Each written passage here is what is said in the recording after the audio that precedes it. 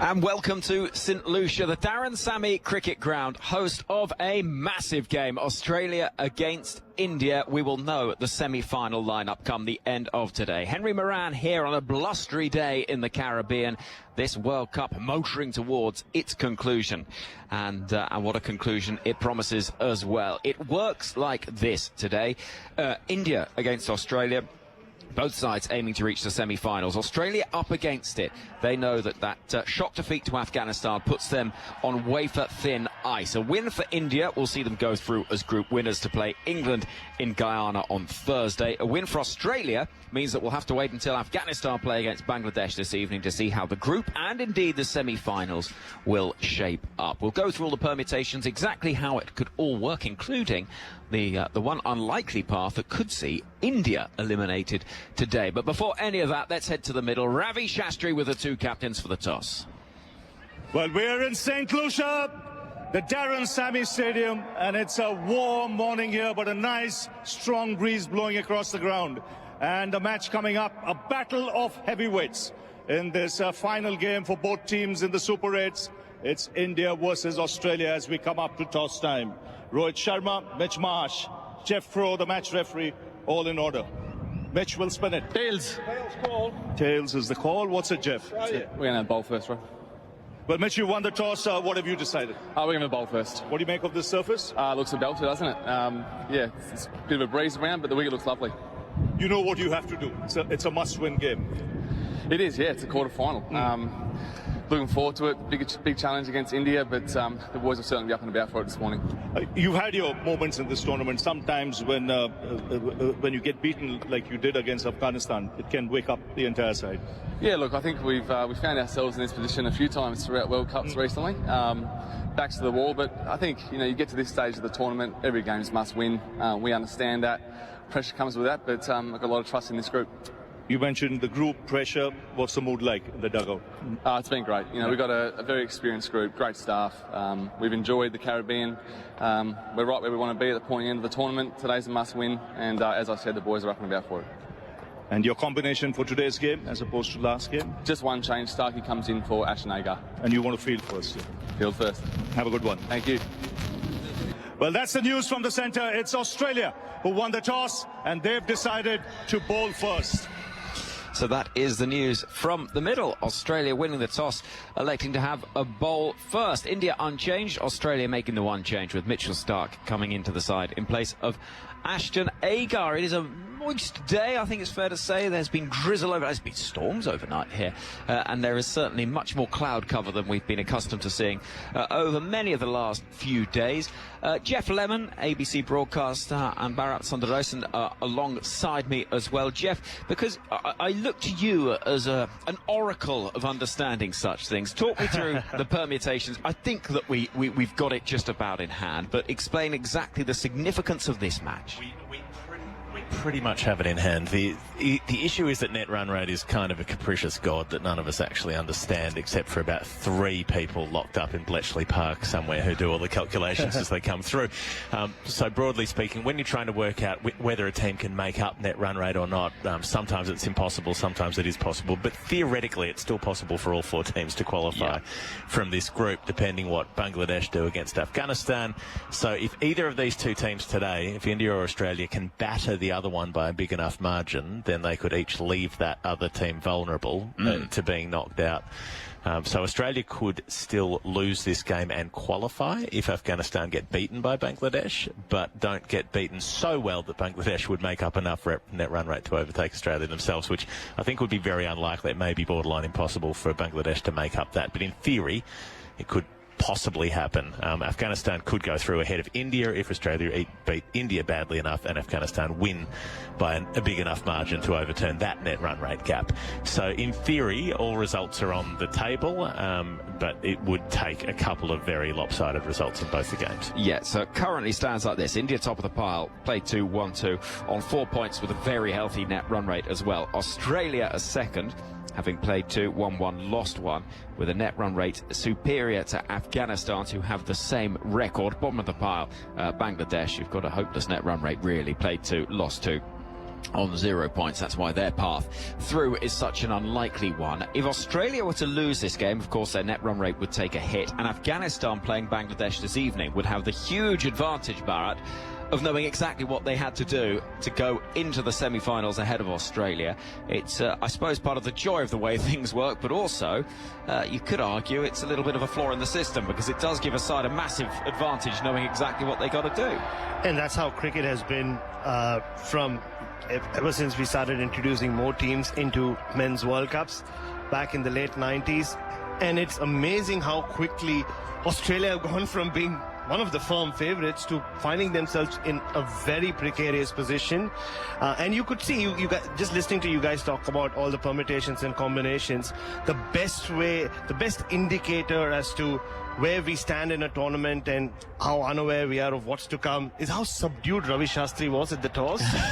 He did say it was a battle of the heavyweights, but he didn't go the heavyweights. So there's no punch in his voice. Okay. Yeah, so that's a sign that even he's... Is he the barometer? He's always a barometer. For the emotional strength or intensity of it. Well, this is interesting and is, unquestionably a battle of the heavyweights. You only have to go back to November the 19th, that day in Ahmedabad, and I will never forget the sight on the outfield after the presentation to give Pat Cummins the trophy, seeing Ravi Shastri on his own, head bowed, walking back to the media centre when things had not gone to plan for India that night. They'd lost that game that it seemed destiny would see them win. And Australia, 50-over World Cup champions. They're looking to do the Grand Slam, the Aussies, with the ICC Test Championship, of course, last year against India again at the Oval. And these games between India and Australia, they're a little more regular than perhaps they once were, but they're no less exciting for that. There's always something riding on it, and obviously people make assumptions. We all would have been assuming that Australia would likely beat Afghanistan and that this game might just be sort of window dressing for the group and might not matter. Well, couldn't be further from that at the moment. It matters so much, and Australia have to try to hold their nerve. They had a difficult path here. They were finishing their game at 1 a.m. A couple of nights ago, and then they had to make their way over to this part of the world and travel across the island, and got in pretty late yesterday and get one opportunity to have a sleep, and then you're up early to play a knockout. So you're going from a 1 a.m. finish to a 10:30 a.m. start. With no time to train between. With no time to train. And it is an issue with the scheduling for this tournament that you've got teams trying to make these dashes and trying to cover this much ground in a part of the world where logistics are difficult. So that is a major disadvantage for Australia today, I think. India have had a little bit more time, not much more, but half a day makes a big difference in these situations. And honestly, I was on the flight with the Australian team yesterday to get here, and they got a little lucky because their flight was delayed by 2 hours, so they all got a bit of a sleep in. Otherwise, we all left the ground at 1:30, so the team would have reached, like you said, Geoff, their hotel rooms at 2 a.m. And after playing a high-intensity game, there's no way they would have just gone to bed with the adrenaline kicking in. And I think the flight took off at around 1 or so. It's a great flight. It's just 12 minutes. It's one of the more ridiculous flights I've been on, because 12 minutes. 12 minutes. It takes off and you go through one cloud and you shake a little and then you land. That's how close St. Vincent and St. Lucia are. It took us an entire hour to get everything sorted and to you form the line to board the plane. Then once you're seated, they give you all the security procedures. They asked me if I'll open the exit. I was on the exit seat. And we took off, and they said the seatbelt sign will stay on. And I was like, okay. And she said it's a 15-minute flight. I thought 50. Then there we were, we just took off and landed. So then they had to do the 90-minute trip, though, to into town. Right then, here come the national anthems. India and Australia. जनगण मन अधिनायक जय हे भारत भाग्य विधाता पंजाब सिंध गुजरात मराठा द्राविड उत्कल गंगा विंध्य हिमाचल यमुना गंगा उच्चल जलधि तरंगा तव शुभ नामे जागे तव शुभ आशीष मांगे गाहे तव जय गाथा जन गण मंगलदायक जय हे भारत भाग्य विधाता जय हे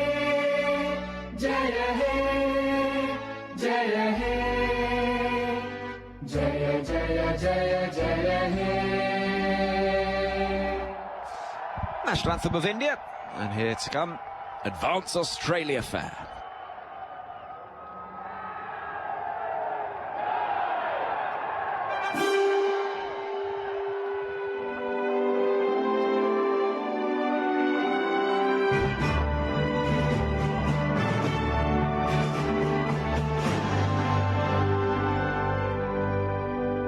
Australians, all let us rejoice, for we are one and free.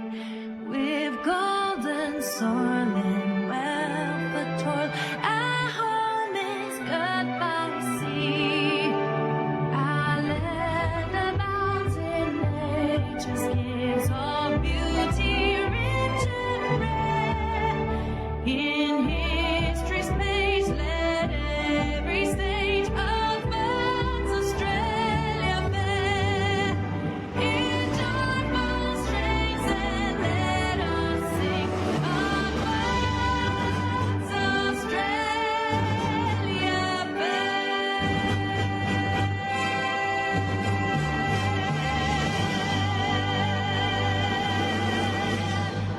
Well, there we go. Advance Australia Fair belted out by the Australian team, and those clad in the green and gold you can see dotted around this stadium. There's far more in the blue and the orange of the India side. It seems to have sold very well, that T20 jersey. Bharat, before we say goodbye to you for the time being, Australia win the toss and have a bowl first. That's not really a surprise, is it? I don't think. It's their best chance, not just to win, but also to get that net run rate sorted. They took that call against Afghanistan and got criticized for it. And the best thing is Mitchell Starc is back. It was a shock call to leave him out. They were going to leave one fast bowler out in St. Vincent. So, yeah, they look nervous, the Australian team. I'll be honest, I don't think they expected to be in this position from where they were just 48 hours ago. But they just have to control those nerves like they've done so many times. Whereas for India, it's revenge time. You beat us in the World Cup final in Ahmedabad, we'll knock you out. Right, we shall see. Bharat, thank you very much for the time being. Normally Jim Maxwell, our old friend from ABC, is quite vocal on the old text messaging when things are going badly for England. I had a message the other day saying, how's the weather, when it was hammering down in Antigua. It seems his phone's out of battery at the moment, Stephen Finn. We will no doubt be hearing from Jim if Australia can make it through, and they've won the toss, elected to field first. They line up like this: Travis Head, David Warner, Mitchell Marsh, the captain, Glenn Maxwell, who was really the only batter that fired against Afghanistan, Marcus Stoinis, Tim David, Matthew Wade keeps wicket, Pat Cummins, Mitchell Starc into the side in place of Ashton Agar, Adam Zampa and Josh Hazlewood. As for the India lineup, it is an unchanged side for India, who have Virat Kohli out there in the middle alongside Rohit Sharma. Rishabh Pant keeps wicket and he bats at 3, and I have a belting story about Rishabh Pant at dinner involving a hat and a pair of sunglasses. Stand by for that. Surya Kumar Yadav, Shivam Dubey, Hardik Pandya, Ravindra Jadeja, Akshar Patel, Kuldeep Yadav, Arshdeep Singh, and the outstanding, the magnificent Jasprit Bumrah. Righto, Finney, this is a big one, isn't it? Oh, it's massive. It's good. You can feel the atmosphere actually with the Indian fans outside the ground this morning. Were in a jovial mood, but Mitchell Starc with the new ball in his hand and swinging it back into one of their heroes. There are two shirts that you see the most.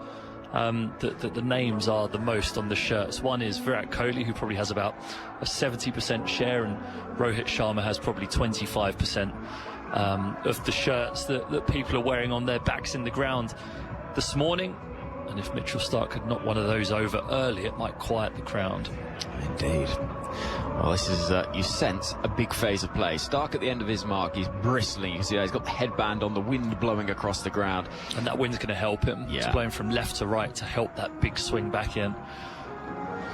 Virat Kohli leaning on his bat at the near end as we look at it, the end from which Mitchell Starc will be bowling, the media centre end, the hills in the distance, rather clad in low cloud.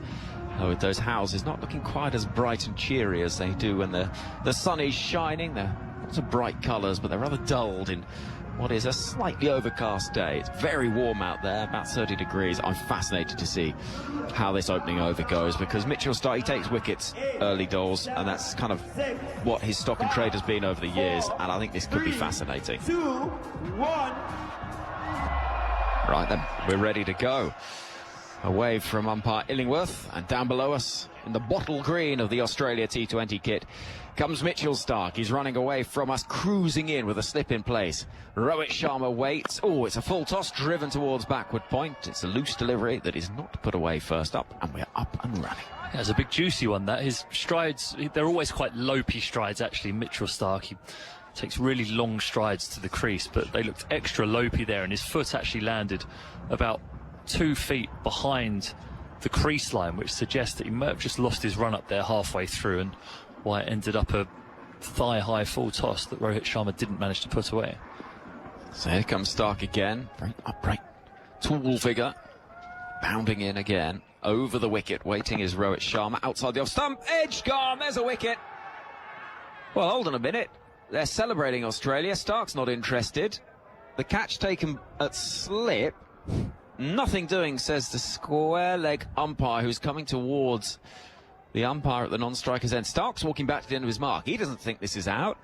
What's gone on here, Finney? Well, it looks as though Stark's convinced that he's bowled another full toss, and Rohit Sharma has got the toe end of the bat onto it, and it's then bounced after it's hit the toe end of his bat. The umpires have sent it upstairs, rightly so. They should check it if the technology is available, but all the other Australians wanted to review it, and Mitchell Starc was just walking away from them with his back turned. Start with front on scrum mission, please. Well, I think the first replay will tell us all we need to know. They were convinced behind the stumps, absolutely certain. Celebrations had started, they were running towards Starc, and spin vision, as it's known, that close-up angle, will show us exactly what has happened. Umpire Geoff is on TV duty. It's an all-English umpiring team today. Here we go. Yeah, it's gone into the ground. Just rock and roll that, please, again. The bowlers always know. Yeah, it appears that the ball has bounced after it's hit the bat. Yeah, the ball has clearly bounced after it's hit the bat, so I'm ready for my decision on the big screen. Well, decision pending, not out. There we go. Two rather eventful dot balls, actually, to start the game. Two wayward deliveries as well, actually, from Starc. He's going to try again. Sharma waits. Open stance. In comes Starc. That's a better ball. Whipped away into the less leg side space to the right of Tim David, just out of his reach. It was not far away. It is a boundary. Now, Rohit Sharma, as he flicked it away, would have been nervous for a moment. 4 without loss. It didn't look as though he got that very cleanly. The in-swing of Starc, maybe just catching the inside half of the bat of Rohit Sharma, who whips those wrists through the line of the ball. It pierces the gap where there's a short mid-wicket and a mid-on, both inside the circle, and races away for 4. But Tim David would have been interested for a half a second there. Starc once again, 4 without loss midway through the first over. And he's running in. Past the umpire. This is angled away. It's a nice looking shot, but there is a fielder in the form of the diminutive Adam Zampa down there in front of the grass bank, which is reasonably well populated with India supporters. 5 without loss. The smoke rising from the barbecues and the gazebos that are providing all of the delights that you can pick up and purchase out there. And it is some atmosphere, let me tell you. 5 without loss. 2 balls left of the first over. Starc looking up towards us, turns in that headband, and he's going to have another go. Here comes Starc. A couple of paces before extending the stride, running into bowl to Virat Kohli for the first time, driving a little aerially, but on the bounce towards Marsh at cover. I think actually might have been jammed into the turf again off the bat. 5 without loss with 1 ball left of the first over. It feels like quite a lot has happened for 5 without loss. Yeah, and actually I was concerned. This is the same pitch that we played, that England played on the other evening against South Africa, or the other day, sorry, against South Africa, and the wicket really slowed up. People couldn't hit through the line of the ball. It was difficult to score all the way through both innings, aside from Quinton de Kock. In comes Starc once more. Still that slip in place. Kohli waits and is jamming the ball into the ground. and there is no run. So 1 over gone, 5 without loss. And Stark will take his cap and sunglasses for umpire Illingworth. And the game is up and running. A reminder of the permutations, because it is worth keeping an eye on. It works like this. India win, they will top the group and take on England on Thursday in Guyana in the semi-final. Australia win, it gives them a good chance of getting through, but Afghanistan will know exactly what they've got to do to overhaul the Australian net run rate when they take on Bangladesh this evening. There is still a path for Bangladesh to qualify, but it is so unlikely it's almost not worth considering. If Australia were to beat India heavily in this game, and then Afghanistan were to beat Bangladesh similarly heavily, there is a prospect of India not qualifying. But we'll keep you up to date with it as we go, and we'll learn more every over that goes by. As we see Josh Hazlewood at the far end of the ground, the pavilion end, with the blue seats on the top deck there, and Hazlewood, who just starts this gentle, powerful approach. That sounds like a contradiction, but here comes a delivery from Sharma. It's pushed towards backward point. There'll be a single. What I mean by that is he sort of creeps in and then suddenly explodes into that delivery. Yeah, he gathers momentum, doesn't he? He's a big angled run-up. Think Angus Fraser in the 1990s. Maybe not quite as angled, but it's unusual to see a right-arm seamer bowl with that bigger angle in his run-up, and it just gradually makes his way towards the middle of the crease. He's got a lovely flow to his action. It's beautiful, over the top, presents the seam nicely. He's been a magnificent bowler for many years, Josh Hazlewood. He comes in again. 6 without loss, India. It's Kohli on strike. Hazlewood in. Kohli works the ball towards short mid-wicket. There won't be a run there. And score remains at 6 without loss. So I just finished my point actually that I was making at the end of the last over about this pitch looks better than it did the other day against between England and South Africa. Even in the first couple of overs, the ball wasn't coming onto the bat. You weren't able to punch the ball towards the fielders out the middle of the bat. Whereas we've seen these two Indian batters, even when they've been defending or pushing the ball to the fielders, it's just coming on that little bit better. So maybe some more moisture because of the rain in the surface has made it better. In comes Hazlewood once more. Warner waits at slip. Hazlewood to Kohli, driven into the turf and stopped at cover. Another dot ball. Kohli's now faced 4 deliveries. He's yet to get off the mark. That won't worry him too much. 6 without loss is the score. If you want to get in touch, let us know what you've made of the tournament, or if you've got any questions about how the semi-final lineup might work, do get in touch. tns@bbc.co.uk. Hazlewood in the weak sunshine turns at the far end, and he comes cruising in once more past the umpire, and this is hit aerially. I think he's going to get away with it. Kohli, fielder running round, desperately trying to make up ground. Oh, good catch! Tim David with the safe hands. Kohli's gone for a duck, and all of those India supporters that came here to see their hero could only see him walking back, rehearsing the stroke, because Tim David has made up some ground to take the catch, running round from mid-on.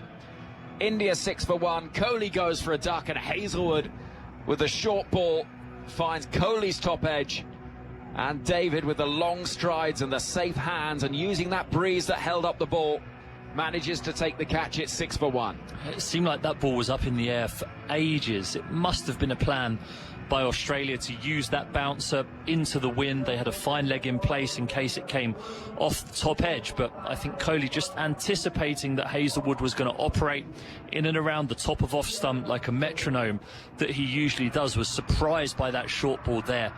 Hazlewood banging it in. It was around shoulder high, and at the last second Kohli decides to play a whippy pull shot to it, but can only top edge, and that ball seemed to just hang in the air. It was like God had a string and he was just pulling it up for a few seconds and then let it drop down into Tim David's hands. That was good athleticism by him to peel in that, and that's a huge wicket for Australia. 6 for 1 from 1.4 overs. What a start. Yeah, what a start.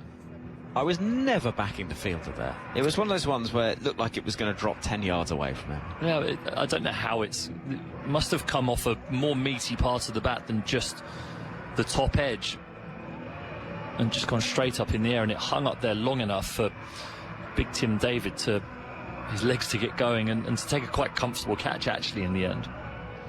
Well, Rishabh Pant comes to the middle, left-hander. He's been a decent touch in this tournament. Here comes Hazelwood running in towards us with Pand on strike, still a slip in place. Hazelwood in, and this is pushed towards mid-off, and Tim David again. 6 for 1 with the ball left of the over. It's been excellent over this, just a 1 run from it and the wicket in there too. We find ourselves in this crazy situation where India haven't lost a game this tournament, have they? Same as South Africa last night, but if they were to lose this, and clearly 6 for 1 from 1.5 overs, it's not a great start, but it's not complete disaster. But if they were to lose this, they could find themselves knocked out, having lost only 1 game. In comes Hazelwood to conclude his over, running into bowl to Rishabh Pant, who is watchfully pushing the ball towards cover, and there will be no run. 2 overs gone, 6 for 1. A reminder of the unlikely situation for India to be knocked out. They would need to lose this game heavily, and then Afghanistan would have to win heavily, and that would see a significant enough shift in the net run rate to have Afghanistan overhauling India, which I think at this point feels reasonably unlikely. There is also the slight complication for all of the teams waiting for the semi-finals to be confirmed. South Africa and England, the 2 sides that have already qualified, of not knowing where they're going and who they're playing, because India have to play in Guyana. That is something that is agreed ahead of the tournament due to timings, television, that sort of thing. And so that is the only certainty we know, that other than the fact that India, or rather England and South Africa are qualified, we know that if India qualify, they'll be going to Guyana. 6 for 1 as Stark will start the 3rd over. He runs in and bowls a ball which is lofted away over the offside and lofted away for 6. Rohit Sharma gave that everything into the wind. That didn't matter. Got a big enough chunk and it sails over the boundary. 12 for 1. It's such a beautiful shot. It's just that languid swing of the bat. Bat comes up, it comes down in one beautiful straight line and connects with the full face up over extra cover. That's one of the hardest shots to play, and he's done it from 140 km an hour in swinger from Mitchell Starc into the wind, 72 metres over cover. This pitch does look good to play shots like that. It has to be coming onto the bat. 12 for 1 early on in the 3rd over. Umpire Illingworth signals 6. It was just over the ropes, but it is over by enough. Stark runs in once more, and he's gone again hard into the offside. Could be 6 more this. I think it's hit the boundary on the full. They will check it. He's gone for the same part of the ground, and he's got the same treatment. Rohit Sharma looks in the mood today, and I think that's going to be 18 for 1. Yeah, however buoyed Australia would have been, it looks like it's landed on the boundary sponge, the triangular shaped sponge on the full, so I think that will be called 6 by umpire Geoff, who's the TV umpire today. But yeah, they'd have been buoyed a few balls ago with that departure of Virat Kohli, but Rohit Sharma is looking ominous here. They're 2 beautiful shots over extra cover for 6.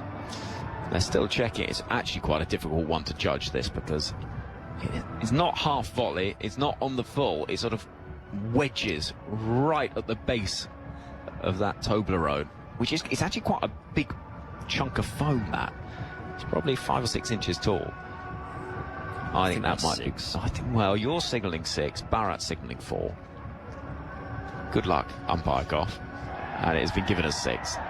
So back-to-back 6s to start the over. 18 for 1. Pressure on the bowler here. Mitchell Starc runs in once more. And Rohit Sharma waits. He's gone hard at that down the ground. He's going to get 4 more. This time clearing the fielder at mid-on. And Rohit is taking the attack to Australia here. Starc, with his hair blowing in the breeze, walks back towards us and knows that with 16 from the over already, this is trouble. Yeah, again, that was a bit more of a hack, not the elegant straight batted stroke that we saw over the offside. Those previous 2 deliveries, the bat turns in his hand as he hits it, but this pitch is good enough to carry it over tall Tim David at mid-on.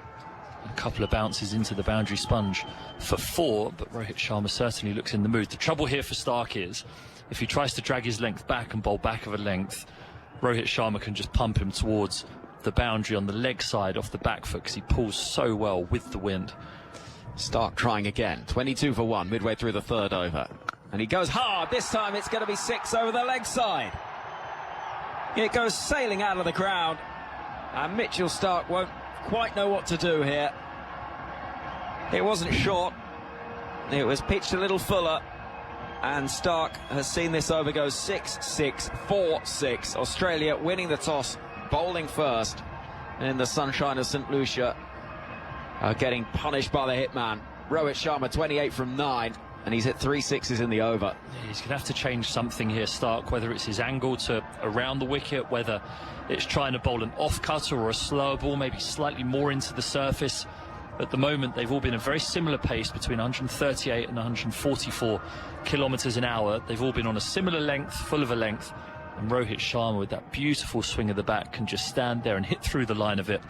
He's picking up boundaries for fun here, and from looking poor a couple of overs ago, or an over ago, it's now looking very rosy for India. He's got all of the runs, as this is a full delivery, wide Yorker line, and it's a dot ball through to the gloves of Wade, the wicket-keeper. So yeah, out of 28 for 1, only one batter's contributed so far. He's got all of them. 28 from 10 balls for Rohit Sharma. Rishabh Pant has been admiring things from the non-striker's end. Apparently 110 decibels when that 6 went over the boundary, that one over the leg side. It should have had that barometer here when the West Indies were playing the other night. It was a lot louder than that. Here comes Starc once more. Rohit Sharma waiting, chasing a ball outside the off stump, and that is signalled as wide. So the over, which has been a very tortuous one for Australia, will have to continue to a 7th delivery at least. It's gone 6-6, 4-6 dot wide. So from the over so far, 23 runs. You're going to tell me all about another significant over in the county championship in a bit. Yes. And the end of this Very one. Significant. 29 for 1. Mitchell Starc running in. Past the umpire, and it's a full toss which has been sliced over the keeper's head and over the boundary as well. Down over deep third, he just swung everything at it because Starc had bowled a filthy full toss. He gets the top edge and away it goes for a 4th 6 of the over. 35 for 1. Rohit Sharma's on 34. He's hit 4 sixes and the over goes for 29. It is a honking over that from Mitchell Starc. Yeah, I think he's trying to get out of it there with a Yorker, but he's not got control of his line and length at all so far today. He started the day with 2 low full tosses that weren't put away. The Indian batters weren't going to miss out on too many more, and Rohit Sharma, knowing that he can just throw his hands and that he'd have to be very unlucky to get that out to the deep third fielder who's quite square. He just throws everything at it, takes a top edge and carries all the way for 6. 29 runs from the over. India 35 for 1 and absolutely flying now, and 29 runs in an over. It's not the biggest scoring over that we've seen today. What in the world of Bashir cricket would give for 29 runs from an over? Probably would. Here comes Hazelwood running into bowl to Rishabh Pant, and calm is restored as it's defended. Go on then, talk us through it. So it's always awkward when you're bowling at fellow England hopefuls. I used to find it funny. You'd been on tour with someone all winter, and then you'd come to a championship game in the summer, in the early part of the summer, and you're bowling against someone that you'd shared a dressing room and shared dinner with almost every night for a few months. And Dan Lawrence and Shoaib Bashir were both on the England tour to India earlier this year, and they did battle today in the county championship, or over the last couple of days. And Shoaib Bashir was bowling, Dan Lawrence was batting, and Lawrence, or the over, went for 38, of which 38. Here comes Hazelwood bowling to Pant, who's startled by a ball that rises and it's chopped towards cover, no run. Yeah, 38 runs the over went for, of which 31 came off the bat of Dan Lawrence. So 6, 6, 6, 6, 6. So 5 balls, 5 sixes, the first 5 balls. Then Bashir came round the wicket, trying to hide the ball sort of on the leg stump, got it wrong, and it went for 5 wides down the leg side because it was deemed negative bowling. So you're already on a 36. So no, you're on a 35 from 5 balls. Then he bowled a no ball that got tapped for 1 into the leg side by Lawrence, and then he bowled a dot ball to finish the over. So it could have been worse, but yeah, 38 runs from the over. That's some savage treatment from England teammates. It really is. I suppose character building. You could call it that, yeah. Blimey. Every ball of every game. The county championship available on the BBC. Here comes Hazelwood. as this ball worked towards mid-wicket, and there will be a single for Rishabh Pant as he beats the dive of Pat Cummins inside the circle.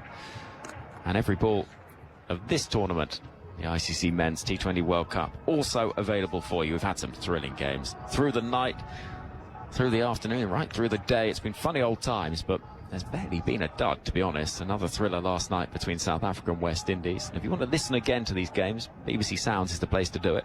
All the highlights as well on the BBC Sport website and app. 36 for 1 here in what is a huge game between India and Australia. India victory sees them top the group and book a semi-final with England in Guyana. Australia know if they're beaten, it really opens that door for Afghanistan to make what would be an historic semi-final for them. And Australia, of course, in that circumstance, will be heading home. Here comes Hazlewood to bowl to Rohit Sharma. And Rohit chops down on the ball, almost plays on, doesn't quite. And again, Hazlewood's bowled another fine over so far. Yeah, such great simplicity about the way that Josh Hazlewood bowls. He stands the seam up. He gives the ball every chance to do something. His length is so consistent, which you'd think would count against the bowler sometimes in T20 cricket, but he manages to find that horrible length where it just always hits the splice of the bat. He's in rhythm. He's bowled beautifully this tournament. 36 for 1. Here comes Hazlewood, and Sharma again, as Pant was early in the over, rather startled by a ball that rears up off a length, angles it towards backward point nicely, gets a single. He moves to 35, 37 for 1. Yeah, and that's such great skill as a bowler, is knowing to any batter, because Sharma is a fair bit taller than Rishabh Pant, so the length that's required to hit the splice of that bat is a bit different to each guy, and you have to make those small adjustments. And when you're out of rhythm, like it looks as though Mitchell Starc is at the moment, you find yourself searching and almost guessing the exact release point that you need to find that length, whereas Josh Hazlewood just looks so in control here. He's moving his field round, he knows exactly what he wants to do. That surprise bouncer to Kohli would have been a plan. He's in control of everything here. He's bowling wonderfully. In comes Hazlewood, running into bowl to Pant, who's defending into the offside, and there will be no run. I mean, brilliant figures for Hazlewood so far. He's 2 overs, 1 for 3. Starc at the other end, 2 overs, none for 34. But you had to say that 1 over from Starc has changed those figures dramatically. He started reasonably, actually. There was a couple of moments in the first over where it looked as though he could have got the breakthrough. One whipped through mid-wicket that wasn't far from the hands of Tim David. There was the caught behind shout that seemed to have gone into the ground before it went to the hands of the fielder. But it is 37 for 1 as we see Pat Cummins coming into the attack. So Rishabh Pant last night at dinner finished. Yes, you were going to tell this story. Yeah, well, it just has been making me laugh ever since. We happened to be dining at the same place as some of the India team, and Rishabh Pant walked in wearing a rather bright Panama hat and a pair of sunglasses. As you do. As you do. You know, he's a rock star, right? And the person showing him to his table obviously didn't know who it was. Oh, hold on a minute. Covers are being gathered. We could be in for some rain here. Here comes Pat Cummins, running in to bowl to Sharma. Oh, he's got a massive chunk of that. It's 6 more. Welcome to the game, Pat Cummins. The ball crashes into the corrugated iron on top of the Johnson Charles stand. Not many players treat Pat Cummins like that. Dismissive. It's 6. Slower ball to start the over. Pace taken off. Pace quickly added back on it. 43 for 1. Yeah, he slug swept that like a spinner. He's picked it. Pat Cummins only has an off-spinning slower ball, so it turns into the right-handed Rohit Sharma. The umpires are calling for the covers here, and the covers are being dashed on to the pitch. Some respite for Australia, and Rohit Sharma won't be happy with that because he's in such good rhythm with his batting there that he would just want to keep going. So disappointing here. It doesn't look all that hard to me. I can't actually see the raindrops coming down, but clearly significant enough. Well, the rain is coming from over our left shoulder, isn't it? That's the problem. We can't see what's coming, and I assume the fact that the wind is blowing as it is and the urgency suggests we could be in for something quite dramatic. It's also worth pointing out, if this game's rained off, then it means Australia are in all sorts of peril, because any sort of win for Afghanistan would see them knocking Australia out. The rain is now falling, so 43 for 1 is the score. 4.1 overs gone. We've seen already 5 sixes from the bat of Rohit Sharma, who's got 41 of the 43 runs that have been scored. And is going at a strike rate just shy of 300, which is going some. So, well, the rain means you've got a lovely opportunity to tell this story. I do, and we're going to have Bharat Sundaresan join us again. He's going to put on his headphones. He didn't know that, but he is going to put on his headphones and join us once again. So we were out for dinner last night, and Rishabh Pant walks in, and he's getting shown to his table. He's wearing the hat and sunglasses, and the server said, "I'm sorry, sir, you can't wear a hat in this establishment. You're going to have to take the hat off." And there begins a standoff. So you've got Rishabh standing there in his sunglasses, his aviators, and his Panama. And he says, "Show me where it says I can't wear a hat." He is then marched to the front of the restaurant, where a sign says, "No baseball caps." He says, "Not baseball cap." And the server, who again I don't think knows who it is, says, "I'm sorry, you're not coming in here wearing your hat." There is another section of the restaurant. And so as I leave, I walk out, I see Rishabh, the other members of the India team who looked like he was going to dine with, are having a lovely time, and Rishabh's on his own in the corner wearing his hat and sunglasses and having dinner on his own. You think, well, honestly, was it worth that? Oh dear. But, you know, I suppose if fashion waits for no man, Stephen Finn. Exactly. You have to be bold in making your statements when it comes to fashion. I've seen him a couple of times actually walking around in colourful shirts, much like Bharat is wearing next to me here. He seems to be a subscriber of the same school of fashion as you. Maybe you've given him some tips. I don't know. Hey, I'm not a role model just to teenage girls in Australia who message me asking me where I get my jumpers from. Like Indian cricketers also, like you said, subscribe to my fashion sense. But Rishabh's always been his own man in that sense. He's from the time he was playing under-19 cricket for India. I remember interviewing him, and he'd just got his first IPL deal. And you know, especially Indian cricketers, they're so media trained from a young age. I expect him to talk about, no, my goals are to play for India and all that. I asked him, so what are you going to do with the money? I'm going to buy a fancy car. I'm going to get a fancy house. And he was 18 years old.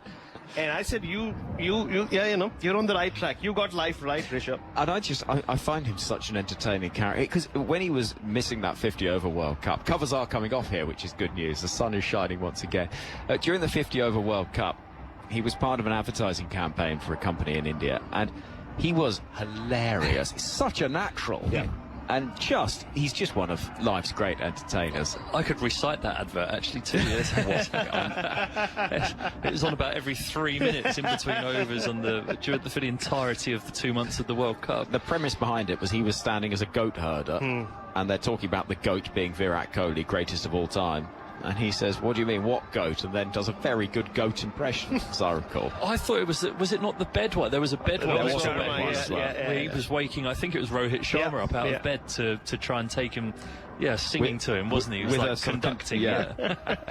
He's a great character, and he's going to be back out there in a minute as well. Stumps are going back in. 1 for Pant so far from 6 deliveries. Rohit's 41 from 14. We're not going to lose any overs in this, which is great news. There's such a stark contrast. You've got the other batters are 1 from 11 deliveries, Pant 1 from 6, and Kohli none from 5. And Rohit Sharma is 41 from 14 deliveries with 5 sixes. It's been utterly ridiculous. He took an absolute liking to Mitchell Starc's second over, taking it for 29, and he's just played probably one of the best fast bowlers in the world, like he's Nathan Lyon, and slog swept him over cow corner for 6 first deliveries. So Rohit Sharma looks determined to make up for the woes that India had in that World Cup final in November time. Yeah, and he took to Instagram, didn't he, a few weeks after that World Cup final, and he actually said, I had no idea how to come back from this. And Rohit is one of the coolest, calmest, most sorted human beings I've ever come across. He's always got a great perspective on life. For him to have been impacted that much by that World Cup final defeat, and obviously it would have hurt a lot. And I remember, we were all there in Ahmedabad, his body language, you rarely see him so down on life, but he was. And just the way he's batted today, this means more to him than just a T20 World Cup innings against Australia. You can see there is a lot of pent-up anger or frustration over what happened in Ahmedabad, and he's taking it out on Starc, Cummins, and everybody else. Well, you can sense... Not Hazelwood yet. Though. Not Hazelwood, yeah. But you do sense that there is unfinished business given that World Cup final. And the fact that India have gone so long now, 13 years, is an extraordinary stretch of time to not win an ICC trophy. And the trophy they won in 2013, 13 years, 11 years from that one, 13 years if you go back to 2011 for the World Cup. Because the Champions Trophy, it feels like it is a slightly lesser trophy, isn't it? Yeah. It's a phenomenally long time. For an Indian team, and look at what's happened with Indian cricket and world cricket in that time. Yes, even in 2011, you can say that Indian cricket had a big say in what was happening in world cricket. But in 2024, well, look at the schedule. You're talking about them going to Guyana, regardless of what happens. We're going to get a T20 World Cup final being played at 10:30 a.m. You know where the decisions get taken. You know where the power rests. And for an Indian team to have not won any world, or the men's team in particular not to have won a world trophy, it is quite staggering, and they talk about it a lot. And I put it down to the fear of failure that happens with India, with Indian cricket and Indian cricketers, that we've seen in every final. We saw it in the WTC final, we've seen it in semi-finals. Go back to Adelaide, they do tend to freeze. And this is a good game for them, though, like to get this Australian team at this stage where they are ahead and they can get some confidence out of it. But yeah, whatever happens today, nobody in India will rest easy till they bring a World Cup trophy back home. And it might just be that all of the pressure of that final in Ahmedabad, actually this feels like a bit of a freebie. And, you know, you're away from that intensity, and it's a format that the players know so well. They're fresh from the IPL, and it might work in their favour. Yeah, and we've had the decibel counter on the TV and stuff, haven't we? But this is like the Indian players playing on a village green for them. There's, in terms of the people that are here, it's great support and a great effort for this amount of India fans to come here, but there'd be less than 5,000 people in this stadium, way less. I think the capacity's 6, isn't it? So I think there'd be maybe a couple of thousand supporters here. So away from that intensity of 100,000 people screaming and expecting, it's more of a subconscious expectation that these players will be feeling. Here come the players back on the field. We're going to restart in 2 minutes. The attendance so far is just under 3,000. And you think about that, and you consider the Narendra Modi Stadium in Ahmedabad. It does feel like you're playing at Langleybury Cricket Club at Hunton Bridge. So then, Bharat, thank you very much for Bharat back with us shortly. Vinny, as the players come back onto the field, this will feel, and I'm sure you'll be able to concur, that as a fast bowler who has been hit for 6 first ball the over, the perfect thing actually is to be able to reset and have the batter head off and have to do the same. Well, although saying that, you've got to warm up again, you've got to switch on your mind. The hardest thing about rain breaks is actually, especially when you're suddenly called back on, is the ability to mentally switch yourself back on straight away, because we know how important every delivery is. We've seen so many tight games in this World Cup so far, and who's to say that this one's not going to be tight? So any one delivery can make such a big difference, and Pat Cummins will have to be right on it from the very first ball here, because Rohit Sharma, as we've been discussing for the last 10 minutes or so, looks as though he's in the mood and is up for some retribution.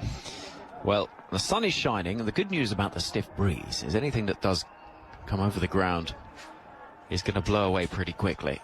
43 for 1 early on in the 5th over. And Cummins with number 30 on his back, having hit for 6 from the first ball of the over, is bowling to Rohit Sharma on 41. Here we go. Play resuming, and this time Sharma is rather awkwardly struck high up on the thigh pad as he tries to work the ball into the leg side. Pace on delivery, and there's no run. That's the length. I think when people have missed either side today, it's been too full. Mitchell Starc got whacked all over the place. If it's been shorter, Hazelwood bowled that back of a lot of the short ball to Kohli to get him out, but it can sit up here. But it's that back of a length that's around, not waist high, it's box high. If you can hit that more often than not, that's the length where you'll get some reward. Cummins again, running into bowl to Rohit Sharma, outside the off stump and slashed away through backward point, and for 4. Wasn't actually that far away from Travis Head, but it went whizzing out towards those India flags waving and hung out in front of the grass bank over to our left. 47 for 1 and 10 from the first 3 balls of the over. Pat Cummins with back-to-back hat-tricks coming into this game, by the way. Yes, that's a good effort, isn't it? A good effort. Not quite as impressive in terms of the wickets that Chris Jordan took the other day. I know it was 9, 10 and 11 of the USA, but bowled, LBW bowled, feels a bit better than court. Indeed. Also in the same over. Yes. As Cummins have been split over two. Here's bowling now a ball which is beating the flashing blade of Rohit Sharma through to the gloves of the keeper. And the water on the surface, they only roped the inner circle, so there'll be a bit of damp around on the outfield there. And when that delivery got flashed away to the boundary by Rohit Sharma, it was like, do you remember when you used to go skimming? Yeah. You'd go to the beach and you'd get a flat stone and you'd skim it. That ball skimmed across the outfield and picked up pace as it went towards the boundary rope. Cummins down below, shoulders rocking as he runs in now past the umpire. Quite a long approach, and he's in now to Rohit, who comes advancing forward, and he gets the reward for his ambition, trying to launch it back over the bowler's head. It's an outside edge down to the boundary, right behind the wicketkeeper, and the 50 is up for India. 51 for 1. Rohit's got 49 of them. Yeah, it's ugly from Rohit. He's come charging down the pitch towards Pat Cummins, who's bowled that back of a length where there is peril for the batters if they want to try and hit off that length, but because he's committed so much to the shot, it takes a flashing outside edge. There's no deep third down on the boundary. He's at deep point.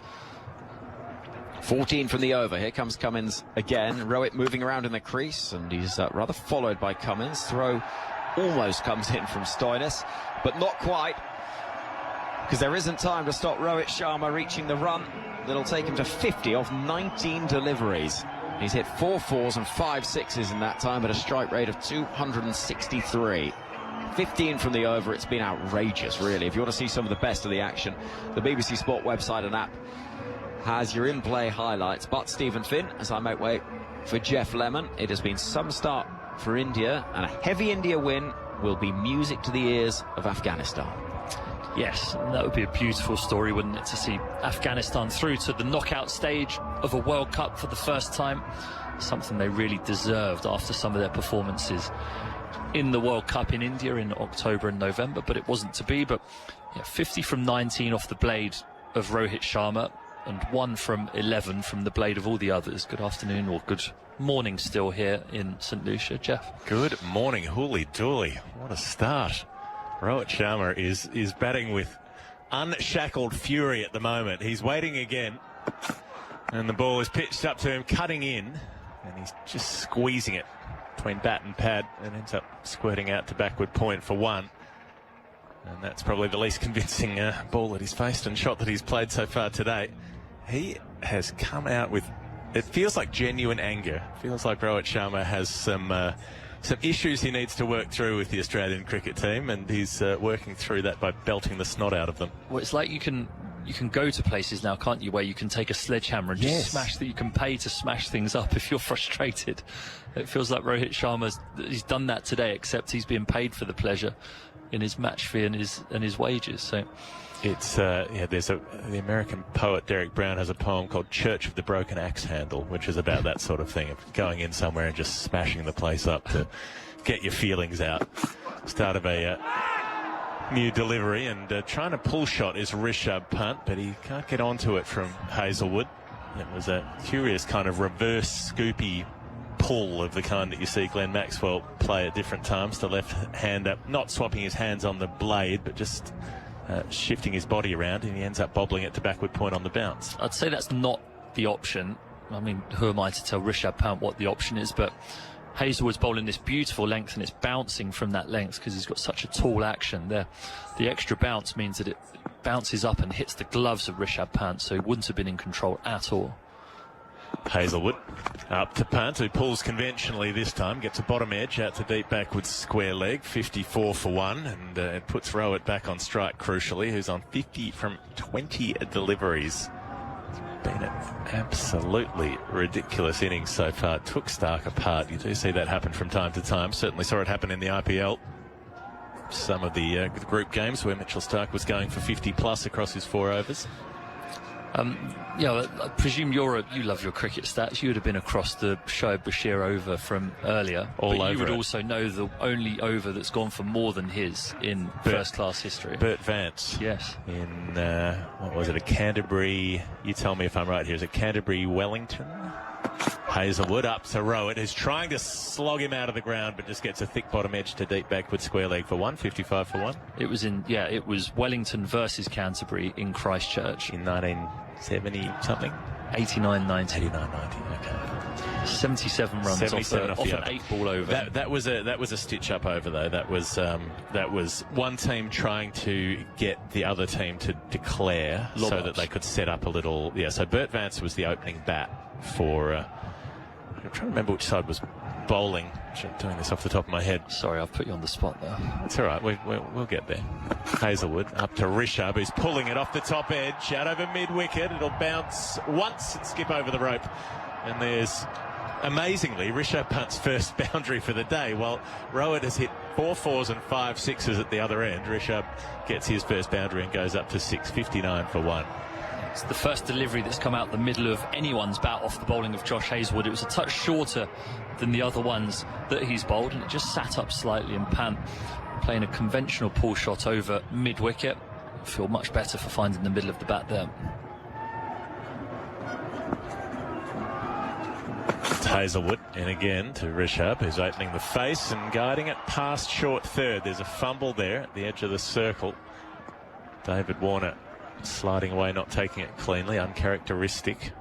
Australia look a bit shaken up out there. 60 for 1 after 6 overs. They're conceding runs at 10 and over.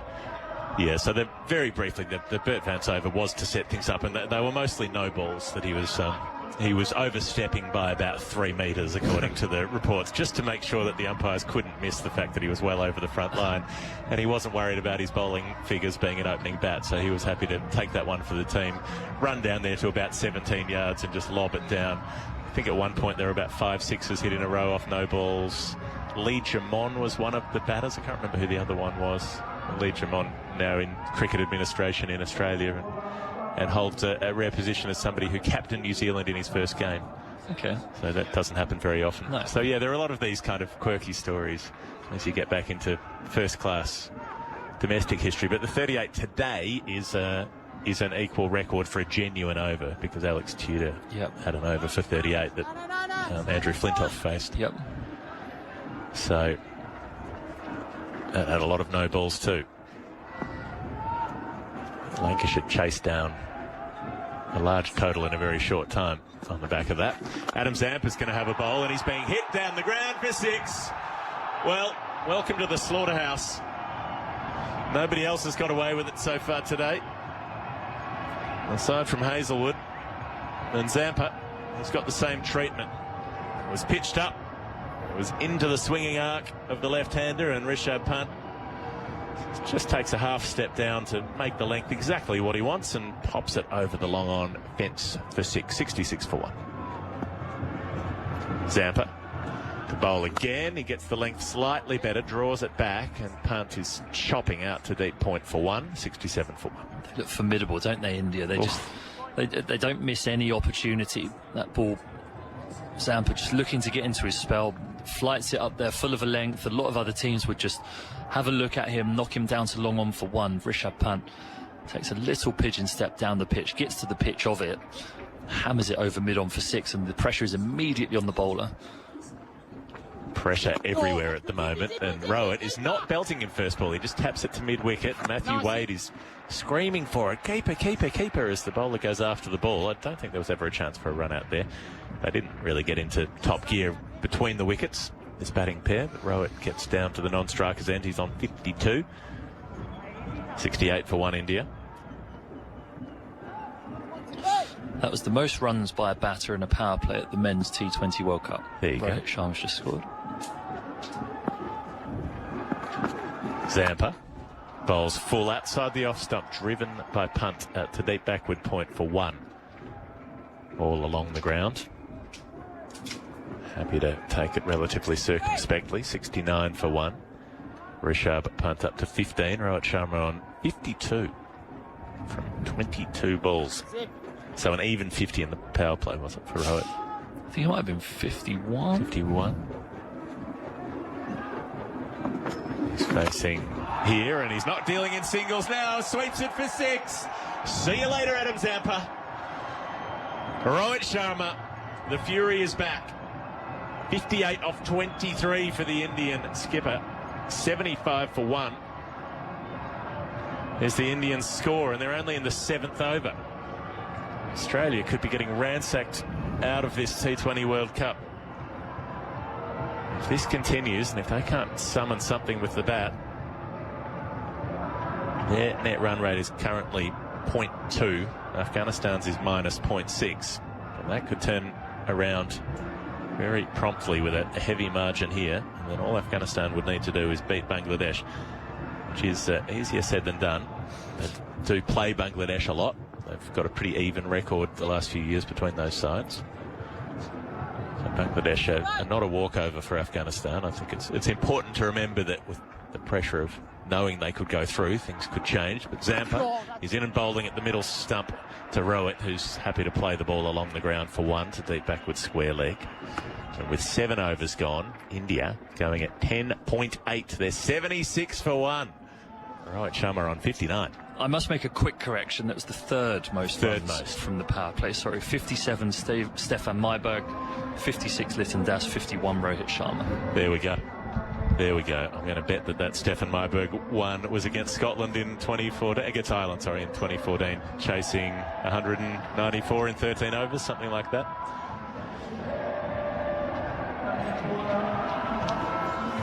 It's quite a dramatic match when it took place. So 76 for 1. Stephen Finn off for a break. Bharat Sundaresan, the Australian cricket correspondent for CricBuzz, has been following this team around out here in the Caribbean. And, well, they're off to a rocky start here so far today.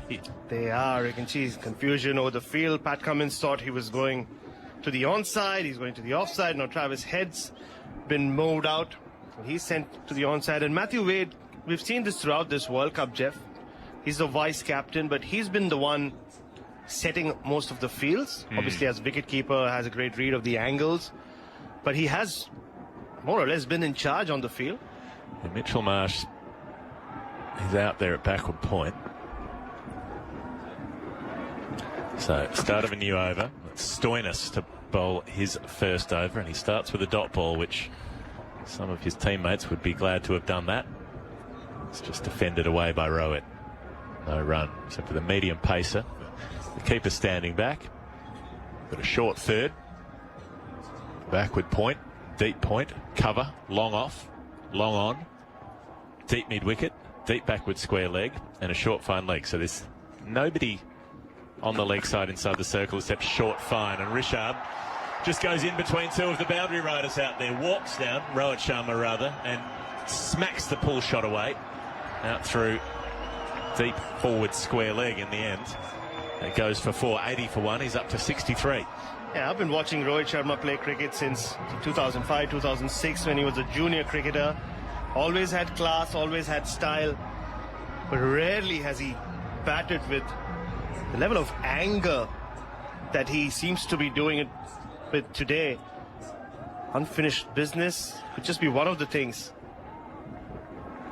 He waits, jiggles at the knees slightly, opens his stance, and baseball Stoinis away for 6.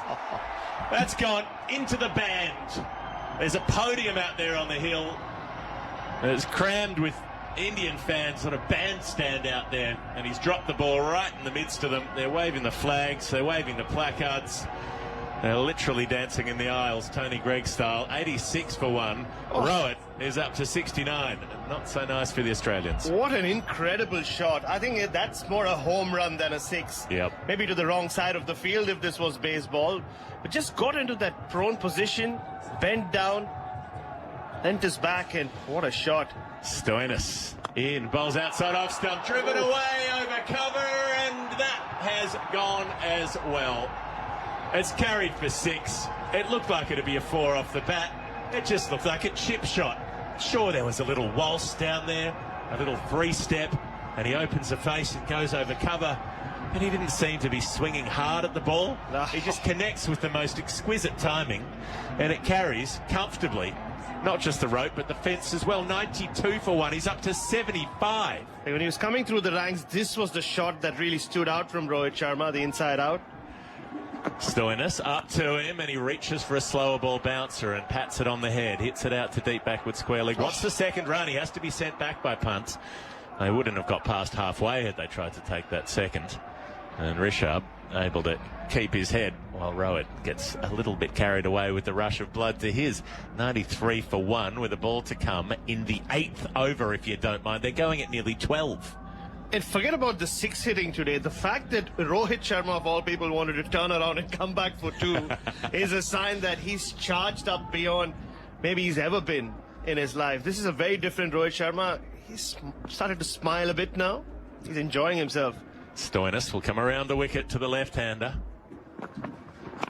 And he'll be driven up in the air, down towards long off. Could be caught, and finally the Australians get something going their way. Coming in under it, Hazelwood takes the catch. Fingers pointing to the sky. 93 for 2. And not exactly a sigh of relief for Australia. They've still shipped 93 inside 8 overs, but they do take a wicket with the last ball of that 8th. And Stoinis, after being hit for 17 in the over, picks up a wicket at a heavy cost. But Rishabh Pant, they didn't need to get going today. He was 15 off 14 balls because he's got Rowett at the other end, who's still there on 76. So it doesn't really matter who you remove while Rohit Sharma is going the way that he is. Yeah, and considering the fact that the man replacing Rishabh Pant in the middle would be Surya Kumar Yadav, arguably the best T20 batter out there. It was a strange innings from Rishabh Pant, but every innings from Rishabh Pant is strange. He does things very differently. He tried to hit every ball, tried funky shots, and yeah, he just closed the face of the bat a bit too early. And yeah, the Australians needed a break. It's not the man that they wanted. This Rohit Sharma is flying at the other end, but any wicket would do. But like I said, it brings out Surya Kumar Yadav, or Sky as he's called around the world. Mr. 360 degrees himself. Yep. So it's only going to get tougher for the Australians. It's been a tough start. Saw a kid in a Surya 63 jersey coming in today. Most of the cricket shirts you see on Indian fans in the stands are either Rowett or Virat. Oh, it's Dhoni still. Dhoni still kicks around. Occasionally you see a number 10, Tendulkar. Yeah. But Surya starting to make his presence felt. So Rowett will be on strike, and Matthew Wade's giving him some chip. Interesting. Zampa bowls, flighted delivery, and he drives it down to long on for 1, 94 for 2. It gives you a bit of insight into the character of Matthew Wade. When you've got Rohit Sharma on 76 off 29 balls, the spinner comes back on having just been belted, and Matthew Wade says, "Go on then, have a run down." You want to run down at him? So he's not taking a backward step. I'm impressed by that. It's a long history. These Indian players, especially the senior Indian players, and Matthew Wade and Rohit Sharma and Wade have had quite a few run-ins over the years. Remember one that I can't repeat on radio? Was in another language, so maybe I can, but I won't. I'm sure there'll be some people out there who can still write into the complaints board. Zampa will come up to bowl to Surya Kumar Yadav, who's getting his first run, just happy to tap it into the leg side and give his captain back the strike. And why not, the way that he's going, like a freight train. 95 for 2 now the score. David Warner's had plenty of run-ins too. Worth noting, this could be David Warner's last international match. Could be. The way things are going at the moment, Yep. Australia could be bombing out of this World Cup. Fair way to go yet, but it's 95 for 2 in the 9th, and Rowett back on strike. The great destroyer so far, and he goes again over cover and almost carries to the fielder in the deep. It is Warner coming in, his old sparring partner, but he'll get a run for it. Warner can't make up enough ground to take the catch. 96 for 2. It must be a strange feeling for David Warner. Even if Australia lose this morning, he wouldn't know if it's the end of his career till later tonight. Yeah, it'll be about 1 in the morning by the time he knows the Afghanistan-Bangladesh result. Zampa, a lot of flight, driving it along the ground, backward a point. Surya Kumar gives Warner work to do. He dives across the 37-year-old, but he can't quite tap it back. It was a hell of an effort. He really put in the sprint there, put in the slide. It might have just fingertipped the ball into the ropes.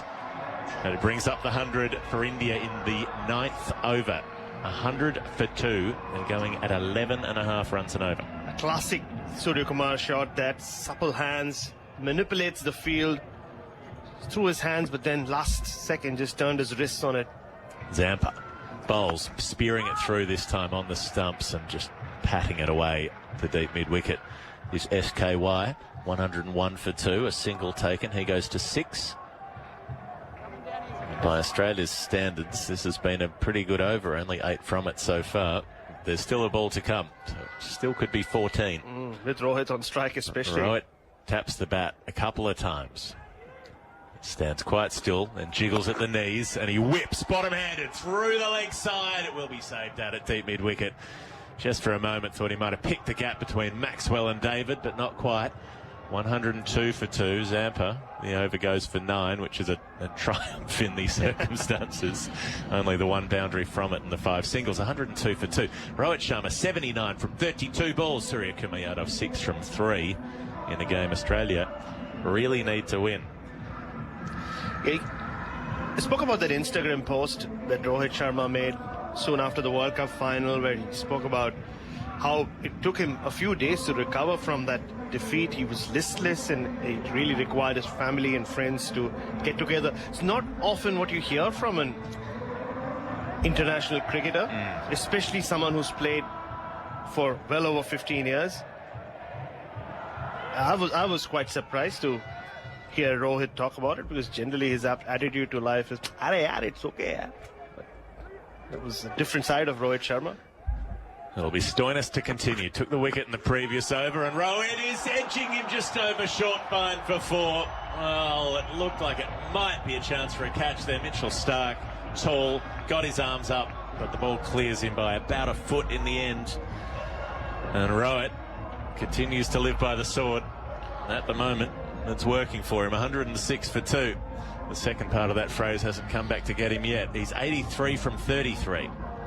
Yeah, good bouncer from Stoinis, and you could see right below where we've sat, Matthew Wade, Adam Zampa and Mitchell Marsh all jumped, and Marcus Stoinis jumped in the air, held their breath and just evaded Mitchell Starc's right hand.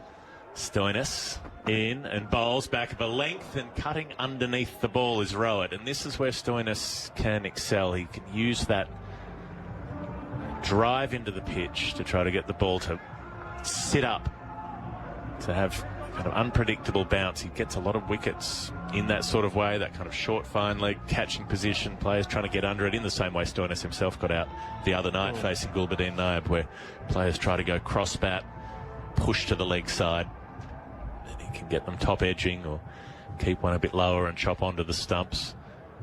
He'll take anything at this point. Stoinis up to Rohit, very wide of the off stump, and the umpire calls it. 107 for 2.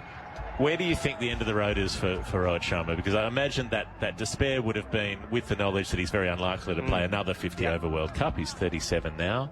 He's playing this one. Do you think if India win here, could this be it? Could well be it. Though the next T20 World Cup is in India, and he's spoken about wanting to push on till then. He will be 39.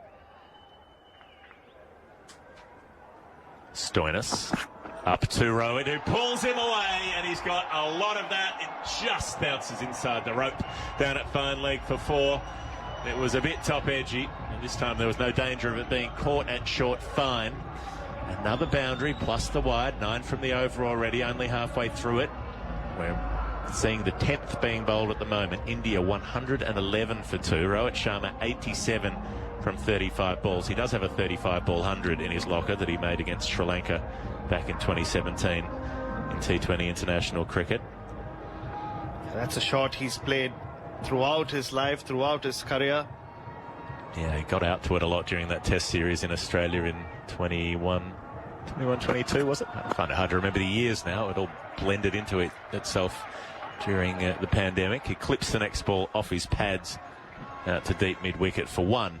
Happy to take the single and go to 88. 112 for 2. And we speak about the India-Australia rivalry and, you know, how it's grown over the years, almost up there with the Ashes. But having said that, just think back to 10 years ago, and there was always a lot of on-field issues between Indian and Australian players, especially when Virat Kohli was at his peak in-your-face phase. But just even now, Rohit Sharma and Stoinis exchanging smiles. They all know each other so well. Stoinis Up to Suryakumar Yadav, who turns the ball off his hip out to deep backward square leg for one. Happy to hand the strike back to Rohit for the last ball of the over. 113 for two. Yeah, we speak about him batting with anger. I think it's more to do with what that result meant to him. It wasn't so much that it was Australia, the opposition. And you can see, again, Matthew Wade has gone back to the IPL now.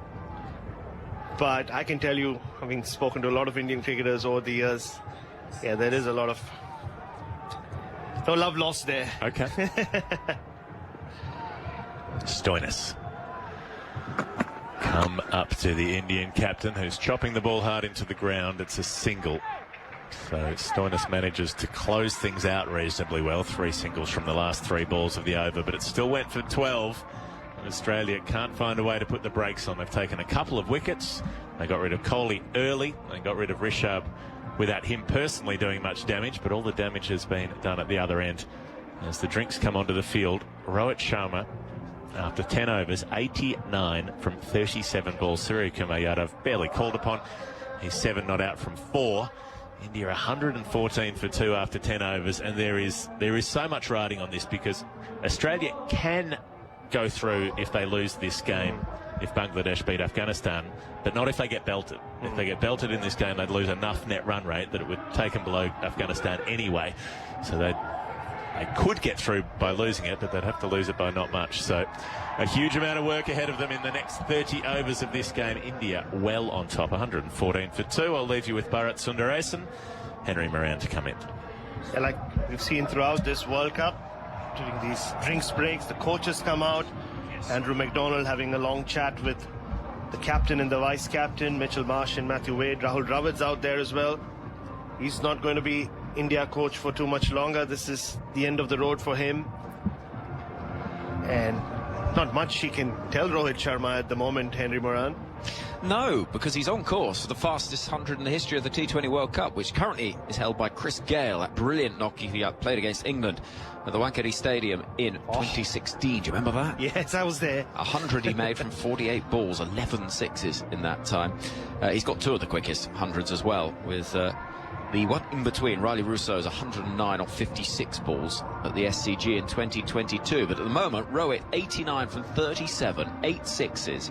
So he's got time to spare. He can plink it about for a couple of deliveries if needs be. 114 for 2, a reminder of some of the permutations and why all of this matters so much here today at the Darren Sammy Cricket Ground. It is like this. South Africa, group table toppers in England's group. England second. England will play the winner of the group involving India and Australia. India currently top of the pile. If they win this game, that will guarantee a semi-final between England and India on Thursday in Guyana. That looks the most likely at this stage, I think it's fair to say. Australia, if they were to beat India, see themselves in a strong position to qualify, but Afghanistan could still overhaul them on net run rate. If Australia were to lose this game, it opens the door in a big way for Afghanistan, who would just need any sort of victory to ensure that they would qualify ahead of Australia. A washout would see India table toppers. Australia would be a point ahead of Afghanistan, but again, any victory for Afghanistan would see them qualify. And Afghanistan against Bangladesh, the game later on today, is crucial, obviously because it determines who qualifies, but also because it has the flexibility for Afghanistan to know exactly what they have to do. There is the possibility that Australia could lose this game and still qualify. They can't rule that out, but at the moment they're getting an absolute hammering from Rohit Sharma. 89 he scored out of 114, Bharat. Yeah, and throughout this World Cup and pretty much in the last 3 years, whenever Australia have been in trouble with the ball or on the field, it's Adam Zampa who's brought them back into the game. He's done it a few times in this World Cup as well, which is exactly why Rohit Sharma targeted him very early on. Hit him for 6 of the first ball he faced. That was Rishabh Pant, but then Rohit Sharma did the same as well. So these two teams play so much against each other. There is a sameness to it. There is a lot of familiarity in terms of not just players, but matchups and game plans and how important that 7th over was. But just say overall, Rohit Sharma doesn't do this very often. There were a couple of years ago in the IPL where he took on this role, and he's been criticized over the years, not just him, but Rohit and Virat for hanging on. Maybe is it time for the likes of Yashasvi Jaiswal, who is in this squad, and so many others, many other talents that keep coming through in Indian cricket. Is it time for them? But I think he's making a statement here, not just to Australia, but to everyone, every detractor he has back in India. Here comes Pat Cummins then. Rohit's on 89. He waits, he swings, and he gets a single out towards deep cover. There's a sprint out there in the deep. And there's a fumble, and so there will be a second run. David Warner with the loose hands that have been symptomatic on a day for Australia that has been awful so far. Don't see David Warner misfield too many deliveries. He dropped a pretty straightforward catch in the last game. Denied Pat Cummins' 4th wicket in 4 balls. Made all the ground and maybe just took his eyes off the ball, looked up half a second too soon. It slipped out of his hands. So nothing going too right for Australia at the moment, as Pat Cummins just adjusts his deep backward square leg fielder on the boundary. Pat Cummins running it again. Here's Rohit on 91, angling the ball down towards deep third. I wonder if he's starting to think about that 100 now, because he doesn't quite seem to be playing everything with that buccaneering style that we saw earlier on in the innings. 117 for 2. We're early on in the 11th over. The current projected score is 226, Bharat. And just on Rohit Sharma, he had an interesting IPL, captaincy taken away from him and at Mumbai Indians and handed to Hardik Pandya, and that created a huge furor all around India, especially in Mumbai.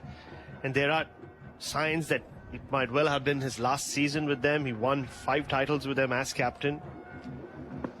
Here comes Cummins, rather pigeon-toed as he runs in. And Surya Kumar is waiting and swinging wildly at a ball with one hand off the bat that goes thudding into the gloves of Matthew Wade. So we will know the semi-final lineup by this time tomorrow.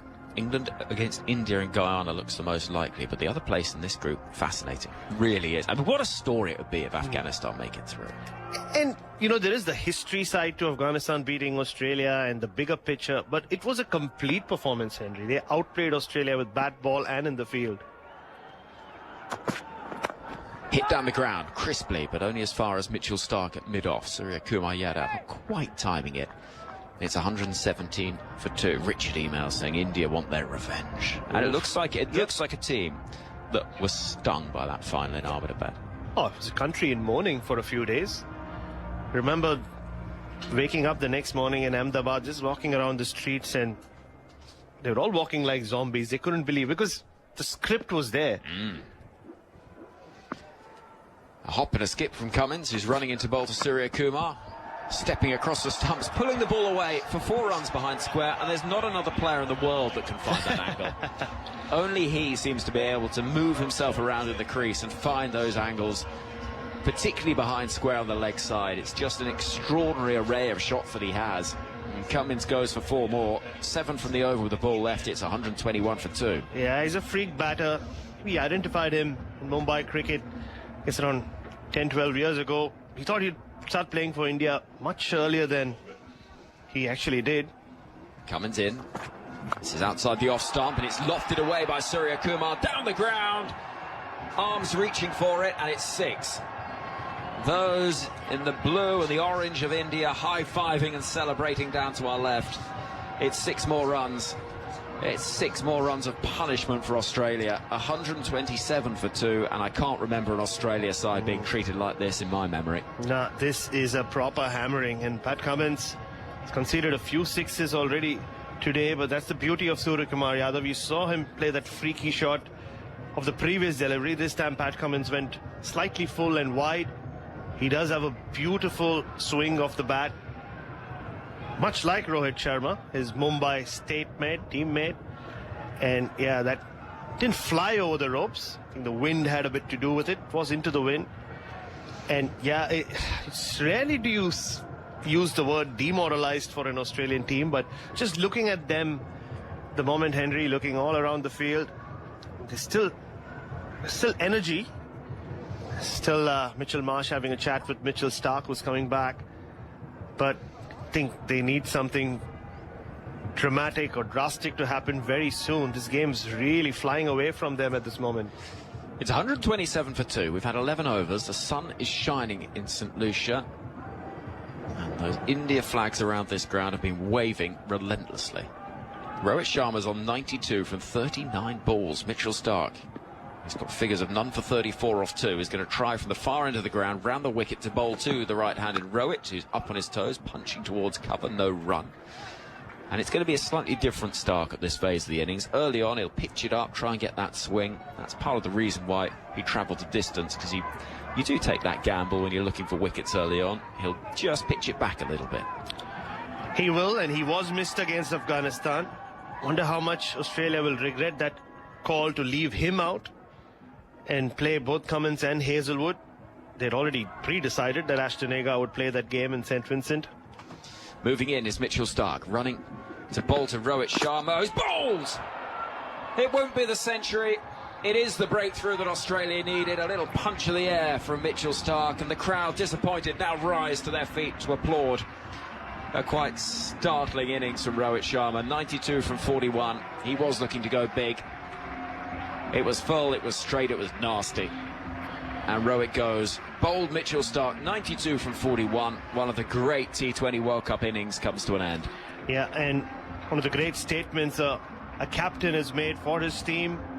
He spoke a lot about this game, Rohit Sharma. He spoke a lot about what it meant to him to lose that World Cup final.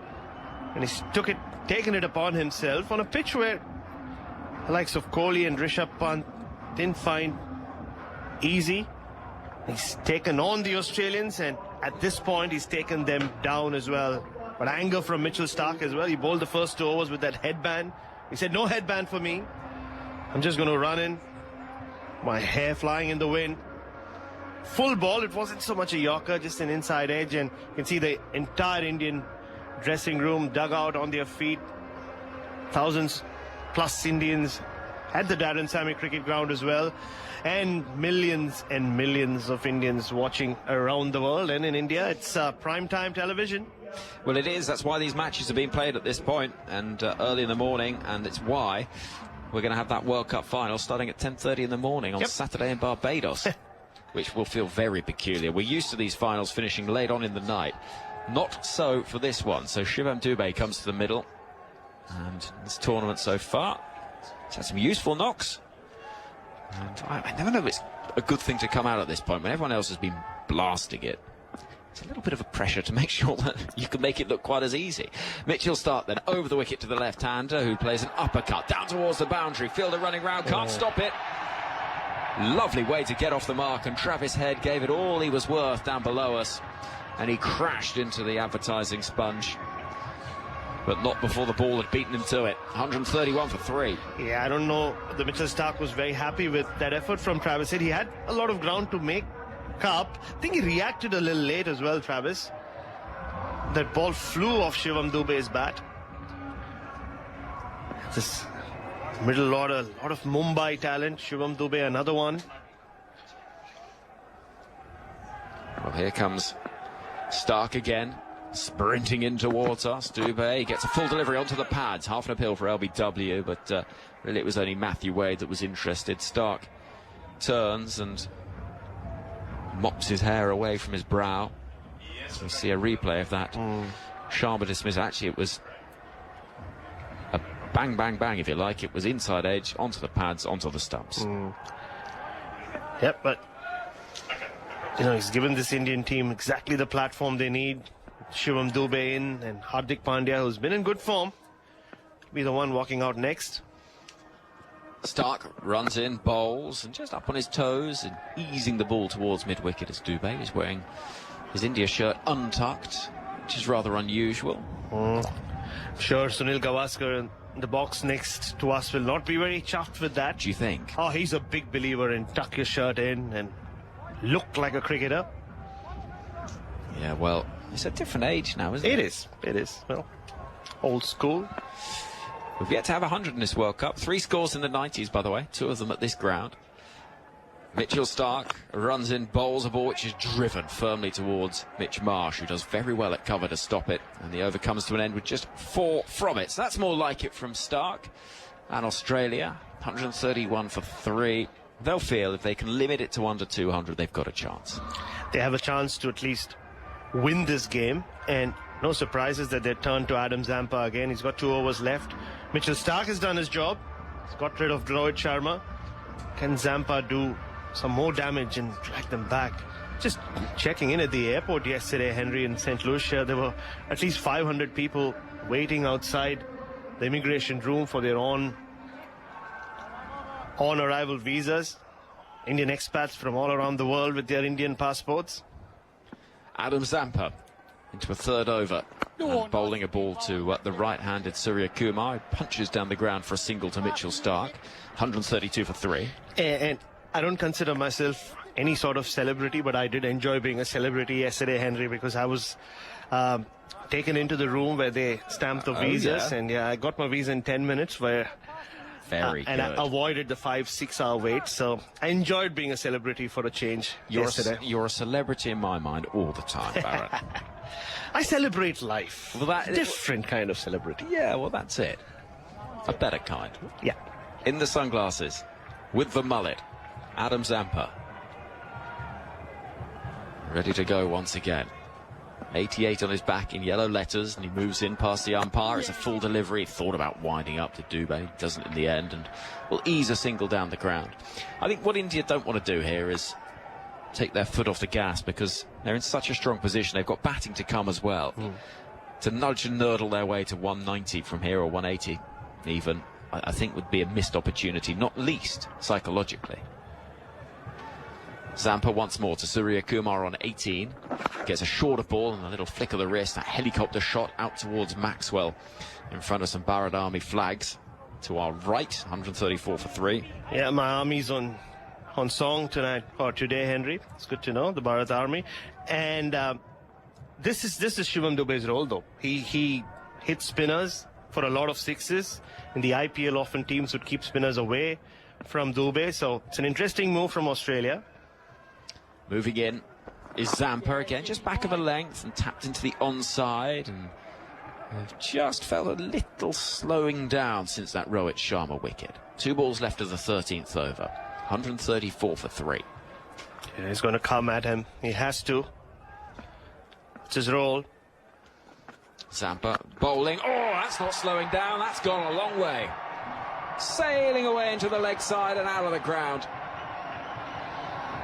It drops into the hands of a very happy spectator who's getting mobbed down there amongst the India supporters. That was a good catch in the crowd, I tell you what.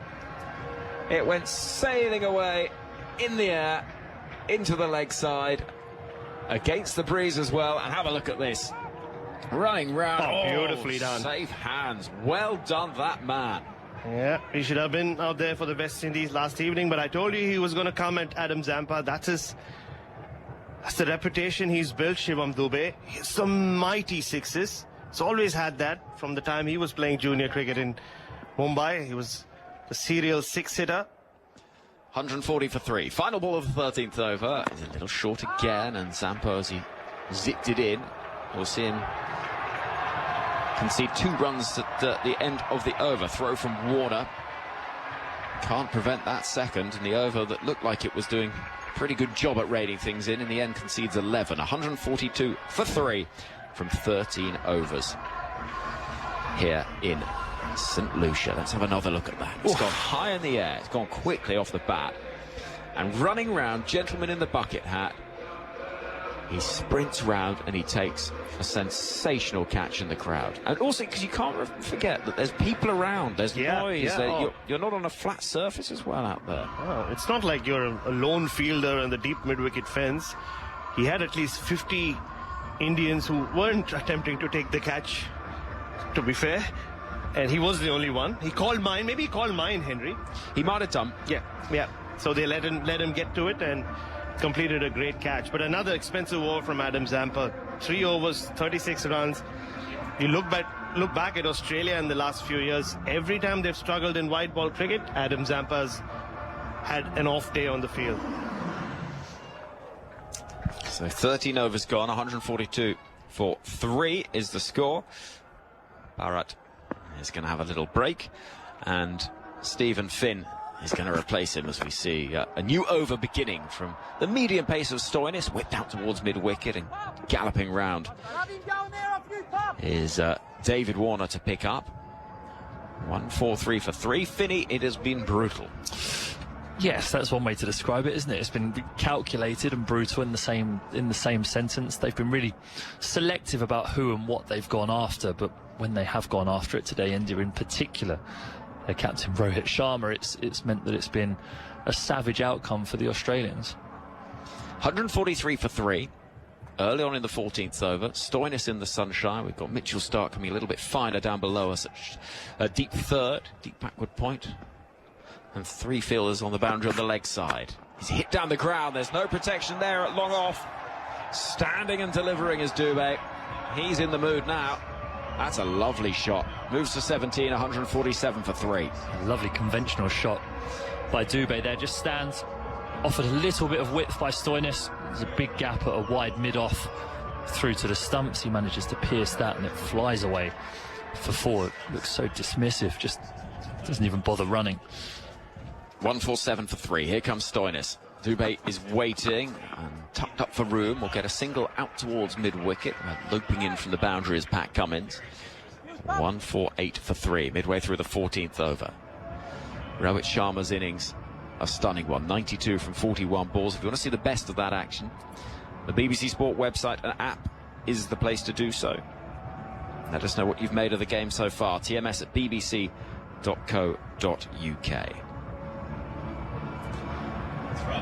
148 for 3.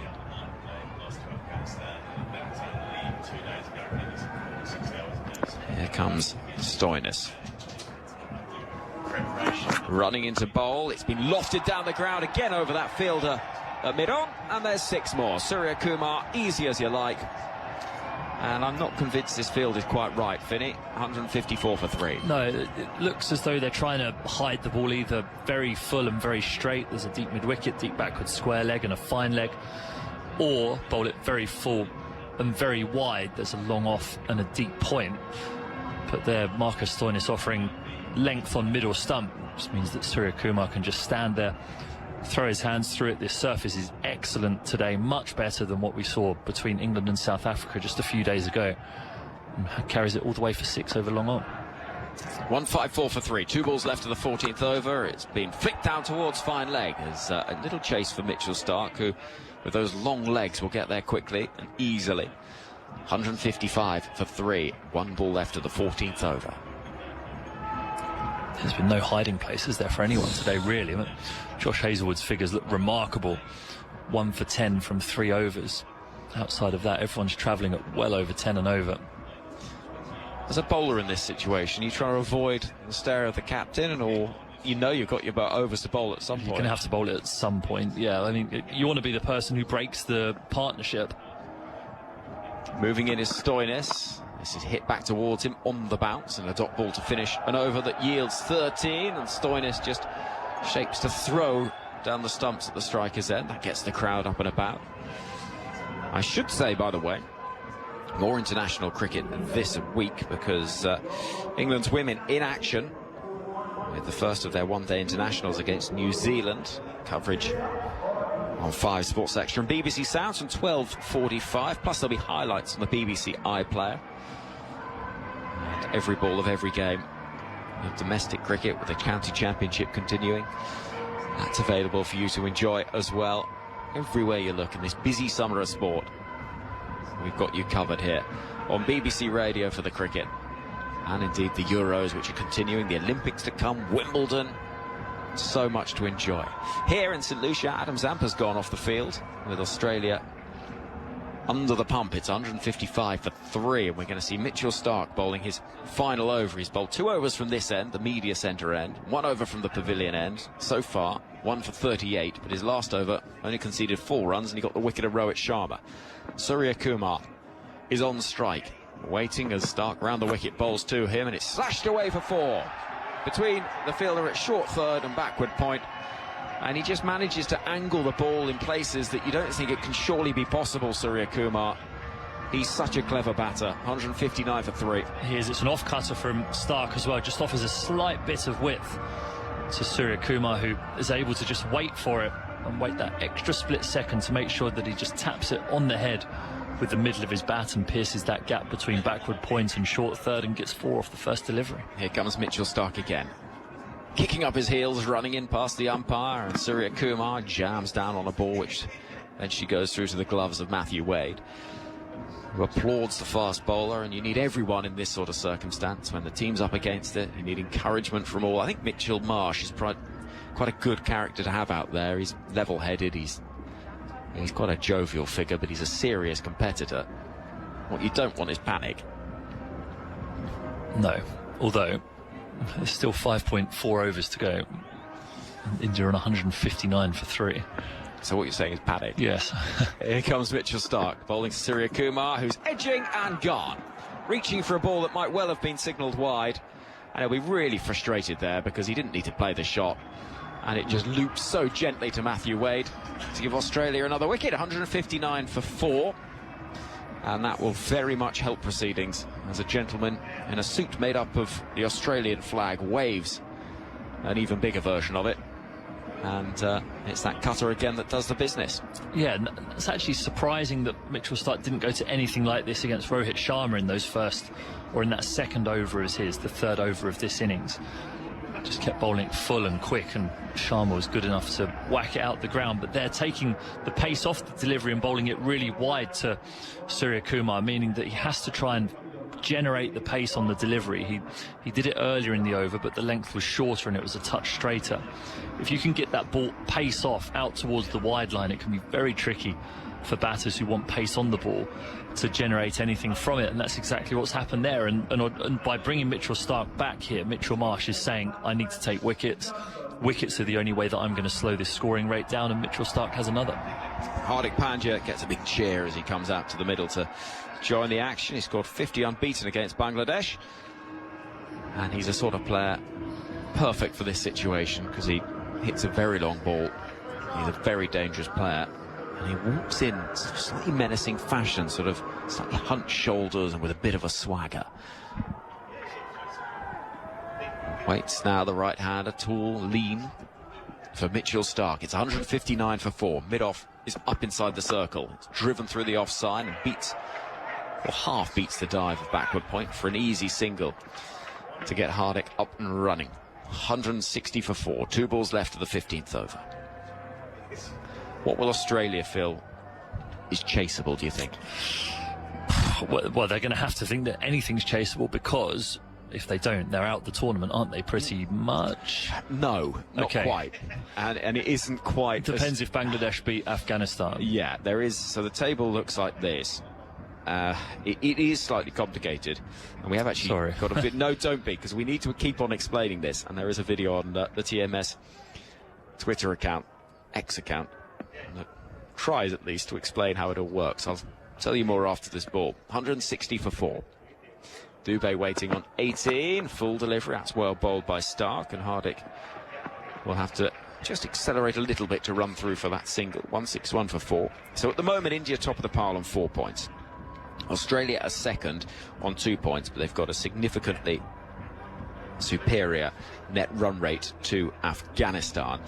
If Australia were to be really heavily beaten in this game, which looks plausible at this point, that could see the net run rates come pretty close together between Australia and Afghanistan. And if by any chance Australia was so heavily beaten, it could mean Afghanistan's net run rate would be ahead of them by the end of this game. Here comes Mitchell Starc to conclude the over, pushed through the offside by Hardik Pandya. He'll get a single to keep the strike, and it is 162 for 4. 15 overs gone, 7 coming from the over. Starc's bowled out, 2 for 45. So what the advantage for Afghanistan is they will know exactly what they need to do come the end of this game. So they will still be alive in this regardless of what happens in this match. If Australia win narrowly, then their net run rate situation will see, well, their point situation will see them level with India. And then the net run rate equation for Afghanistan will just be how quickly they have to beat Bangladesh tonight to overtake Australia. If Australia lose this game, Afghanistan just have to win. And so that is how this works. But Australia could find themselves in a situation where they lose this game, and then Afghanistan are beaten by Bangladesh, and they somehow are absolutely hammered to get through to the semi-final. It's sort of complicated, but Yes. that's how it's looking. Right then, here comes Geoff Lemon to take us through to the end of the innings. Yeah, and Josh Hazlewood has the ball in his hand. He's coming to finish his allocation. He's the one person who has survived any punishment today, has 1 for 10 from 3 overs. Remarkable in the circumstances. He's coming up to bowl now, and a little back cut here goes nowhere. Travis Head has a throw at, I don't know if it was the striker's end or the non-striker's end, because it goes pretty much diametrically between both sets of stumps to mid-wicket. So whatever he was trying, it didn't work. Hardik Pandya doesn't get a run, though. So this feels like quite a gamble using Hazlewood now. 16th over. Doesn't leave Mitchell Marsh with a lot of options after this. He's got a couple to come from Cummins. Hazlewood up to Pandya, who's missing as he slogs across the line. Another dot ball. Australia just dragging this back a bit. What looked like it might be 250 is now looking more like they could keep it to 200, 210, something like that, if they're able to bowl really well. One more wicket here, and they're down to Jadeja, Akshar Patel. So they're calming things down, but I'm interested in your thoughts, Stephen Finn, on the bowling to come, because Zampa has been clobbered. He's gone for 36. He's got 1 over left. Stoinis has been clobbered even worse. He's gone for 42, and he's got 1 over left. Cummins has 2 more to come. There are 4 overs after this as Hardik tries to squeeze out a wide ball and only gets a little bit of toe on it towards backward point. Travis Head in again. They get a single, 163 for 4. Hardik up to 3. Yeah, Zampa has to bowl the next one, this end that we are at the commentary box. Then it'll be Cummins, Stoinis, Cummins, I'd have thought, to finish the innings. I think what Mitchell Marsh is thinking here is just wickets. If I can get wickets, I'll bring Hazlewood and Stark back, try and get my wickets now, and then hope the other guys can defend against the lower order, albeit a quite capable lower order in Jadeja and Akshar. The risk, though, is Dubé and Adam Zampa. I think that absolutely massive launch he hit out of the ground before Hazlewood bowls to Dubé, who's only getting a single as he's squared up. The ball ends up rolling slowly towards point.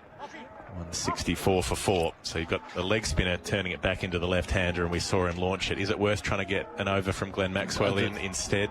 The problem is the next 2 are lefties as well, aren't they? As in, you think Maxwell instead of Zampa, or at least to give you some flexibility. Yeah, I mean, it's a tough ask to come in the 17th over when carnage has been ensuing around you for your first over of the innings. I mean, it could be done. Glenn Maxwell, I'm sure, would relish that opportunity. He bowls in the power play a fair bit, yeah, especially in 50 over stuff. I'd be surprised if it's not Zampa. Hazlewood up to Hardik, who whips out a full ball in at his toes. He's able to get it to deep mid-wicket along the carpet for 1 run.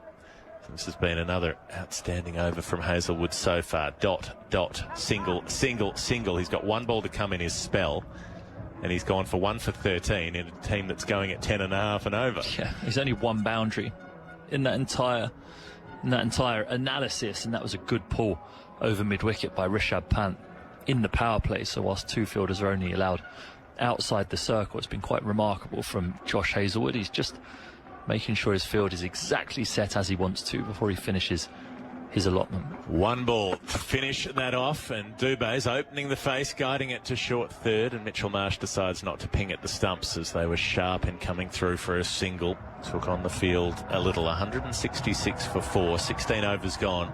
Australia have pulled that run rate back from sort of 12-13 at one point to 10.3, which is still a very steep task, but 4 overs to come. What happens? It will be Zampa. It will be Zampa. I wonder about this. This could be match defining. He'll have Dubé on strike, the left-hander to the leg spinner. And Dubé has one job here, which is maul the spin. That's why he's in this side. So you know he'll go for it.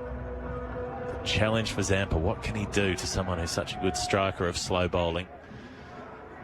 He's got 3 out in the deep on the leg side, 2 on the offside. Long on, deep mid-wicket, deep backward square leg with a short fine. Nobody in the circle, and Dubé tries to belt it over the leg side but gets it along the ground out to deep mid-wicket and gets off strike, and that's the ideal situation really for Adam Zampa, although at 167 for 4. Hardik Pandya also a very good hitter of spin. Yes, but much more challenging proposition, hitting that against the spin towards the leg side. The boundaries aren't huge and the wind is pumping that way, so he will be aided if he does try and slog it up over the leg side. My guess would be that Pandya might just try and knock this for 1 to give Dubé the last 4 balls. Deep point, long off for Pandya. 3 out on the leg, very wide of the off stump. Edged up off the top edge, he's dropped it back with point. He's been put down unbelievably. How was that fumbled? Australia have let one slip, and that could be incredibly damaging. It just looped. It was soft. It was gentle. It went away to backward point. And it seemed to hang in the air for such a long period of time. There was a little bit of a miscommunication between Hazelwood and Marsh, and the Australian captain has about 4 or 5 bites at it and somehow manages to put it down. It's 168 for 4, and Zampa's bowling to Dubé, who's chopping it hard into the ground to backward point, and again it's fumbled. They are able to come through. No, they turn down the run. Decided not to take the run on that occasion, with Dubé hitting it up in the air and it just landing short this time of Marsh coming in. So an eventful over. Zampa tries to drive it through and Dubé hits across the line and cluffs it. Just sends it bobbling out to deep mid-wicket where Maxwell fields, and they'll only get 1 run. So Zampa has had the catch dropped, but the over has worked for him so far in terms of economy. 3 singles and a dot ball. What a moment. It looked like it just swirled in the wind for Mitchell Marsh there and got confused about what way round he wanted his hands to be when he caught it. Zampa up and bowling in at the leg stump of Hardik Pandya, who takes a single out to deep square leg. He'll give Dubé one more look at Adam Zampa today. 170 for 4.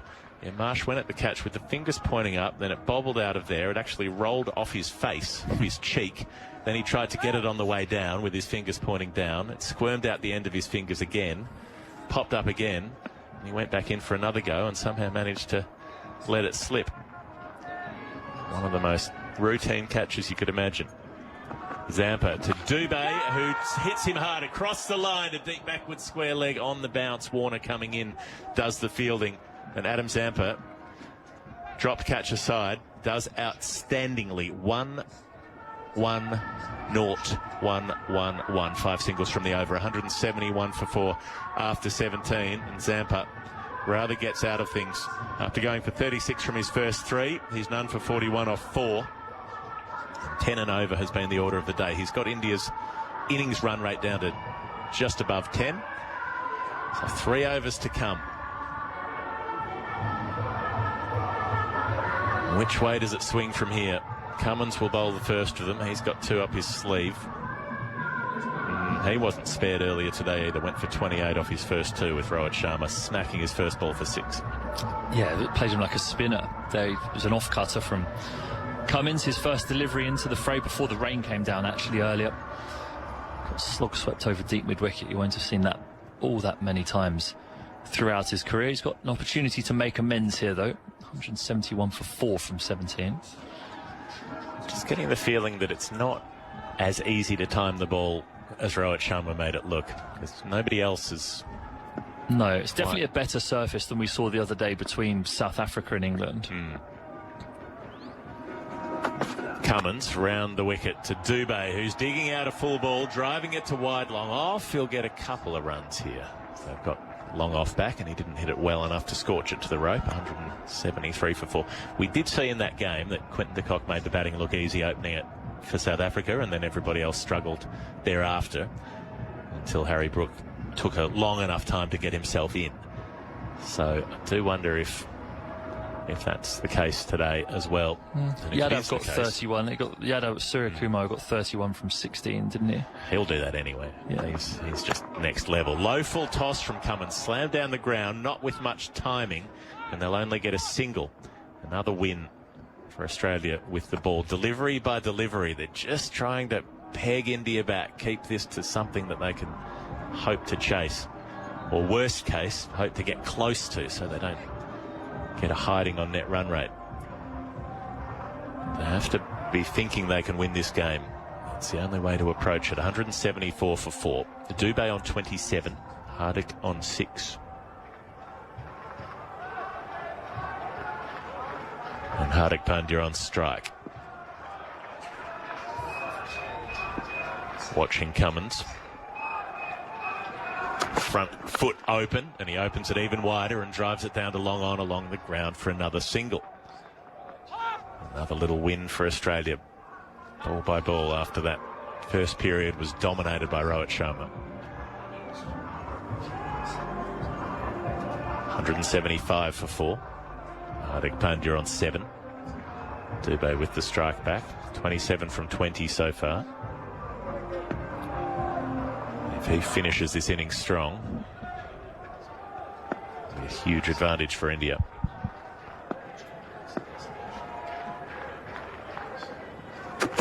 Cummins to him, drives it into the pitch. Short ball pulled out to deep mid-wicket. And again, only a single. 176 for 4. Dubé to 28. He's just making sure he's not predictable here, Pat Cummins. A couple of Yorkers driving the ball into the surface, trying to use any bit of variability there may be. Just trying to make sure that these Indian batters can't stand there and just swing through one line and length the entire time. It's been a good over so far.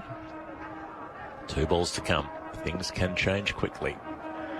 Cummins, right arm over to the right-handed Pandya. Slower ball bouncer, forehands it over cover. He's got a decent piece of it. It skips onto the rope. That is an excellent shot from Pandya, who picked the pace of the ball, had the patience to wait for it, and then has the skill. Even though it was a high bouncer, would have been just over shoulder height and outside his off stump. And he had to lean away to leg and find a way to get underneath that and get enough power on it to swat it over cover. 180 for 4.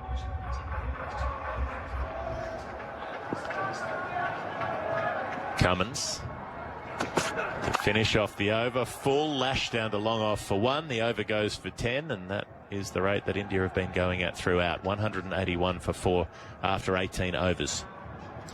Yeah, he's had a bit of a bum deal, Pat Cummins. He's had the ball in the power play, and now he's got 2 at the death. He's one of Australia's best ever bowlers, but even when you are that, you're not spared the punishment in a situation like this. And it's been remarkable hitting, especially from Rohit Sharma. That 92 was something quite magnificent.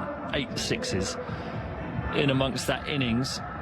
The ability that India have with their all-rounders down the lower order as well, with Pandya, Jadeja and Axar Patel still to come. They still have the power to be able to make sure that their batters can take advantage of the good start all the way through the innings. And now Marcus Stoinis is going to be bowling here, a mixture of slower balls, maybe Yorkers, but India will be looking to line him up. Hardik Pandya on 12.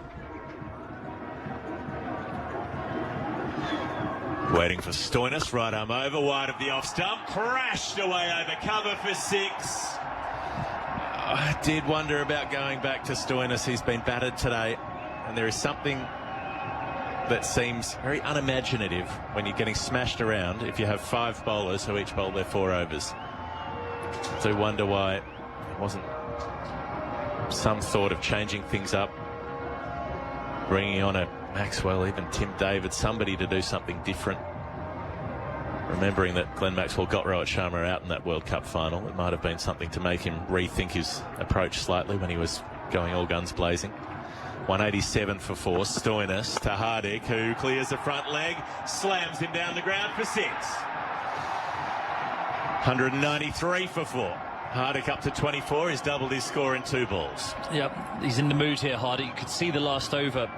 He was frustrated that he didn't connect with a couple of those fuller balls from Pat Cummins, but slightly slower and the length slightly further back here from Marcus Stoinis, meaning it's just easy for Pandya to stand there, keep his eyes level, swing through the line of the ball.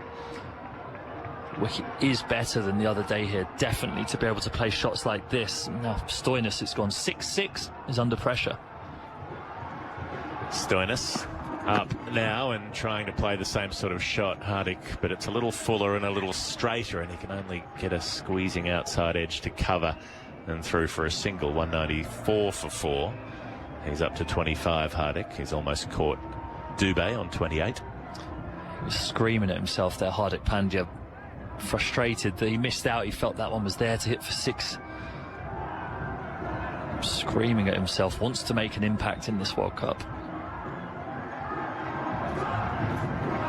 Stoinis mops his brow. There's a little moisture on the ball, rubs it on his trousers. Trying to compose himself. He's got the left-hander to bowl to now. Stays over the wicket. Bowls in at leg stump. Dubé clips him off his legs to deep mid-wicket. He's caught. Warner takes the catch diving forward. And as happened in one of Stoinis' earlier overs, he gets absolutely clattered and then takes a wicket. David Warner takes the catch and just rolls the ball back underarm to the middle and doesn't move from his position. No coming in to celebrate in the huddle here. Stark is staying out there at long on. Deep backward square is sort of tentatively walking up towards the edge of the circle, but probably won't bother going further than that.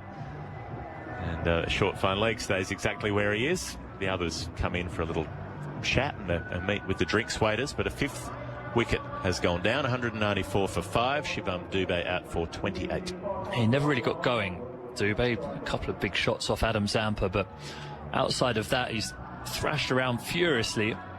Hasn't managed to score at too much of an extraordinary rate, not like we've seen other people today so far. But again, it's that foundation that India have laid. 194 for 5 now. 8 deliveries left. There's a better line by Stoinis, actually. It was on the heel of Dubé, so all he could do was jam down on the ball and chip it out towards deep mid-wicket. When the ball's outside off stump, like they were to Pandya, you get a free, full swing of the bat. Almost like a golf shot out there, outside off stump. So that leg stump or the heel line is the one that you want to try and persist with, especially when hitting into that wind. So another left-hander in Jadeja has come in. Useful late in an innings. Can rifle the ball to the boundary when he's got his eye in. Backs away and has a big swing and misses this one. It goes just past his off stump from Stoinis. Jadeja trying to manufacture some room. 1 ball to come in the 19th. 194 for 5. Yeah, good reply from Stoinis here. Good Yorker dipping under the bat of Jadeja through to the wicket keeper. So he's gone 6-6 and then 1 wicket dot. Can he finish the over on a somewhat positive note and try and give Pat Cummins the opportunity to keep it below 200? Stoinis up to the left-hander, low full toss, driven out to cover. They should only get 1, so Jadeja keeps the strike.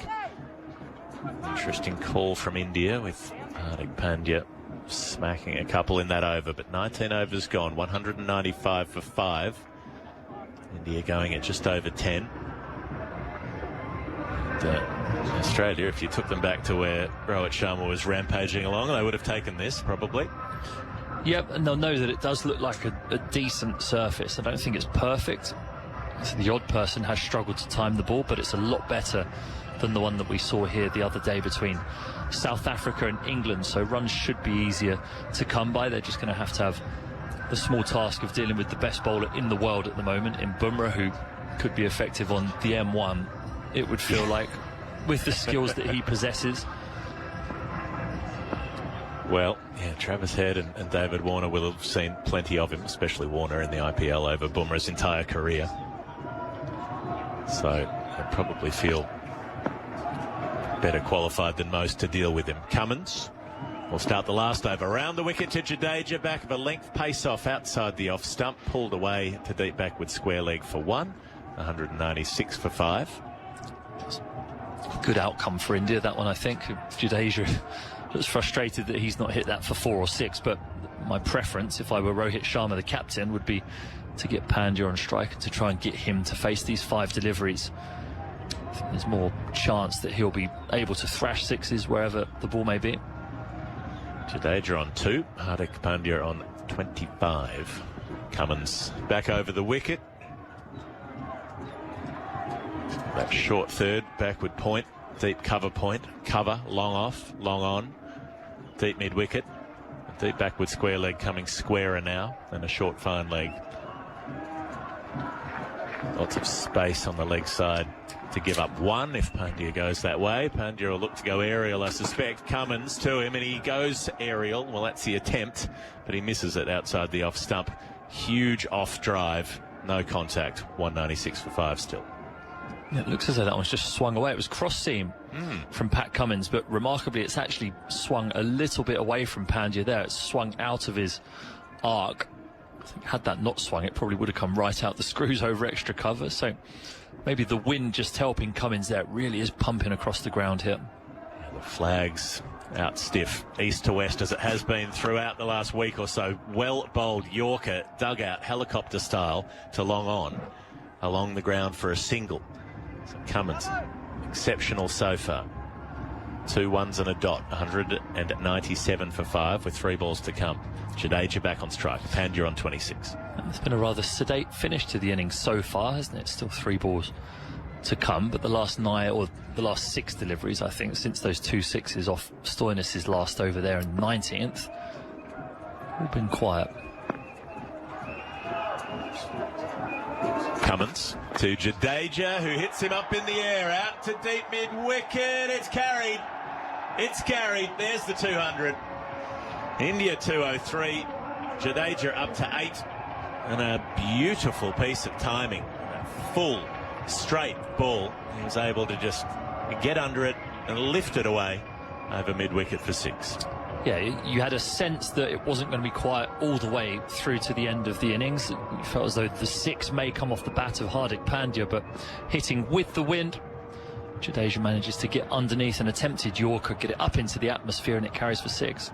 Cummins at him again and digs it into the pitch, in at the thigh pad, pulled away for 1 to deep mid-wicket. 204 for 5, and even if this last ball goes for 6, 210 would be a pretty good comeback from where Australia were when Rohit Sharma was storming along. They were 127 for 3 in the 12th over. Rohit on 92 from 41 balls. At that point, anything could have happened. He might have made 150, it looked like. Somehow managed to squeeze a full ball from Stark off the inside edge, back onto his pad, onto his stumps. Cummins to finish the innings to Hardik. Tennis ball bounce, little top edge as he tries to pull, and coming around at short, fine leg. Josh Hazlewood does the fielding and keeps them to 1. 205 for 5. So it was a quieter end with the bat for India, but it is still a formidable total.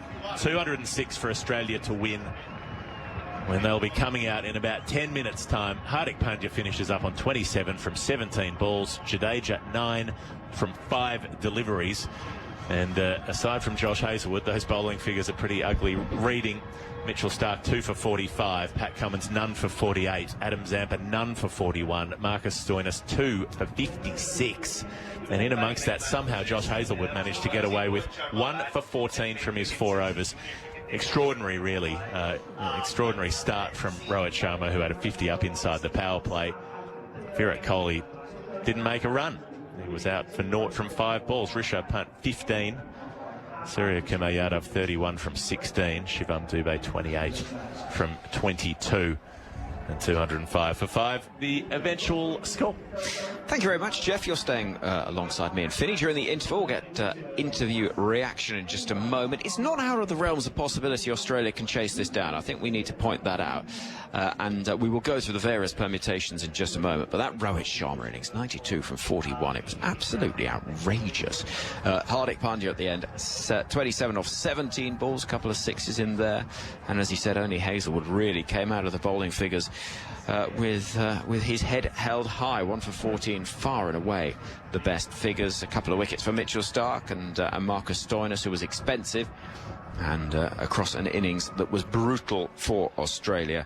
They have to try and pick themselves up and find a way of chasing down 206 runs. They can still lose this game and qualify. That is worth pointing out, but it doesn't half make it easier. Right then, here comes Rohit Sharma. Talk to us first about that knock and what it felt like watching it.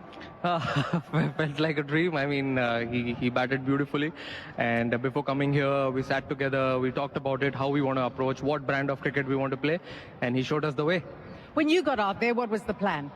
Sorry? When you got out there, what was the plan from your perspective? Got out? When you got out in the middle? I don't know. I took some time. I went inside, and when I came out, I think they finished it really well. 205 for 5. I mean, batting first year, that's got to be a formidable total. It's a good score. It's a good wicket. Looks like a good one. Hopefully there's something for the bowlers when we go in and we defend it. When you have a look at the campaign, how well it's done, what's worked well for this team? I think everyone knows their role really well, knows their responsibility, the way they have been batting, and most importantly, we are playing this game. Well, all the best for the rest of the game. Cheers, thanks. Surya Yadav there chatting on the boundary edge. His contribution 31 of 16 deliveries, second highest scorer in the innings. Shivam Dubey made 28 of 22. Hardik Pandya 27 of 17. But out there leading the way, Rohit Sharma 92 from 41. Now Virat Kohli, none from 5. He's struggling. There's an argument to say he's clogging things up at the top of the order. Well, look, he just didn't get an opportunity to get going today. As soon as he played a shot, he was out. It was an amazing catch, actually, from Tim David. The ball was hanging in the air, but it didn't look for a minute like David was going to be able to make up enough ground to get there. So I think you can cite him a little bit unlucky, but there is that sort of argument that goes back and forth about whether the older players are too old and the young guns of the IPL should be brought in. But they were saying the same thing about Rohit Sharma about 3 days ago, and he's just come out and played one of the innings of his life. So I think if you're Kohli, you've got enough credits in the bank in the past to say that you deserve to be there and that you can be an asset more often than you can be a liability.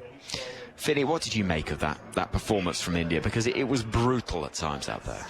It looked as though someone had given a team talk before the game, saying, remember the final in November in the 50-over World Cup, where India let that one slip in front of such a huge crowd. They'd have felt that this is a good opportunity to get some degree of vengeance for that result there, and that was against all the odds that Australia did that as well. So yeah, I thought it was excellent innings. The pitch looks better than what we saw the other day between England and South Africa here on this same exact surface. It looks as though the groundsman's been to work on the pitch and it's holding together a lot better. So it's not outside the realms of possibility that this could get chased down by Australia, but they need to get a really good start and then coming up against a very, very good bowling attack in India. I think the one thing Australia would have, and I'm sure they'll be upbeat in the dressing room, that's sort of the way that David Warner is particularly. A lot of it will rely on him playing well at the top of the order. They'll have Warner and Travis Head, having been through the IPL, having been seeing 200 scores every other game, and having scored, particularly Travis Head's remarkable IPL season when he was such a fast scorer. They'll remember that start they had against England, which was only a couple of weeks ago, when they came out of the blocks and scored 70 off the first 5 overs, I think it was. So they'll know that they have that ability if they play as well as they can. Of course, they'll have to face Bumrah in the power play. I'd be surprised if India don't use him up top to try to stifle that opening partnership. But I think they'll know that if they start well, this is possible. If they don't start well, they could be blown out of the water. Speaking of Jasprit Bumrah, Finny, his tournament has been quite phenomenal, and his bowling economy of 3.42. Well, it makes Josh Hazlewood, who's just gone at 3.5, look expensive, doesn't it? You think how well Hazlewood bowled there. Yeah. Bumrah has done it in every single game. It did make me laugh when we were in the car on the way this morning. I thought you might bring this up. Yeah, well, go on. Well, my test economy bowling economy rate is more than Jasprit Bumrah's in this T20 World Cup. I played 36 test matches. Well, that says, hey, it just says a lot about such is life, isn't it? It says a lot about two exceptional talents, as far as I'm concerned. Finny will be back for the start of the innings, and Bharat Sundaresan is going to join us as we look ahead to what is to come from Australia. One thing that is, I suppose, quite fun, Geoff, is that they've got no choice. They're going to have to give it a red hot go. They have to go for it. Their only options. We have talked about that possibility that they could lose this game and still go through, which I don't think it's worth writing off. I think people sometimes overestimate Afghanistan on the back of their best results, when they are a team that's been inconsistent at times. They lost games in the 50-over World Cup last year after looking $1 million in wins the game before. They're a good chance to lose to Bangladesh. They can't assume that they're going to win that. They might win it. It would be a great story if they do win it, but it doesn't mean that it is going to happen. So for Australia, they have to make sure that if they do lose this game, they don't lose it by much. If they get blown out of the water, they're done either way. Bharat? Yeah, and they can't complain about the pitch that they get to bat on. It's very much like the IPL. I heard you guys talk about it. Travis Head made a name for himself in that tournament, revolutionized batting in the IPL, and those innings were played out on pitches like these, where the ball's coming on nicely. I think this is tackier than some of those pitches still, because with the moisture, you saw most of the other batters not get their timing right always. Like Ravindra Jadeja hit a 6 and Dubey hit a 6, but Rohit Sharma was batting at another level, which he often can do at times in white ball cricket. So, yeah, I mean, Australia have no other choice and they have to go for it. It's no longer about net run rate. If they can chase down 206, automatically it'll do their net run rate some good. So, yeah, at least stay in control of your own future is what I'll say. And Australia will have to do that. And David Warner potentially walking out to bat for the last time. Who knows? He won't know either. Yeah, well, there's that other little narrative to keep an eye on. Just a reminder of the circumstances in this group. India, if they win this game, will top the group. They'll play England in Guyana. Australia, if they win, will give themselves a far better chance of qualification, but there is still the prospect that Afghanistan could overhaul the net run rate, depending on how close the margins are, and one thing and another. Is there still a way of Australia topping this group?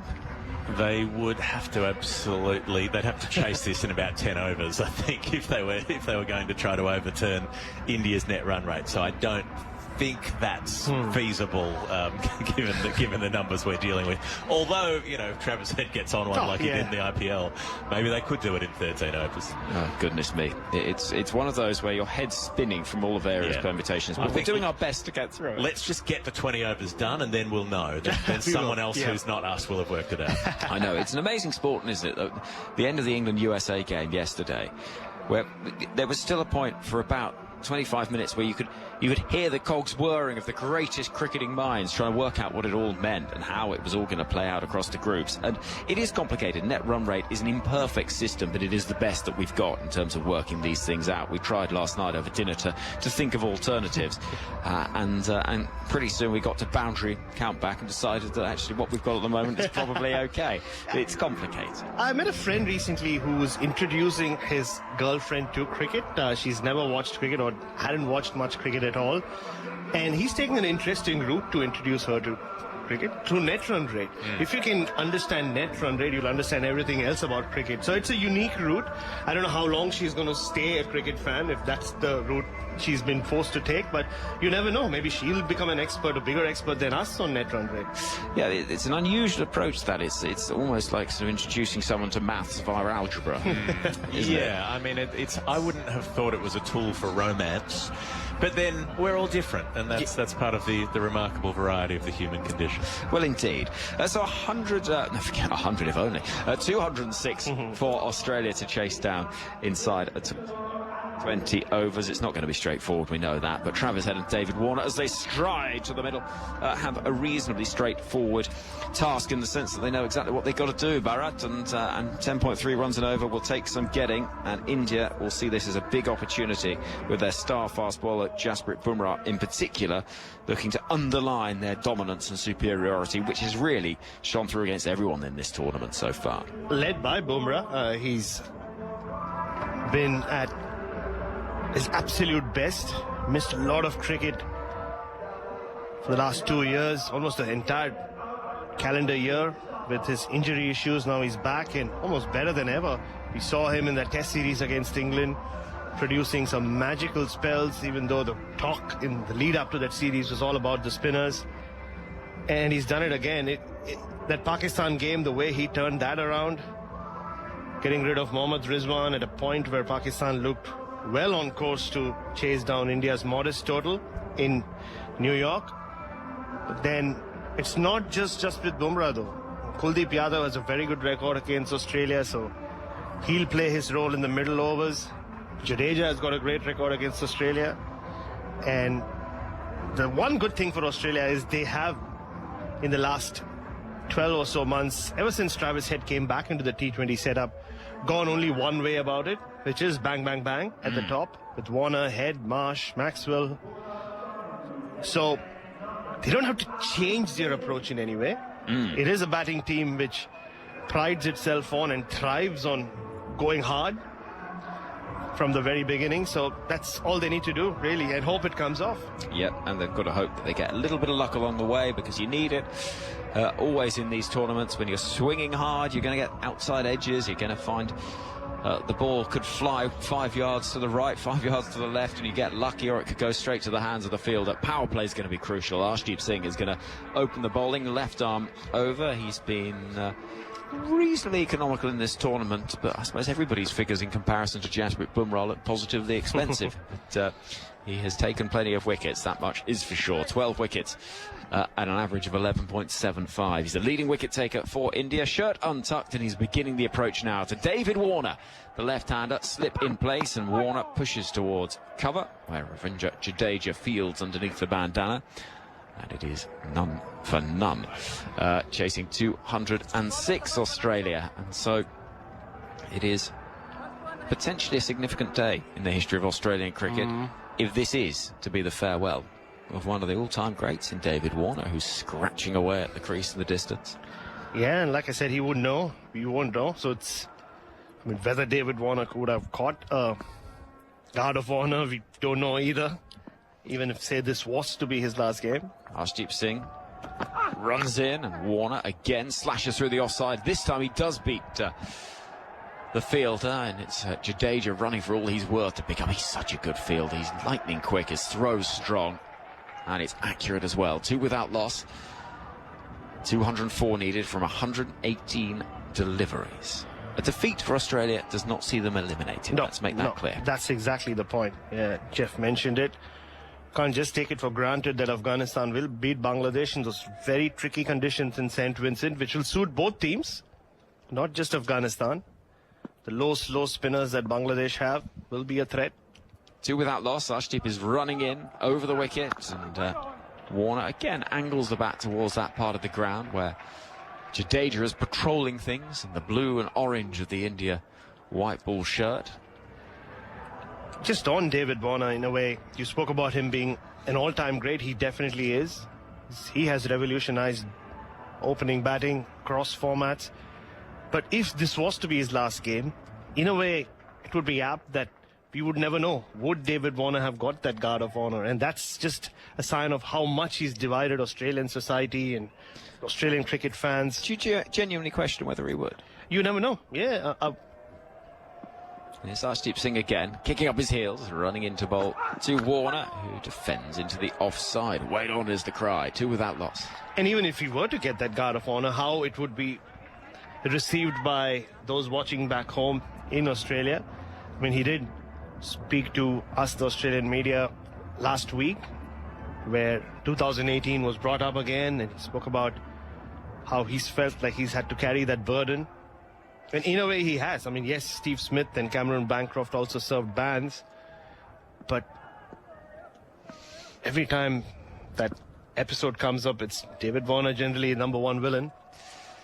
Here's Arshdeep. It's outside the off stump. Oh, an inside edge down towards the boundary. It could be 4 runs. It is. Wrong footing the keeper, Rishabh Pant, who had to readjust his feet, couldn't get that right hand down quick enough. Almost silence greets the first boundary of this Australian run chase. 6 without loss. I'm not quite having that he's been the one that's carried the can. Cameron Bancroft has barely played Test cricket again. David Warner's played about 60 further Test matches. He's got contracts around the world to play in franchise leagues. And yeah, he's been the pantomime villain, but he's been that throughout his career. So I think I'm not quite buying that. Yeah, it's one of those tricky ones. Like, yes, he's played a lot of Test cricket. He's resumed his career for Australia at the top, and he's played all formats. Slip in place, final ball of the first over. Warner, edges, goes! David Warner is out. That slip takes the catch, and that could be the end of David Warner's international career. We don't know yet.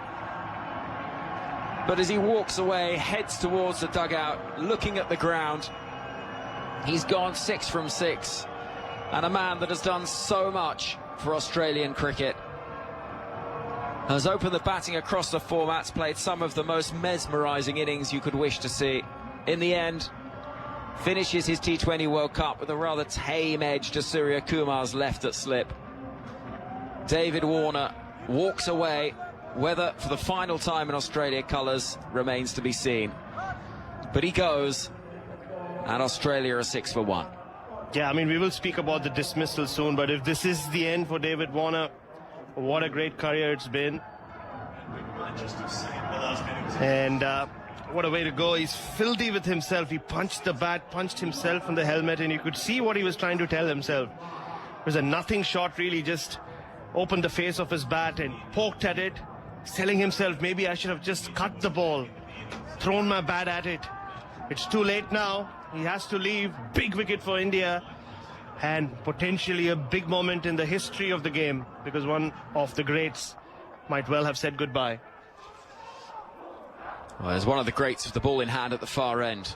Time moves on pretty quickly in T20 cricket. Here comes Jasprit Bumrah round the wicket to the left-handed Travis Head, and Bumrah bowls. That's thrashed away towards Jadeja at what is essentially a short third. A very interesting field here for Travis Head. We've got a slip in place, and then a deep gully, Kuldeep Yadav fielding on the edge of the circle, then quite a wide short third, Jadeja.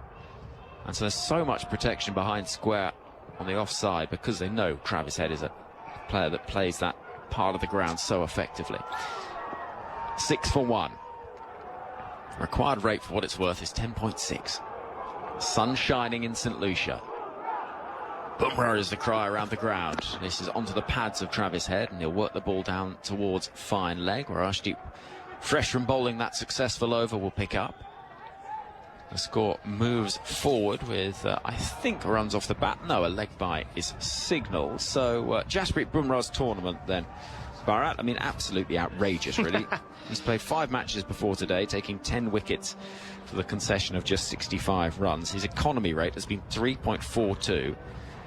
And in that time, he's taken more wickets than he's conceded boundaries. I think he's already being mentioned amongst the greatest cricketers India have ever produced. It's tough to argue that point. Moving in comes Bumrah, and skews away off the edge of Mitch Marsh's bat towards Jadeja at backward point. 7 for 1. Because if you talk the greatest Indian cricketers, obviously it always starts with Sachin Tendulkar. And you think of Sunil Gavaskar, Kapil Dev, Virat Kohli, Rohit Sharma, in my opinion, should be there. But how do you keep Jasprit Bumrah out of the top 3, Henry? Well, if you're making a composite 11 and you need a fast bowler... he's in maybe ahead of Kapil Dev. A certain generation might not like hearing that. Here is Bumrah. It's been hooked in the air. Could be a chance of a catch. Keeper loses his footing. And then there's a chance of a run out. Whether that came off the glove or not, I don't know. But Rishabh Pant was treading water, and he just seemed to slip. Bumrah's got his arms outstretched, and... Mitchell Marsh is going to come down the track and have a little chat with his batting partner, but that was an awkward moment. No, Mitchell Marsh had no idea where the ball went. He saw it go up, and he started just wandering down the pitch. It was a sharp bouncer, Mitchell Marsh, off balance, keeps his eye on the ball, didn't look at what Travis Head was doing. I think Rohit wasn't too pleased with the fact that the fielder mid-wicket. In comes Bumrah. That's nicely guided towards deep third by Marsh, riding the bounce. And a single is taken, but still just 2 runs from the over, and already the required rate is heading towards 11s. 8 for 1 is the score, with the ball left of the second over. Henry Moran alongside Bharat Sundaresan here on 5 Sports Extra, ABC Grandstand. And across the ICC as well. We've just had an email into tms@bbc.co.uk, which starts with "Well said, Bharat." I mean, well, I don't know what you've said so well. Everything, obviously. Bumrah to conclude the second over. He's into vaulted Travis Head, and he loses his rub. Will have to turn on his heel and head back, so that gives us a chance. And Meg says, "Oh, Bharat, thank you for saying what you did about Warner. Yes, he's still the villain in my eyes, and if I was charged, he would never have played Test cricket again. He brought our team into disrepute." There you go. Yep, that sums up everything I just said. Yep. The division in Australian society. There you go. Here comes Bumrah around the wicket and bowling to Travis Head, who thrashes the ball without any timing into the offside. And again, it's just so hard to get away. It's that angle, it's that pace, it's the action. And Bumrah takes his cap from the umpire with a job well done. Only 1 run off the bat in the over, 8 for 1. And at this stage, although remarkably Australia are ahead of where India were. We're at 6 for 1. It was all about to get a bit messy. That third over went for 30. Yeah, and we spoke a lot about David Warner and him getting out. Really nice piece of bowling from Arshdeep Singh. This is it is this ability that fast-tracked his way into the side from junior cricket. He swings the ball, has the temperament and the nerve to bowl in the death. He always takes early wickets. We saw that against Pakistan 2 years ago at the MCG and many times already in this World Cup. And he's done it again. Wicket in his first over and a big wicket of Warner. Arshdeep Singh running into the right-handed Mitchell Marsh in the sunshine, low full toss, whipped towards mid-wicket and straight to the hands of Surya Kumar Yadav on the bounce. Everything going India's way at the moment, and there will be also a feeling from India that they'd much rather Afghanistan got through than Australia, and so if they can beat Australia well and give Afghanistan a helping hand, then that will work in their favour, because if they were to meet in the final, they'd back themselves much more against Afghanistan than Australia. Yeah, and that makes every sense in the world. They would want that, and in this case, they can beat Australia handsomely to achieve the result. This is a big swing and a miss. Pace taken right off it by Arshdeep Singh, and it's too good for Mitchell Marsh, who now stands at 1 from 5. It's 8 for 1. We're early on in the third over. We've got fielders in the deep back with square leg.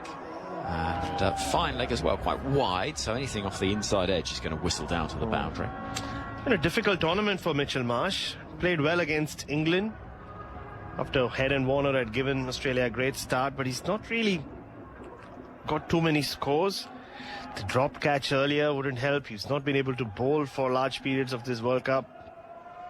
Moving in and pulling the ball away now is Marsh off the bowling of Arshdeep, and it could be a boundary this. The ball moves quickly across the outfield, and there is a little release of pressure and it goes out over mid-wicket. He's not really timed it, but he's got enough on it, and it's 12 for 1. Yeah, it was all muscle. Didn't sound good at all. It's an ugly whack.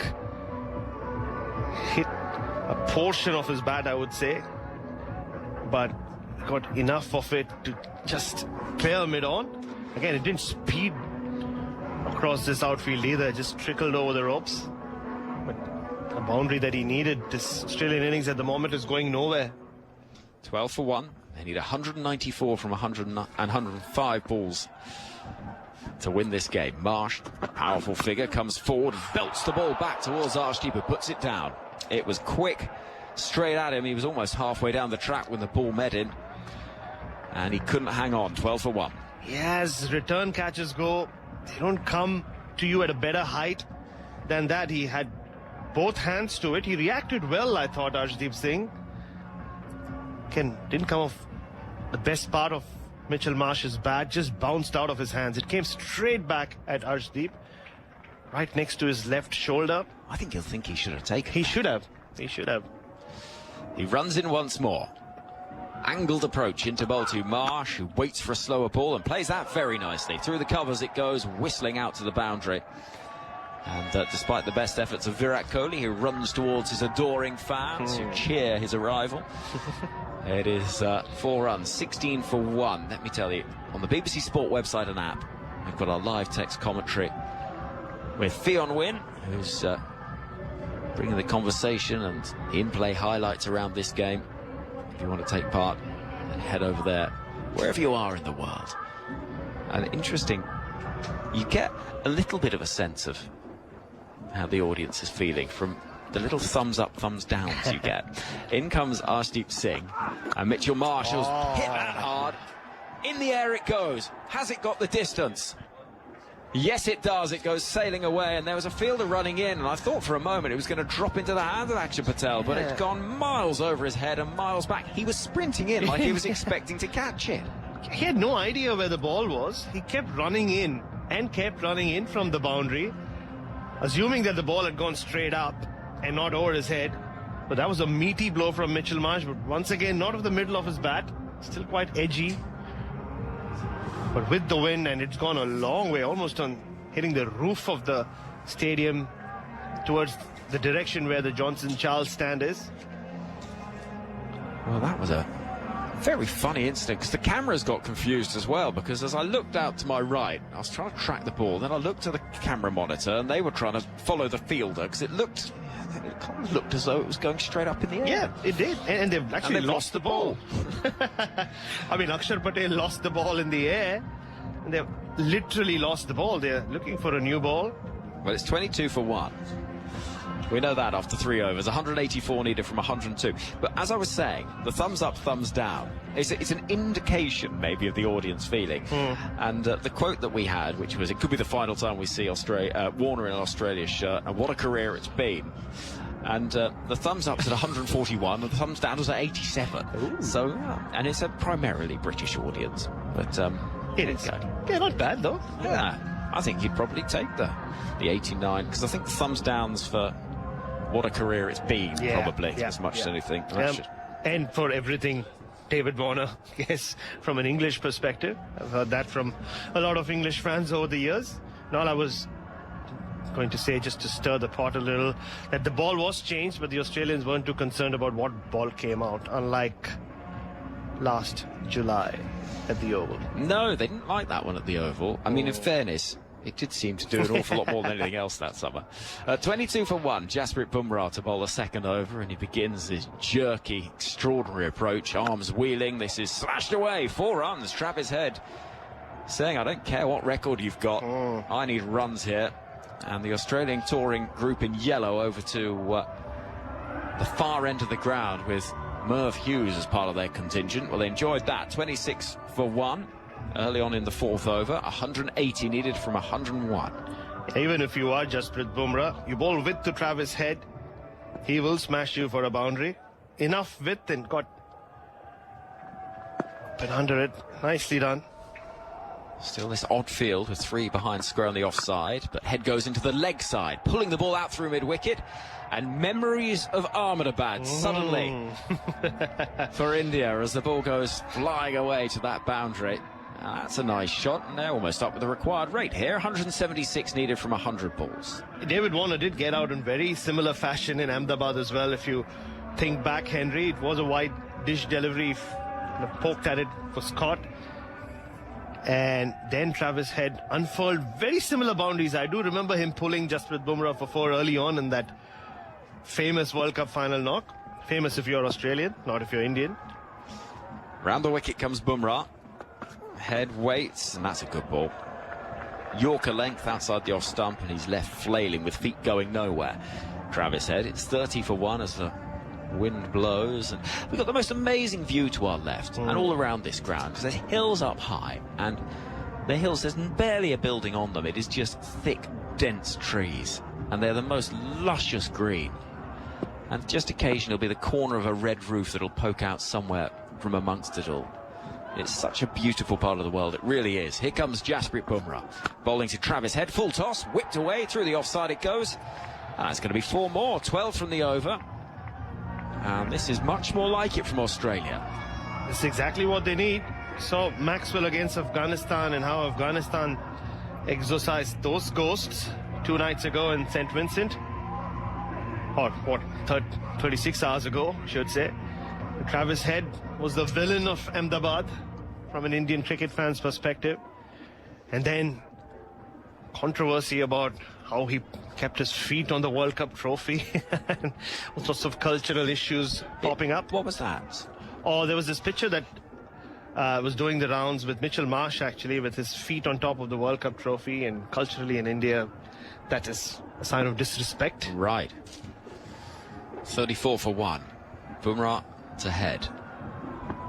Running in, and that's a good ball, which follows the left-hander as he took a little step towards the leg side. He can just push it towards cover and get a single. 35 for 1. Mitch Marsh will be on strike for the final ball of the 4th over. At this point, the side's pretty much neck and neck, actually. But of course, that innings had an amazing 92 from 41 balls from Rohit Sharma. Of course, gave rocket fuel to the India batting performance. Fielders move round. We've got the 2 outside the circle at backward square leg and at fine leg. Marsh likes to go down the ground. Will he be tempted to do so here? Here is Bumrah over the wicket. No, defends and wants a single. He'll get that single easily enough up towards crouching Hardik Pandya at mid-on. And as Rohit Sharma points and gesticulates towards his fielders, the over comes to an end. 36 for 1, 4 gone. That's the number of overs, not the conclusion. 36 for 1 is the score, with the required rate at 10.63. So 170 needed from 96 deliveries. A reminder, victory for India books a semi-final between India and England in Guyana on Thursday. If Australia can chase these runs down, they'll be in a healthy position to get through to the semi-finals, but not guaranteed, because Afghanistan could still overhaul them. It would be very unlikely that Australia could win quickly enough to open the door for Afghanistan to also knock India out. That, I think we can probably rule that out. That door is shut. Yeah, I was gesticulating Rohit Sharma for Akshar Patel to come into the attack. So the left arm spin of Akshar Patel then. And this is swept by Marsh as he looked to try the slog sweep over the leg side, and only finds the hands of Arshdeep Singh at short, fine leg. So 36 for 1 still. 14 runs from that Jasprit Bumrah over. We've been singing his praises. Australia will take that. Travis Head will take that. Moving in, Akshar Patel. Big swing again into the leg side, but he only finds the fielder at square leg inside the circle. That'll be frustrating because he's actually got a good chunk of that. Yeah, what does Mitchell Marsh do? Travis Head's record against spinners and power plays has improved dramatically in the last couple of months. Does he give him the strike? Poked away into the leg side. He's got hold of that finally. I think he might have got 6 there. They'll check it, but it is 6 runs. Umpire Illingworth is happy to make the signal as his cerise umpire's shirt is buffeted in the breeze. He raises the arms and raises the hope for Australia as well. 42 for 1. The required rate is 10.58. And Marsh gets in on the act for a second 6. Or he can do that. Just hit a 6. He's been trying to target that area for a while. Akshar Patel bowling, defended into the ground by Marsh. That was also poor delivery from Akshar Patel. That angle is not the biggest turner of the ball, unless there is a lot of assistance off the pitch. Akshar Patel round the wicket. Marsh again targets the leg side. Oh, just out of the reach of the fielder at square leg. It's 4.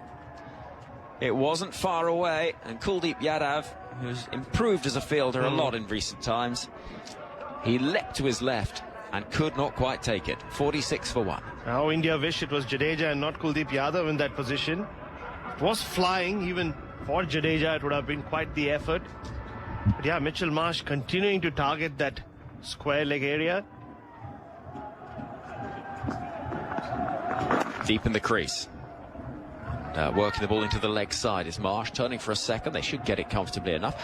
They're in this. Australia, very much so. 48 for 1 after 5 overs. We've got a belter on our hands here. And what a treat we've had this tournament, Bharat. There has been so many fluctuations and also a great variety in the matches. Yeah. That's what I've loved, is low-scoring thrillers like last night between South Africa and West Indies and those games in New York. High-scoring matches here in St. Lucia. Things going down to the wire. It has been the only consistency has been the fact that India have been just brilliant. But that we said in the 50-over World Cup, and how that finished. Right, I'm getting out of the way. Geoff Lemon is standing by to take up commentary alongside you, Bharat Sundaresan. Yeah, it looks like Hardik Pandya has been brought into the attack. He's had a good tournament with the ball. He needed it. Pretty difficult IPL with bat and ball. And when you have a fit Hardik Pandya bowling at full pace, this Indian attack looks so different, so much more, or so much stronger than it already is. He's in now, bowling to Travis Head. It's a high bouncer that's called a wide by the umpire, so that helps a little for Australia. They came into this needing just above 10 and over, and after 5 overs they've got 49, so that's not a bad start, but a little easier in the power play when the field's up. Yeah, especially after this. The innings, I said, was going nowhere in the first 14 or so balls. Hardik Pandya will try again to head wide outside the off stump, the sort of ball that Travis Head so often carves to the boundary, but instead he under-edges it to the wicketkeeper on the bounce. They've got a deep backward point out for that shot for Head. They've got a deep mid-wicket on the other side. It's the kind of innings we've become accustomed to with Travis Head. He's throwing his bat at everything. He's faced 9 balls, hit 3 fours and a single, so quite a few dot balls in there as well. Yeah, that's the thing. Travis Head needs to try to get into that IPL groove, really lift that strike rate. He's waiting now. That high back lift, wavering bat, and he's driving down the ground. Big shot. That's gone a long way. It's over the fence for 6. Travis Head pick up on drive, and he takes the score up to 55 for 1. He's on 19. Yeah, that's the Head we saw in April, all through April. Foolish delivery, got under it nicely, and his hands are so fast on the ball. Lovely swing as well. Don't associate that with Travis Head, but he enjoyed that. Held the pose, cleared long on by quite a bit. Well, the length was perfect. Pandya just dished it up for him on that foolish length. Tries again, and backing away, Head drags to the leg side, the sort of shot you more associate with him, where he comes across the front pad, a bit of a smear along the ground to deep mid-wicket. They've got the fielder back there, so only the 1 run. 56 for 1. Head up to 20 from 11 balls. Marsh on 28. Australia doing this well now. This is what they need to do before the spinners come in. Jadeja, we've seen 1 over of Akshar Patel. Kuldeep Yadav, for me, will be a big factor in this game, Geoff. Huge. And, I mean, you still feel this clearly feels like India's game, because all it takes is a mistake. Trying to score at 10 and over throughout an innings. Mistakes will inevitably come. It's just a matter of how many of them Australia will make.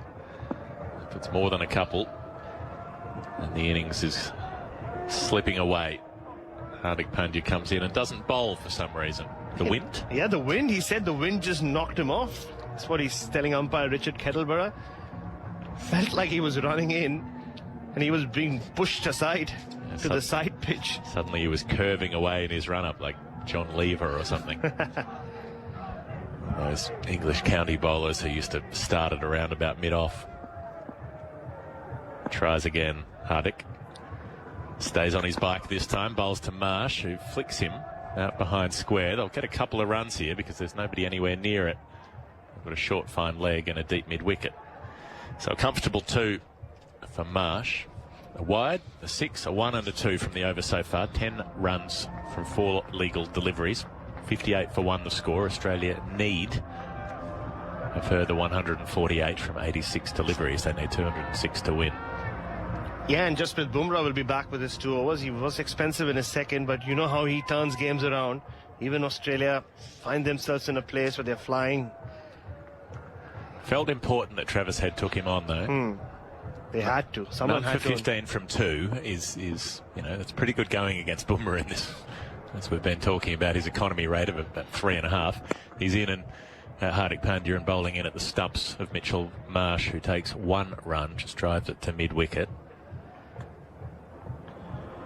59 for 1. 1 ball to come in the over. 11 from it so far. Can Australia press that accelerator, find something from this last ball, make it a really good over? Yeah, they have an in-form batting lineup to come. Glenn Maxwell, you'd say, the 6 balls he faced against Bangladesh and the innings against Afghanistan seems to have found his groove. Stoinis is having a great tournament. Tim David's been a hit and miss, but that is his game. Can take you down. Pandya up to Head, and the left-hander drives him high over the onside for 6. That ends up going even further around than a wide long on, almost over mid-wicket from an on drive. I don't think it was exactly where Head was aiming. I think he was aiming a bit straighter than that, but it gets caught in that wind that's blowing across the ground. Like a leaf blower outside your bedroom window at 6 in the morning. It's going from east to west, and it picks up that ball and curves it away from its path to long on, and it ends up in the Johnson Charles stand over a deep mid-wicket. So it does end up being an excellent over for Australia. 17 runs from it, 2 sixes from Hardik Pandya's first over. They're 65 for 1 after 6 overs, and just at the moment they've got their run rate up to 10.8, which is ahead of required rate at the start of the innings, which was 10.25. So they're going nicely at the moment, but this could go wrong at any minute. Travis Head on 26 from 12 balls now. Mitchell Marsh 31 from 18. Yeah, and all the Indian fans are sitting back listening to us, watching their television sets and going, not Travis Head again, not Travis Head. Hey, Travis, we all became fans of yours during the IPL. We're giving you standing ovations wherever you went. Don't do this to us again. Come on, Travis.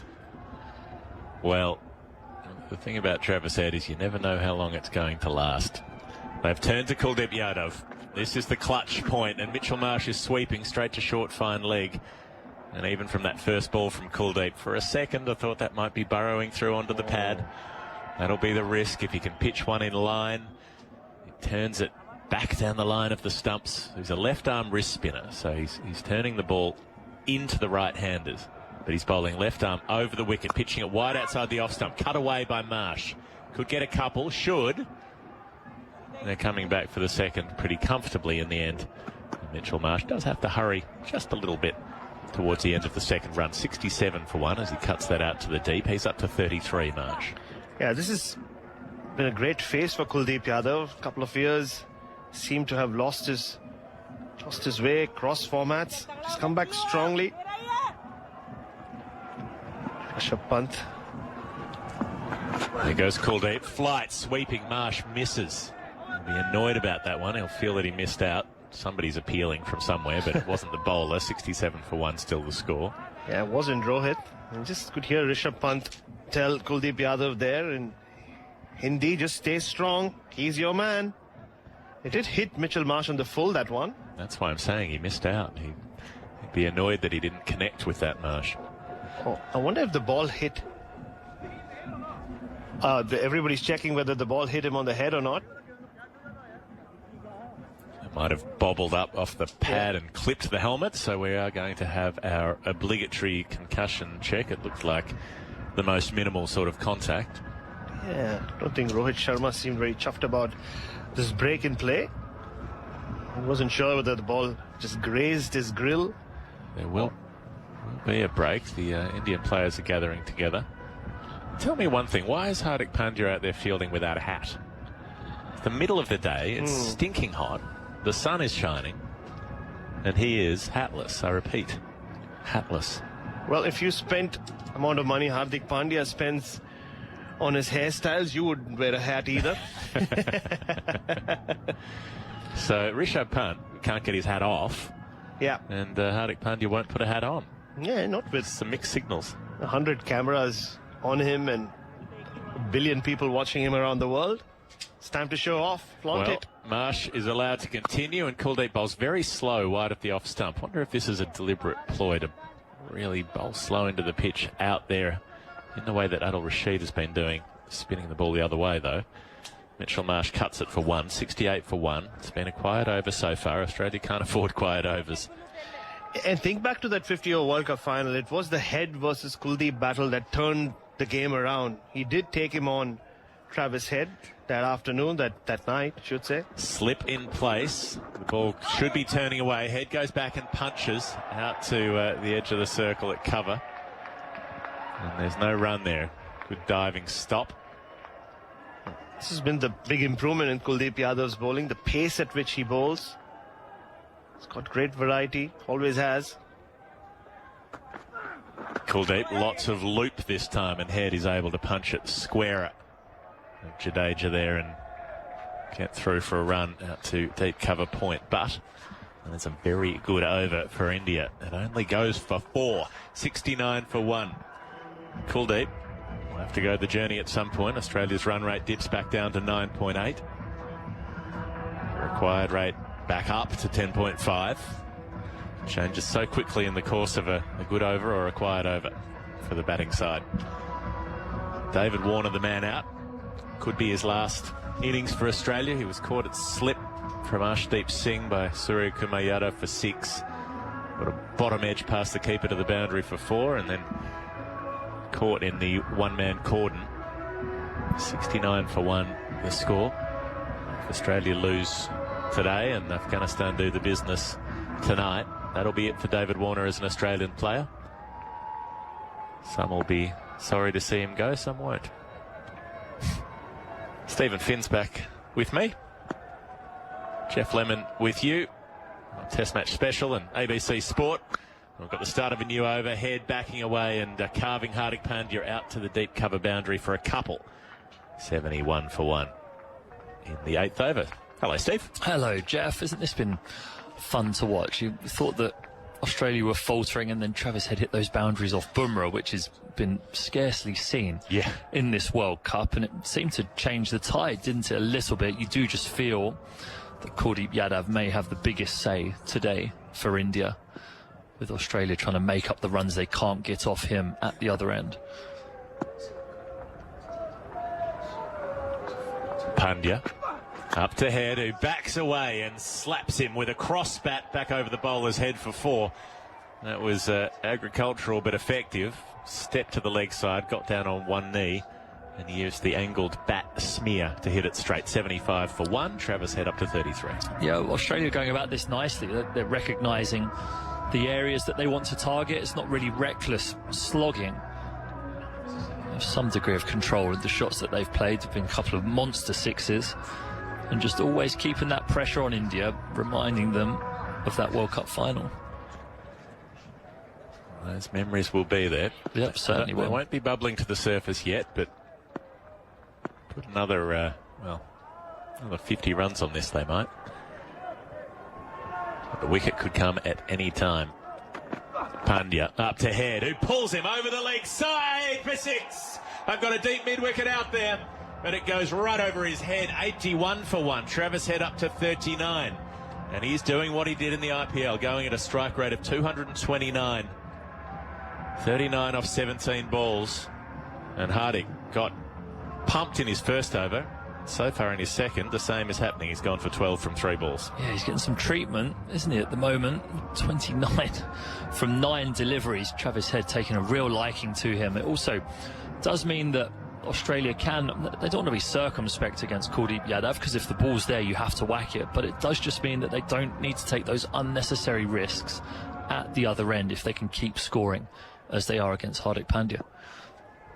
Tap of the bat, Rohit Sharma has come across from cover to speak to his bowler. He's now coming in to try again to Head, who tees off this time. It's in the air, it's hanging there for a while, and Rohit can't get back from cover in time to take the catch.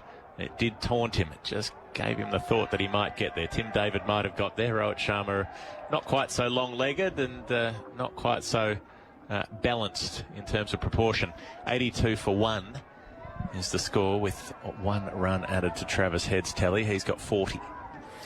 It's interesting they've gone for another over of Pandya when you've got Jadeja out there yet to bowl, especially when Head seemed to take a liking to him. Clearly, left arm spin is into the swinging arc of a left-handed batter, but you'd think Jadeja has the experience and the skill to be able to coax a bad shot out of Travis Head. One thing that Ravindra Jadeja is good at is taking Australian wickets. He's been a real thorn in the side of Australian teams for well over a decade now. Nearly 100 test wickets against them. Hardik Pandya bowls to Marsh, short down the leg side. The umpire doesn't call it wide because Marsh shifted across a little bit and shaped a pull, and the umpire saying, well, that would have hit you in your original position. So a dot ball. Yeah, just over his left shoulder. That's an off-cut, a slow ball from Pandya. All the pace of the delivery taking out by the surface, where it stops in it and just kicks and bounces slightly.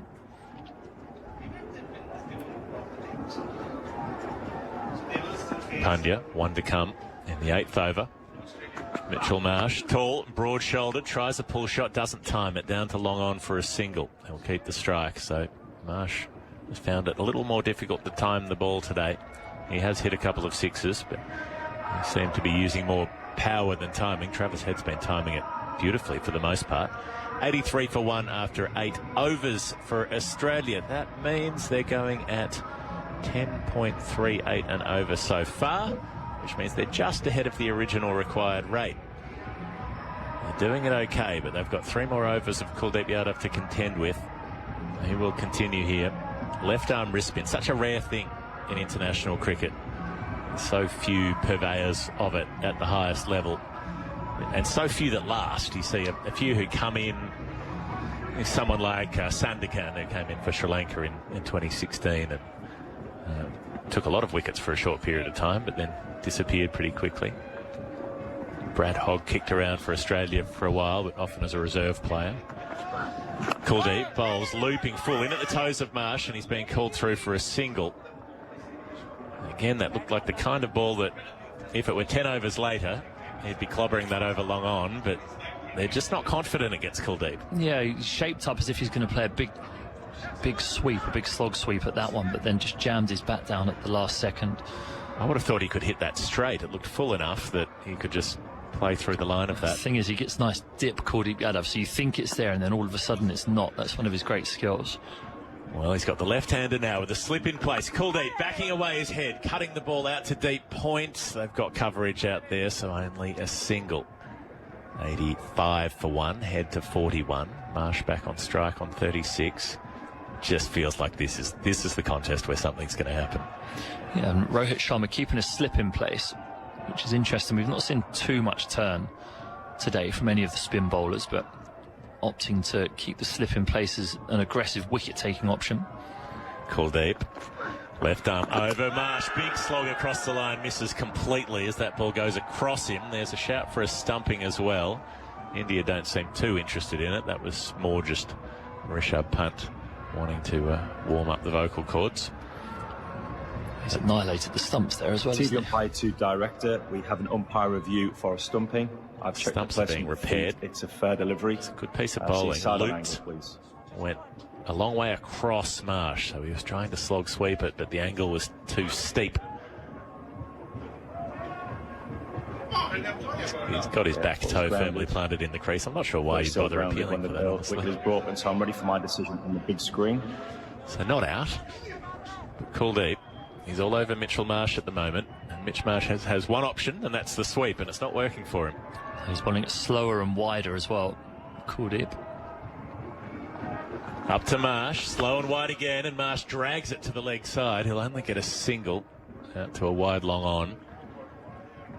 But interesting that he's choosing to go that way when he is so strong through the offside. You wonder if he couldn't do better if he just tried to cut those balls or even drive them.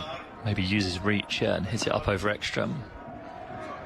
So 3 out on the leg side for Travis Head. It's 86 for one. 3 singles off the Kuldeep over. Bowls to Head, very wide of the off stump. Cut hard. They've got protection in the deep, and Australia don't want to push for the second at this point. With deep backward point getting around to field. It's 87 for one. It's the sort of ball that in a test match we'd be sat here saying that's an absolute pie. It's short, wide, very wide outside the off stump, spinning away from Head. An easy cut, but it just means there's no opportunity to play a slog sweep. Kuldeep to Marsh, who goes back, does play the slog sweep, and he could be caught. Has he been held brilliantly? A deep backward square leg. That is unbelievable from Akshar Patel. That ball was going like a shell.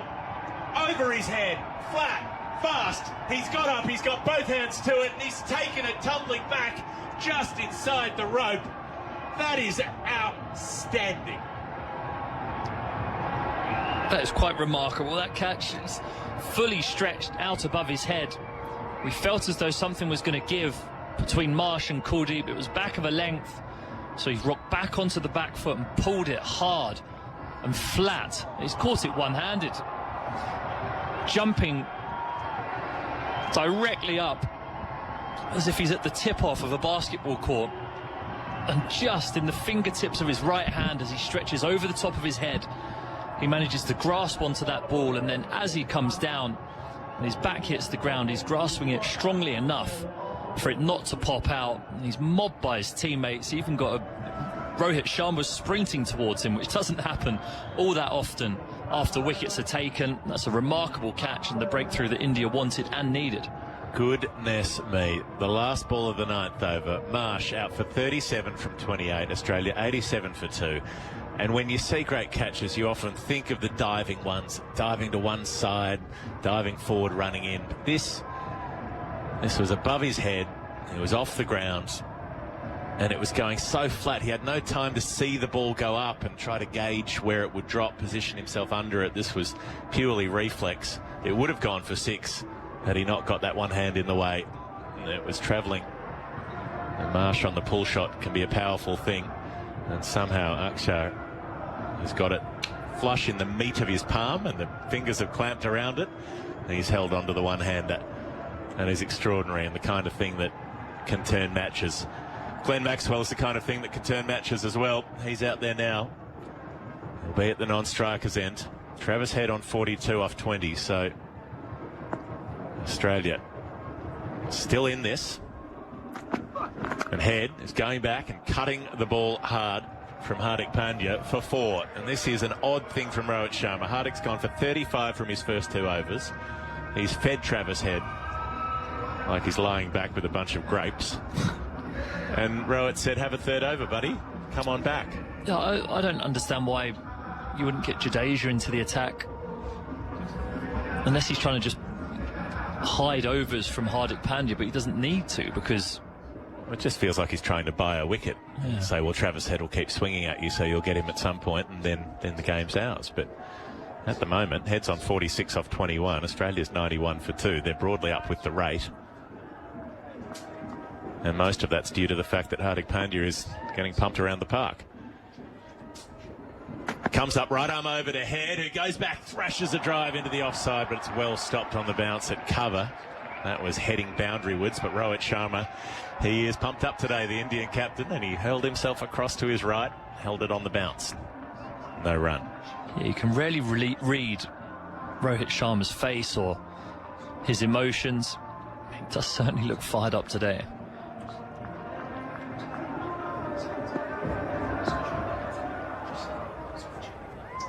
For a shove punt, waving his hands around a bit at deep point.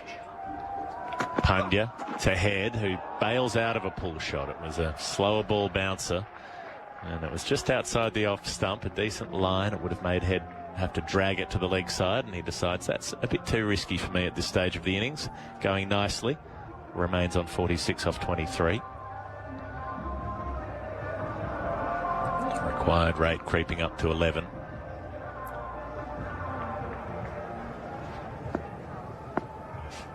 Three balls to come in the Hardik Pandya over.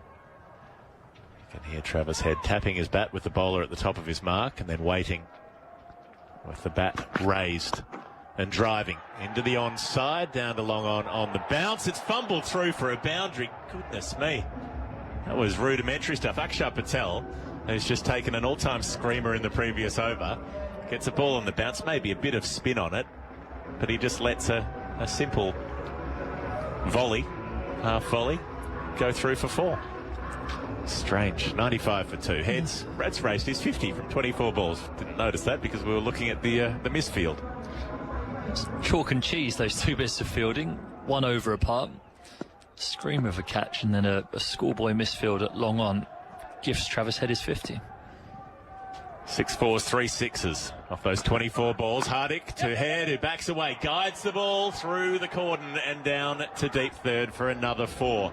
So Travis Head doing it beautifully so far. 3 more boundaries off this over, 1 ball to come of it. Hardik has gone for 43 from 17 deliveries.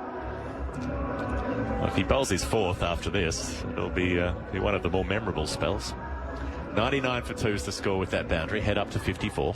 He was screaming at his 2 fielders. Behind point there's a backward point and a short third. And it's pierced the gap. It was lovely placement from Travis Head. I don't think either of them could have cut that off, but Hardik Pandya screaming at them both for not putting in a dive at least. Well, he might want to look at where he's bowling the ball before he starts doing that. He's up to Head, who throws the kitchen sink at it outside the off stump and misses. And that is the Travis Head way. 6 balls, 3 boundaries, 3 dots, misses that one. We're at the halfway mark. Drinks coming onto the field, the team's gathering, the helmet's off for Head and Maxwell, who hasn't faced a ball, but a lot will be required of him across these final 10 overs, particularly the 2 overs from Kuldeep Yadav. Maxwell's had his struggles against left arm wrist spin. 99 for 2 is the score. Australia need 107 further runs from 60 deliveries, so they need 206 to win. which means they need 10.7 and over for here, and they're currently going at just under 10, so they're broadly up with the rate, but they've got a lot of work to do in the back 10 to try to stay in this tournament. Their T20 World Cup campaign is on the line. 99 for 2 after 10. Stephen Finn about to be joined by Henry Moran.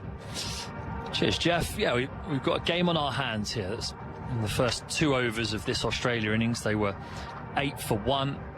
You thought as though it might be a foregone conclusion.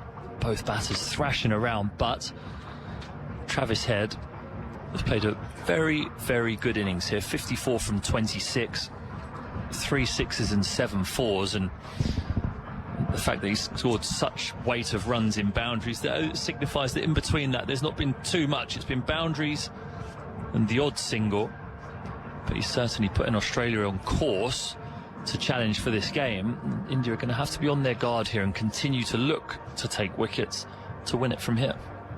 They are, and the big wicket is that of Travis Head, as it was on November 19th in Ahmedabad when he played that quite sumptuous knock, just falling short of getting them over the line himself. That was left to the man out there joining him, Glenn Maxwell, to hit the winning runs. It was an innings that silenced 1.6 billion. Remarkable day, it really was.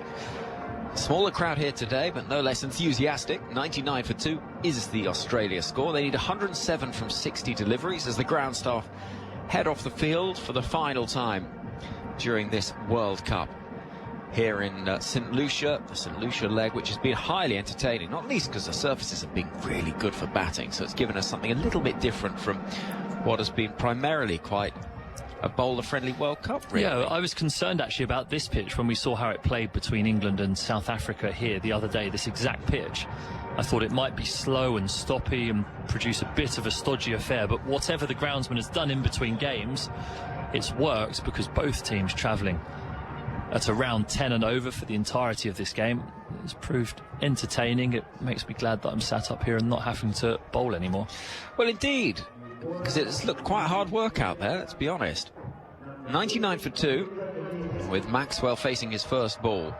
Glenn Maxwell, who's really the only Australian batter to come out of the game against Afghanistan with any credit, faces Ravi Jadeja, and he's deep in the crease, angling the ball. Oh, past the dive, and that should have been stopped. The ball's going to go to the boundary, and that's pretty sloppy, I think, from the Indian fielding unit, because Hardik Pandya dived over the ball. He got there, and the 100 comes up for Australia. It was guided through backward point, but that should have been stopped. Yeah, it's little things like this that you just don't want to creep in. That's 2 misfields in the last 2 overs that we've seen. You don't want those bad habits to creep in, because they'll cost you at the end of the game. The bearded Maxwell waits. Oh, he plays that lovely shot where he switches hands, switches grip, and the ball goes flying away for 6 runs behind square on the offside as it is, but the leg side, if you see what I mean. And it's 4 and then 6, and Jadeja's under pressure. And Australia have got the required rate to almost under 10 and over. Yeah, he's bowled that one quicker, Jadeja, and the pace of it has meant Maxwell can just help it on its way in. Maxwell waiting, and deep in the crease will just get a single into the onside. Happy with his work in the over so far, and handing over the reins to Travis Head. 110 for 2. We've seen 11 from the over so far. We will know the semi-final lineups by tonight. It's exciting, isn't it? So Australia win, if they win. If Afghanistan win, it's a matter of run rate. Yes. Thrashed away through the offside by Travis Head, and he'll get a single at the deep backward point, where behind Kuldeep Yadav, an Indian flag is flying. 111 for 2. And unless Australia chase this in 16 or 17 overs, India should pretty much be fine to be in the semi-final. It then just depends on what the other team that qualifies run rate is as to whether they come first or second. So no one actually knows where they're flying to tomorrow yet. Apart from India. Except it's tonight. As this is, again, that little reverse from Maxwell, and he's going to get more runs. It's going to be another boundary, a little filer this time. And it's 4. 115 for 2. Yeah, we know India go to Guyana because that is predetermined. That was always the case. It's in the tournament regulations. If India make it through to the semi-finals, they go to Guyana. Everyone else has to fit around that. Fine. So then it's the other 3 teams that don't know where they're going. Yes. Until later tonight. Yes.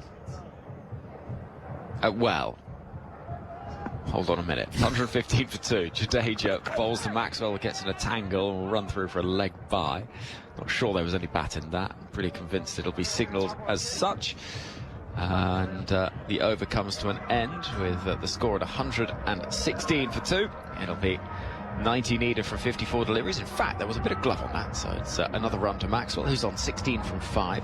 So, yeah, India look all but certain to go through.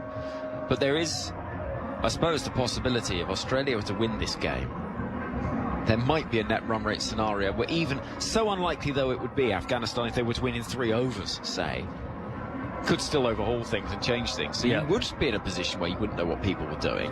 So India's charter is what? It's today at 7. I think this evening at some point. This evening, yeah.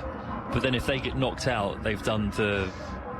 I don't see how they can be realistically. I think it would be pretty safe taking that journey. Fine. The question is where they finish in the group, I suppose. So much changes, doesn't it? It's complicated by the fact that there is this assertion India have to be in Guyana. That's what makes it so complicated for the teams. Yeah. Because there's, at the moment, England and South Africa who are waiting. There's Kuldeep bowls to Maxwell, sweeping hard into the leg side, out towards deep backward square leg, where Shivam Dubey will field over to the party stand. 117 for 2. Because we know that England have finished second in their groups, they will play the group winners. And had India won this game, that would have set up that semi-final. They may yet. But, well, we don't know. And I think we can pretty safely say, just looking at the table, as things stand, India are top of the pile with a much superior net run rate to Australia, and that wouldn't, I don't think the margin of victory in this game, if they do win, Australia is going to flip that around. That's at 2.425 is the run rate. Kuldeep Yadav with his left arm wrist spin, bowling to Travis Head. He chops down the ground, pushes hard for the first run, and I don't think it'll be there. No, there's only the 1 run taken. 88 needed from 52. And Afghanistan are in the negatives for net run rate. So I think even if India were to lose this game narrowly, it's very unlikely that they won't finish top. Yes, unless Afghanistan do an England and Oman to Bangladesh. Here comes Kuldeep bowling to Maxwell, who gets in a right tangle, looking to hoik it away into the leg side. There's a dot ball, 1-1 dot in this over, 88 needed from 51. Kuldeep, who in recent years has bowled a lot quicker than the early part of his career, where it was a lot more flight and loop. On that tour of England in 2018, where he was almost unplayable, but he's had to change his game in recent years. He's become increasingly effective as well. Maxwell gets in position to switch it around again. He's going to get runs down towards deep backward point. Akshar Patel fields. Just a 1 taken, 119 for 2. Well, he'd have watched some of the best some of the best wrist spinners in the world bowling that bit faster. Think Rashid Khan, how quick he fires it out the front of his hand and traps batters on the back foot. Kuldeep Yadav has done a lot more of that in the last few years and been very successful doing it. Kuldeep bowls, slip in place, Travis Head very late in dropping the hands on that, and you can hear the excitement from Rishabh Pant behind the stumps. 87 needed from 49. This has been an excellent over from Kuldeep, who's been outstanding so far. Coming towards the end of his 3rd over, 1 for 11. Kuldeep, shirt untucked, mop of hair, moving in, whirling those arms over the wicket to bowl to Travis Head, who goes hard at that, down the ground, could be a chance of a catch. No, it's 6. Hardik Pandya was signalling it was going over him long before the ball, with its arc trajectory, dropped towards that old scoreboard. And 6 runs to finish the over, 9 from it, 125 for 2. Head is to 62, and they'll need Australia 81 from 48. Time stood still there for a second as that ball was travelling towards Bumrah, who you thought may just be able to do an Akshar Patel and jump and catch it one-handed above his head, but instead he waved it through like an air traffic controller, letting it through the posts. His 2 outstretched arms, but there's now a meeting in the middle of the pitch between 4 senior players, Kohli, Rohit, the wicketkeeper Rishabh Pant, and the person who's going to be tasked with bowling this over and trying to stem the flow of runs, Akshar Patel. I'd imagine Glenn Maxwell on strike is going to continue to want to use the reverse sweep. They are going to try and plug that gap with a deep backward point fielder. The beauty about Maxwell and those wrists that he has, he can hit it both in front and behind square, so don't be surprised if he does flip those hands around, because it does look as though there's going to be no man out on the cover boundary between deep backward point and long off. Well, Wood Predictor has Australia at 45 and India at 55. It's a good game, isn't it? Good game, this. Akshay Patel in the sunglasses is going to bowl round the wicket to Glenn Maxwell, who's got 18 from 8. 125 for 2 after 12 overs. Australia chasing 206. Akshay Patel bowling, slashed behind square towards short third. There's no run. Maxwell's annoyed with himself, feels he's missed out. David Shervington gets in touch and says, why do India have to be in Guyana? It's TV, isn't it? It's the morning game. Maxwell swings hard across the line, out towards deep square leg. The ball will be picked up by Arshdeep Singh in front of the Johnson-Charles stand, and 1 run is taken, 126 for 2. Is that right? It's the 10:30 game to make sure that it's prime time in India. Evening in India, yeah. Exactly.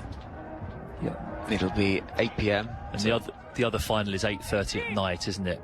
Caribbean time. To catch the morning. The semi-final, yes. So that, they're late in the day, so that will be the morning game for the Indian TV market. Here comes Akshay Patel. This is chopped away towards backward point, and Travis Head is frustrated.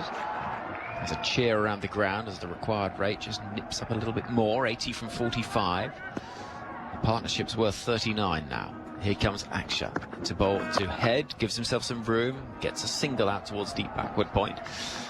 127 for 2. And that's why in this tournament we've had games that have started at 10:30 in the morning and 8:30 at night. So you might find one game like last night finished at about 1 in the morning, and then you're in position early the next day for a 10:30 start, because it's the intervening hours where India's asleep. Yep. And so you need to have cricket when the waking hours and the prime time slots are available. 127 for 2 here. Akshay Patel round the wicket to bowl to Maxwell, who swings violently at a ball that goes whistling out on the ground to Ravi Jadeja at deep mid-wicket. This has been a good over. 3 from it, that's all. It's been a couple of good overs by India here. Just managing to tighten the screw a little bit. Kuldeep's been excellent. There's 1 over to bowl Kuldeep, 1 for 17 so far. Travis Head swings at a ball which is gently on the bounce to Rohit Sharma. The crowd up and about because just the 3 runs from the over. Stephen Finn, thank you very much. Thank you. Stephen Finn, Ashes winning fast bowler, part of our team. And something to make him and all of us feel a little bit old. It's a story today that we've seen. The England under-19 side have taken on a Young Lions Invitational 11. And Rocky Flintoff, son of former England all-rounder Andrew, playing for the England under-19s, scored 106.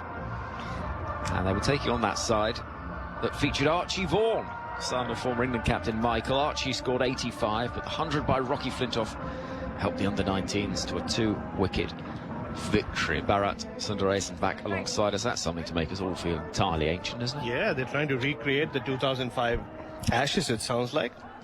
What's KP's kid doing? Here is Kuldeep bowling to Maxwell. Oh, he's got through. Maxwell goes as he advanced to try and take the opportunity, take the risk. It is Kuldeep that strikes in his final over, and Maxwell's so dangerous, so disappointed. He goes. He's been bowled by Kuldeep for 20 from 12. It's 128 for 3. Yeah, committed too early to that shot, Glenn Maxwell. And he's never really had the best of records against Kuldeep Yadav. I think that was from the back of the hand.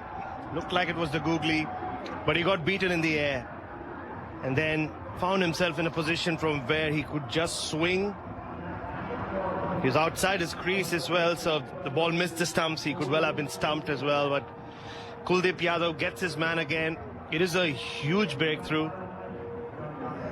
And like we predicted, yes, he conceded that 1-6 to Travis Head in his previous over. This Kuldeep Yadav spell is beginning to turn this game once again in India's favour. Well, as a bowling unit, if you've got one bowler who can bowl at an economy rate under a run a ball, that is pretty dangerous. If you've got 2 of them, in Bumrah and Kuldeep, then it's a very, very difficult proposition, because you, as a batting side, you've got nowhere to go, really. Marcus Stoinis comes to the middle. Had a tough time with the ball, but he's had a good World Cup. 55 has been his average. He's hit scores of 50 plus on 2 occasions. The strike rate's been just around about 170. It was on this ground where he played a very valuable innings for England, if you see what I mean, in that game against Scotland. He did. Here is Kuldeep to bowl to Stoinis, watchfully forward in defence. The required rate, suddenly, he's heading towards 2 runs a ball. How the tables have turned. Last time Australia were in St. Lucia, all the talk was about England going past round 1. Now England are the first team to have qualified for the semis, and Australia are still in a precarious position. Kuldeep is in and slapped into the ground by Stoinis, who trots on through for 129 for 3. Char gets in touch and says, afternoon all. Enjoying the coverage of my long drive home from Newbury to Birmingham. I have to say, Newbury to Birmingham, for our Australian listeners, is around about, I would say, it's probably about 100 miles. I thought as much. So I'm not sure that would constitute the long drive. It's a long drive. Yeah, no. Not necessarily by Australian terms. Here comes Kuldeep bowling to Head, who pulls across the line, into the leg side, into space and for 4. Taking a chance and getting the reward. That's a good shot from Travis Head, who moves to 67. It's 133 for 3. Australia needs 73 from 38. And Jar says, I've got to say, I'm nervous for England against India's batting lineup. As it stands, it'll be a very tough game on Thursday. Thank you for the coverage throughout the last month. Well, thank you for listening, and hope your journey's going okay. Here comes Kuldeep with a slip in place. Travis Head waiting deep in the crease, and will slap the ball out towards a stalking figure of Hardik Pandya out there on the boundary at deep backward point. 1-3-4 for 3.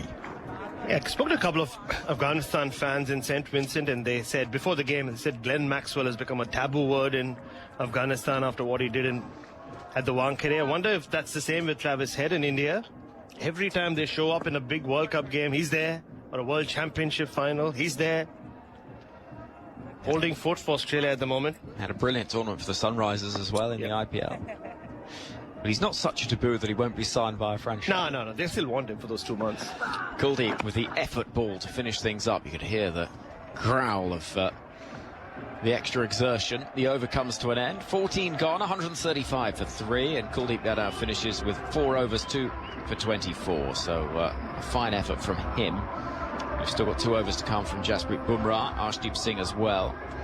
Hardik Pandya has been expensive today. He's got 1 over to bowl. Jadeja's only bowled the 1 over, but it went for 17. And Akshar Patel has 2 overs left to bowl in theory. So some combination of all that. But one thing you do know is Bumrah's going to bowl 2 overs.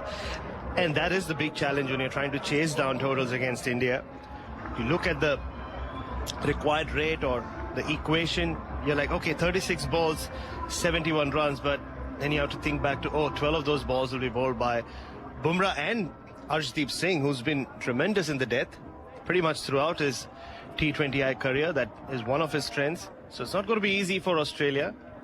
I think this is a big over. Akshar Patel to Marcus Stoinis. Required rate, 11.83. 71 needed from 36. Akshar Patel to bowl to Marcus Stoinis. He plays the reverse straight into the hands of the fielder, who catches it juggling. And Stoinis goes for 2. Akshar Patel gets his first wicket of the day. Hardik Pandya shares a laugh and a joke with his teammates because it was in, it was out. But crucially, he managed to hang on at the second attempt. It's 135 for 4. Stoinis goes, caught by Hardik off the bowling of Akshar Patel for 2. Heartbreak for Marcus Stoinis. It's a shot that he's really worked on throughout this tournament. He spent a lot of time in the nets. He's added this shot to his arsenal, pulled it off quite a few times on this ground against Scotland. His first attempt today, he could not have found Hardik Pandya any better. There are 2 fielders in that position for Akshar Patel. He hit it straight to Hardik. Just bounced off his hand, but not too far. And another big wicket, another big moment for India. It looks like it's just Travis Head versus them once again. It does. Tim David comes to the middle and he can clear any boundary in the world. And it's certainly the sort of player who will look forward to this challenge.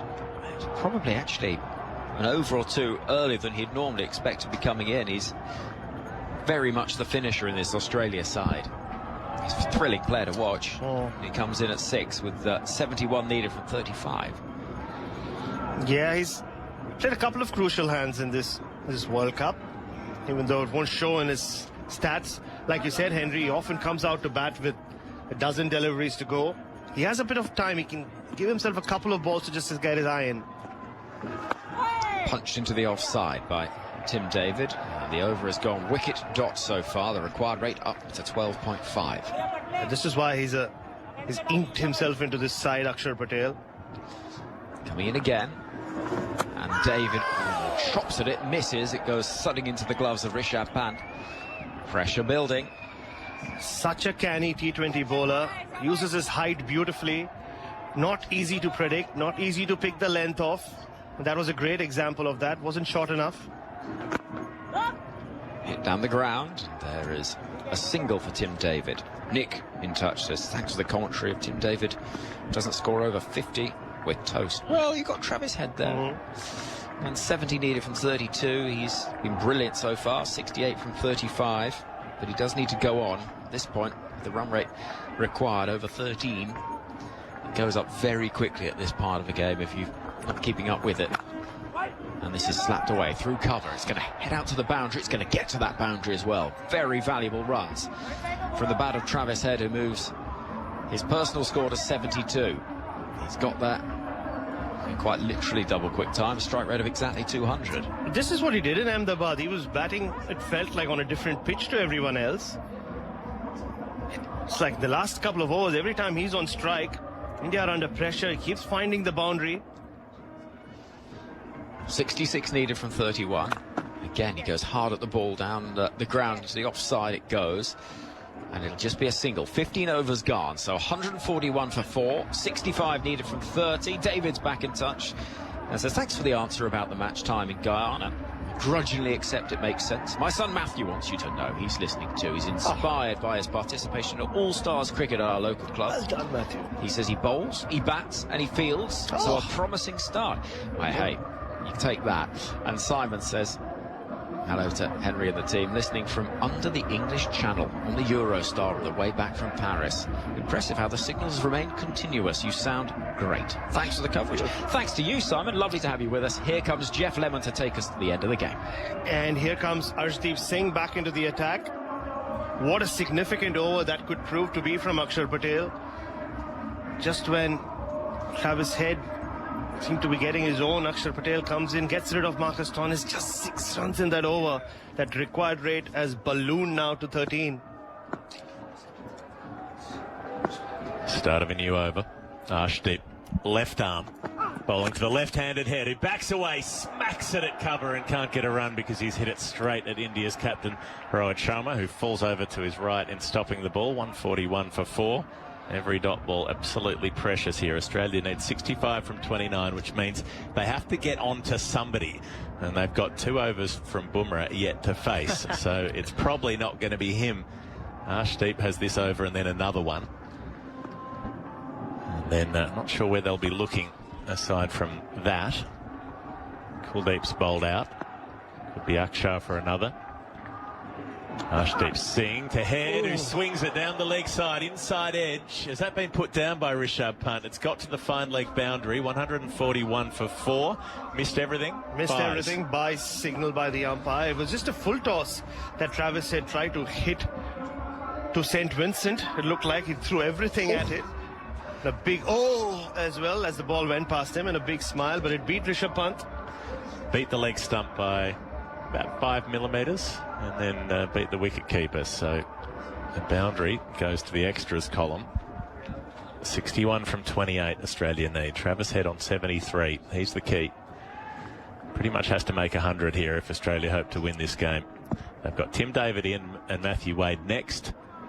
Both dangerous late innings hitters. Travis Head backing away, drives the Yorker down to long on, well bowled by Arshdeep, follows him and gets the length just right. 146 for 4. He's a young man still, Arshdeep, but that Yorker, again, he's so consistent with his Yorkers. Like I said, nerves of steel.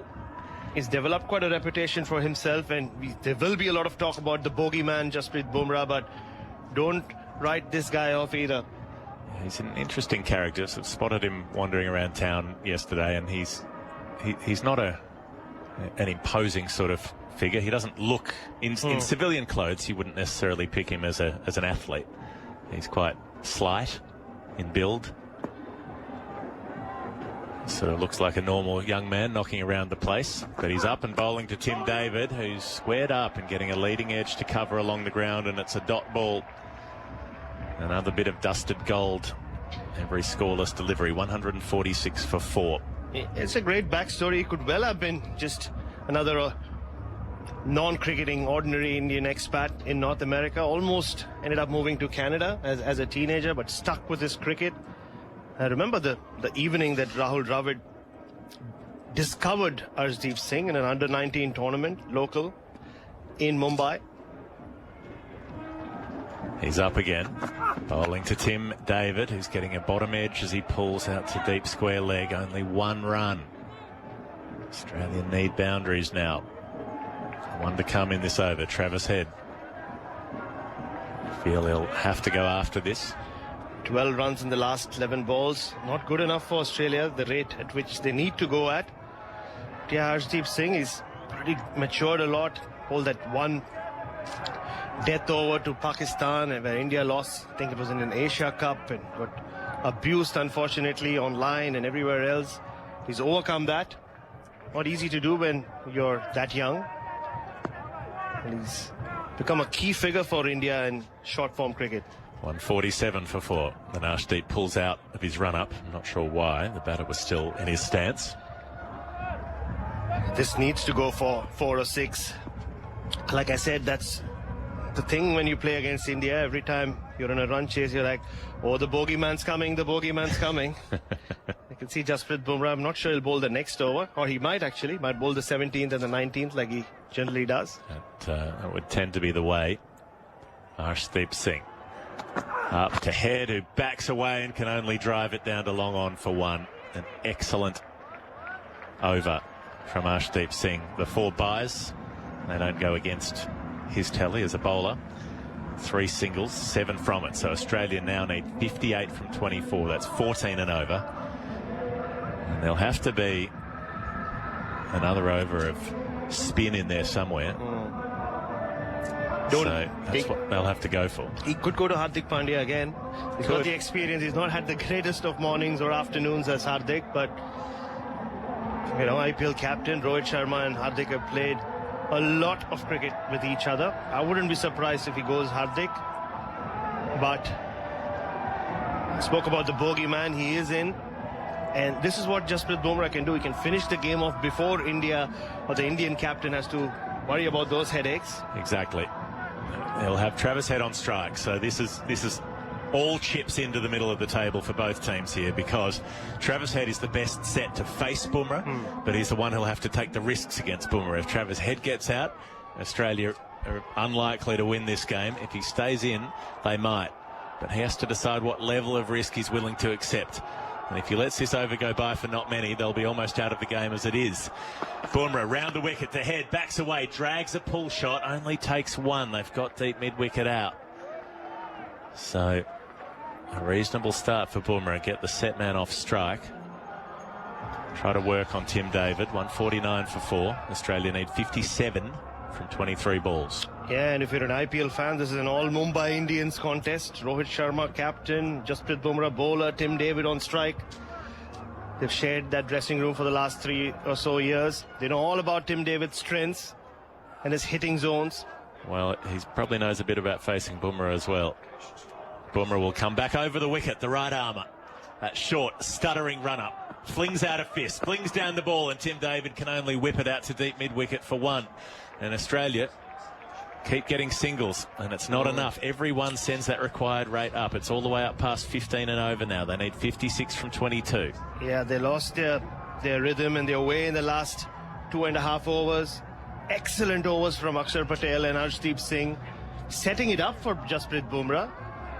And they've given him a lot of runs to play with now. Travis Head has to go. He has to not just find the boundary, but they need a couple of sixes very soon.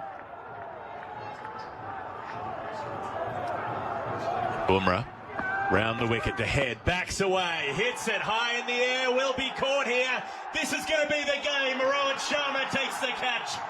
And this has been a revenge mission for India's captain today. He tore him apart with the bat, and he takes the crucial catch with the ball. Travis Head is gone, and Australia might well be going home.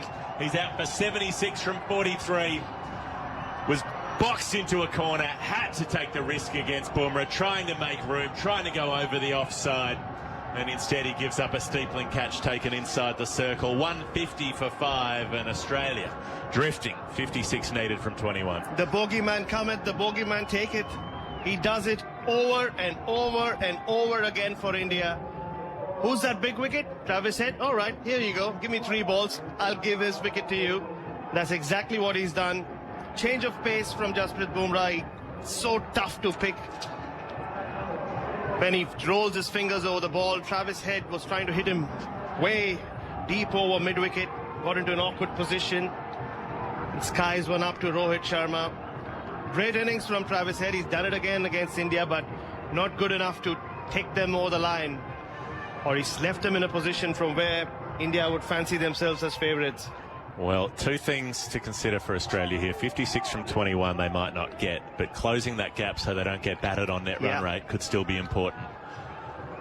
So Matthew Wade to the middle.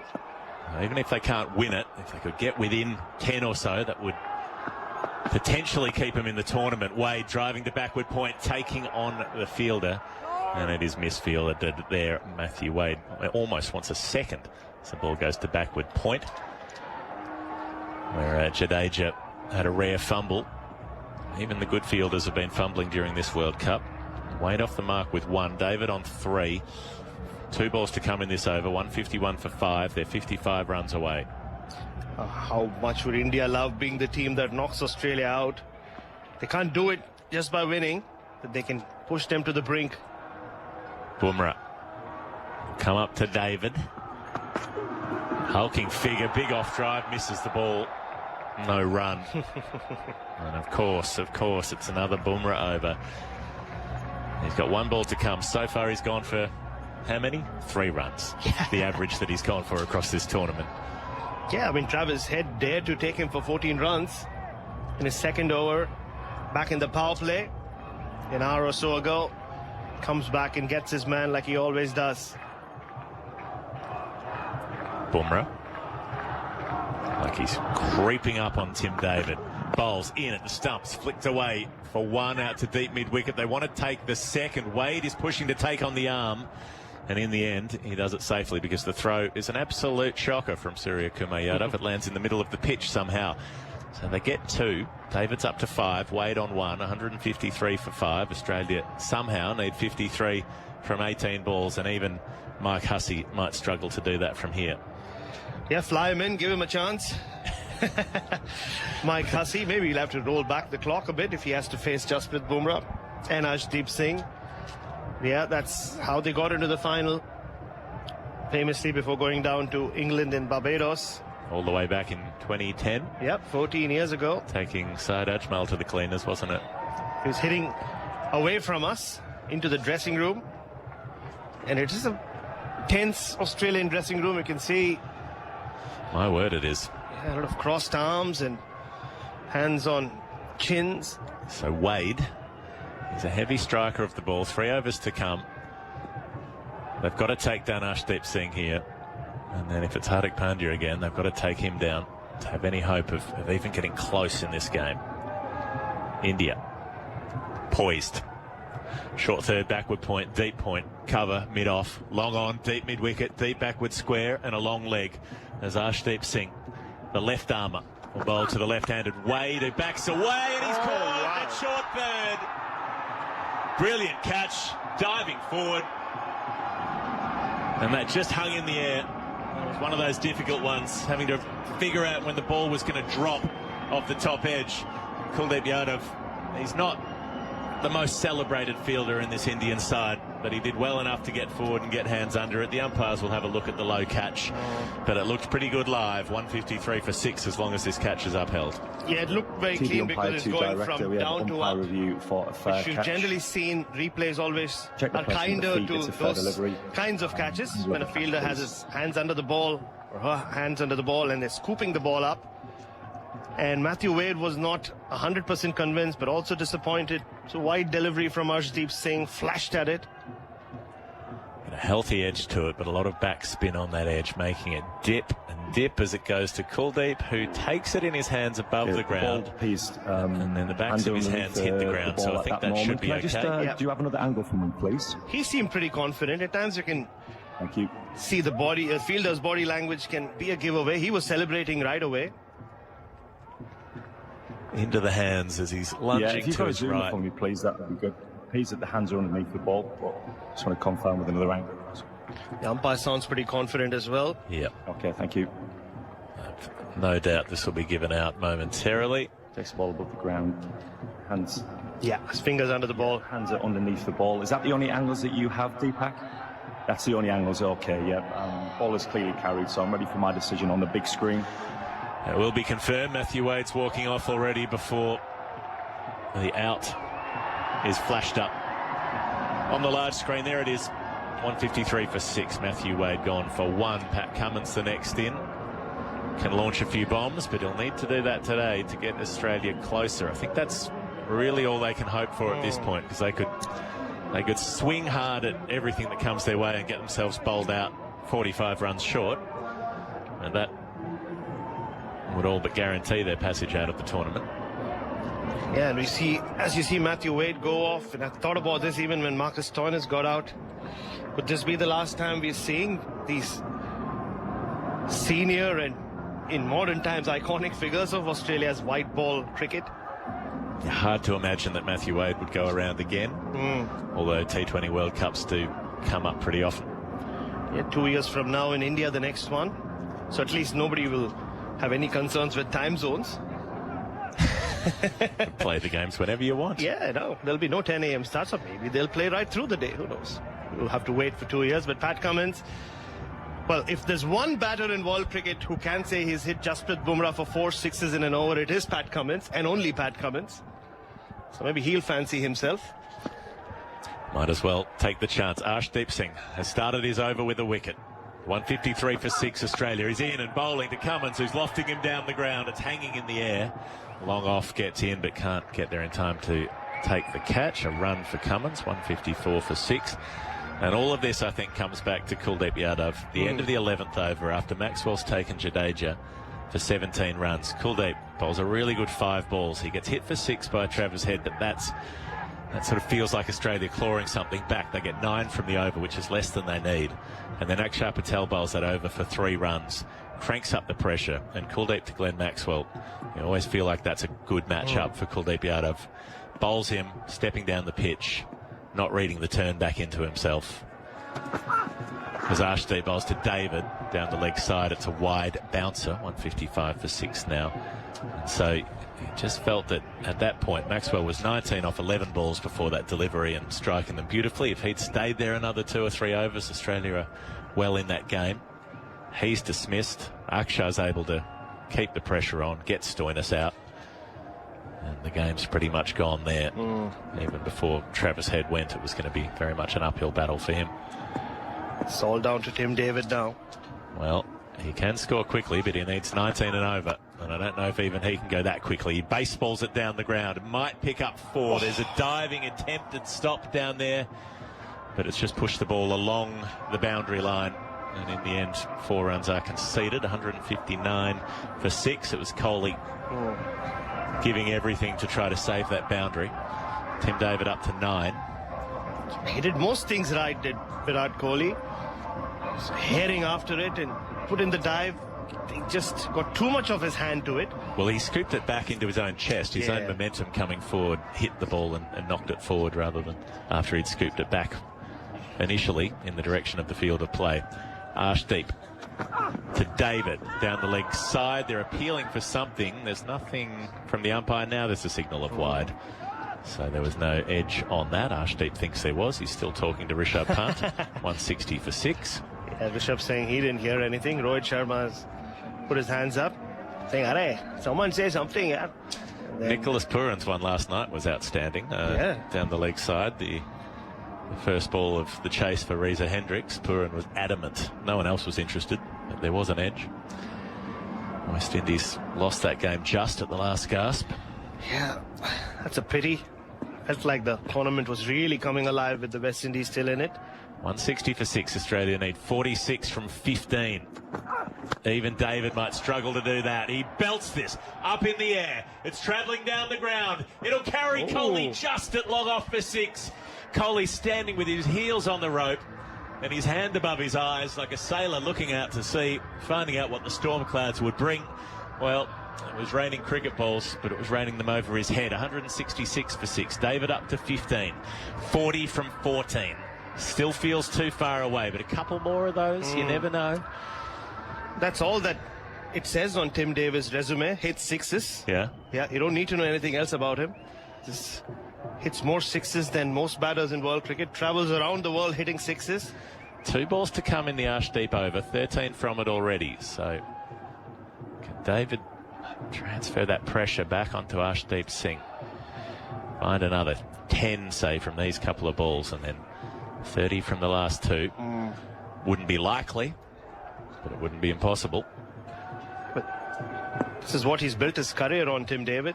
He's finishing off games like these. Tapping the bat, very open stance, waits for the left armour, who's up and bowling to him, and he's edging and caught. Well, there's the game, surely. Surely. And at the edge of the circle, it's short third. A comfortable catch taken by Bumrah, although he might have just hurt his finger. He's shaking his hand a bit, his right hand, as though he's uncomfortable there, and that could be a concern for India. It's the most important body part in the entire Indian 11. It's Jasprit Bumrah's right hand. So David is out for 15 from 11 balls. He did a bit, took him up to 166. From here, surely all that Cummins and Stark can try to do is see if they can make 20 or 30 of these. And not just swing blindly, but try to close up that gap. You'd think that has to be the intention from this point on. It's not very often you see a batter getting caught at short third of a full toss. But yeah, Tim David is trying to close the face of his bat. Was got a leading edge to Jasprit Bumrah, and yeah, that suddenly you feel like Australia have lost control of their campaign completely. Now they're dependent on what happens in the night game. Everybody will be tuned in to watch Afghanistan and Bangladesh. And Arshdeep Singh feels like removed the last threat in this Australian batting lineup. Massive game tonight. Absolutely huge. Arshdeep to finish his over bowls to Stark. Full toss, whipped away to deep backward square. It almost fools Akshar on the bounce, but in the end he's able to come in and field that ball. Jadeja rather. 167 for 7 after 18 overs. Australia need 39 from 12 balls, which they're probably not going to do. And initially, when you looked at the Super 8s, you saw that Afghanistan-Bangladesh game at the end of the tournament and thought, well, that might not have much bearing on the result. Right now, it's going to have all of the bearing on the result. You've potentially got 3 teams who might still be able to qualify based on that one game. And England and South Africa will be watching that game closely as well. It will be South Africa facing Afghanistan if they manage to beat Bangladesh. Well, yeah, India will finish top, assuming they close this out. So whoever's second will be facing South Africa. It's Bumrah to finish off the kill, and it's a dot ball. Now they're trying to run through for a bye here, and they might actually get it, and they might get another one. Cummins trying to call Stark back as the ball goes over the non-striker stumps and down towards long off, but they'd overrun the crease by too much. So Stark had a big swing at that. It went over the top of his bails. Rishabh didn't glove it cleanly, and Cummins wanted the extra. Every run urgent for Australia. I wonder if one odd occasion when, like I said, Pat Cummins took down Jasprit Bumrah, hit him for 4 sixes. They go into these matchups. You think the Indian team sat down and said, hey, but careful with Bumrah bowling to Cummins? 168 for 7. It will be Bumrah bowling to Cummins. Taps the bat once and has a huge swipe across the line and misses everything. Rishabh gets it cleanly this time. I can't imagine Bumrah would have been too scared of him. Yeah, I don't think so. Yeah, that was just said in jest, and it doesn't look like Australia are too concerned about that net run rate at the moment. They're still swinging for the fences. 38 Well, I think they still need to swing for the fences, because if they knock it around at a runner ball from here, it'll still be too big a defeat. They'll still lose too much paint. So they do still need boundaries. Just might not get 38 off 10. Bumrah to Cummins, who connects, whipping it over the leg side. He's got all of it. It's gone for 6 over deep mid-wicket, and that was almost a helicopter from outside the off stump. Cummins has swung it with a wristy whip at the point of contact, and that is a very attractive shot from the Australian captain. He's gone to 7, 174 for 7. Australia need 32 from 9. Well, 9 more of those would be more than enough. That's the matchup, I told you. Pat Cummins to take down Jasprit Bumrah. It's happening. It started. That's just the first 6. Bumrah has 3 balls to come in his day's work. Crouching. Trotting. Throwing out the right arm. Zinging down a full ball, and he beats Cummins on the inside edge as it tails in. Is that reversing? It looked like it came back very late. But you see that with Bumrah, it's just the perfect Jasprit Bumrah Yorker. Actually, I take that back. The perfect Jasprit Bumrah Yorker generally knocks the stump out. Sometimes knocks 2 of the 3 out and leaves the middle one standing. Yeah. Well, Cummins just has to keep trying. 32 needed from 8. Cummins could keep it alive if he connects with a couple more. Waits for Bumrah, low full toss, squeezes it out to backward point for 1, 175 for 7. Cummins up to 8. 1 to come in Bumrah's over. Stark to face it. How quickly things can turn around. Just 36 hours ago, Australia was sitting pretty. They'd won all their games. They were ticking boxes. That's what we were all writing about after that Bangladesh game. Oh, the one thing they had was Glenn Maxwell not firing. He's faced just 6 balls, but it looks good. They're peaking at the right time. And all of a sudden, they could well be on the brink of an early exit, which seemed so unlikely, like I said, just 36 hours ago.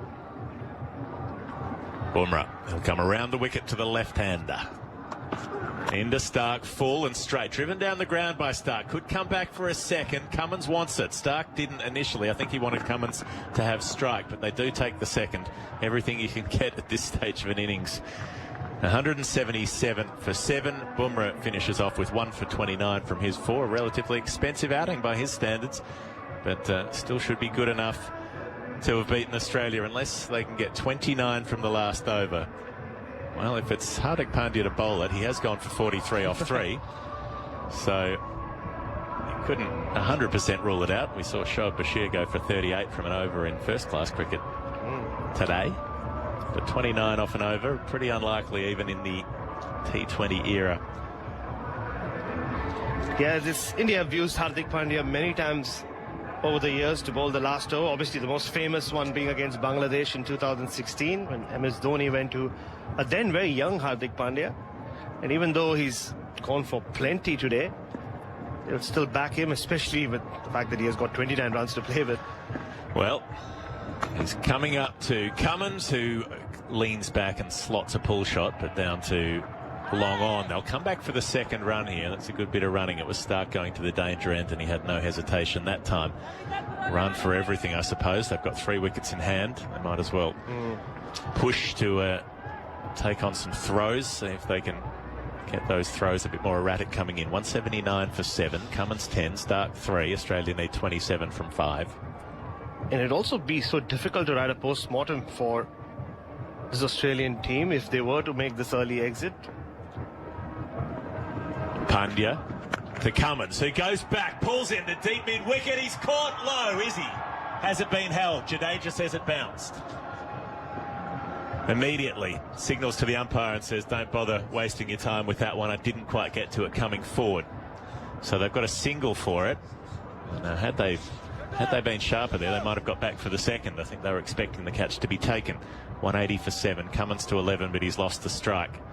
Mitchell Stark can hit him, but he usually takes a little bit longer to get going.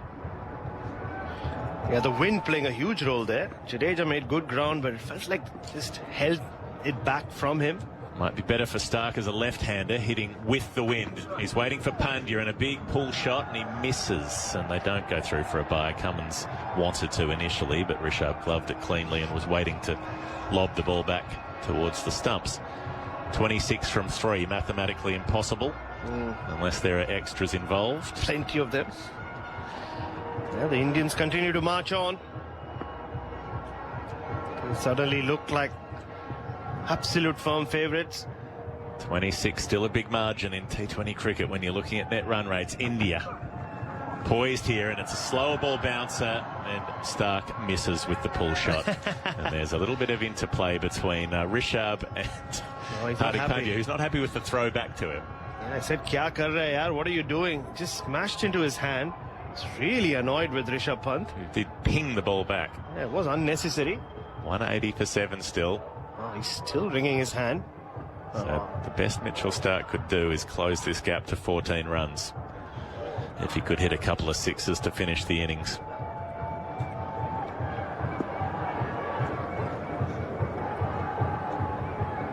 Pandya up to Stark, who again misses the pull shot from the slower ball bouncer.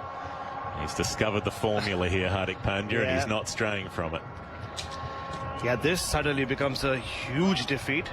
You said 26 runs. Even if they get a 6 of this, the margin of defeat would be 19 runs. About 10% of your total in terms of the difference between the opposition score and your own. Sure, Australia only just in the positive anyway on net run rate in this group after the Afghanistan loss. Pandya to finish it off, bowls to Stark, who chops the ball hard into the ground. They run through for 1, and that will be it. India march on unbeaten.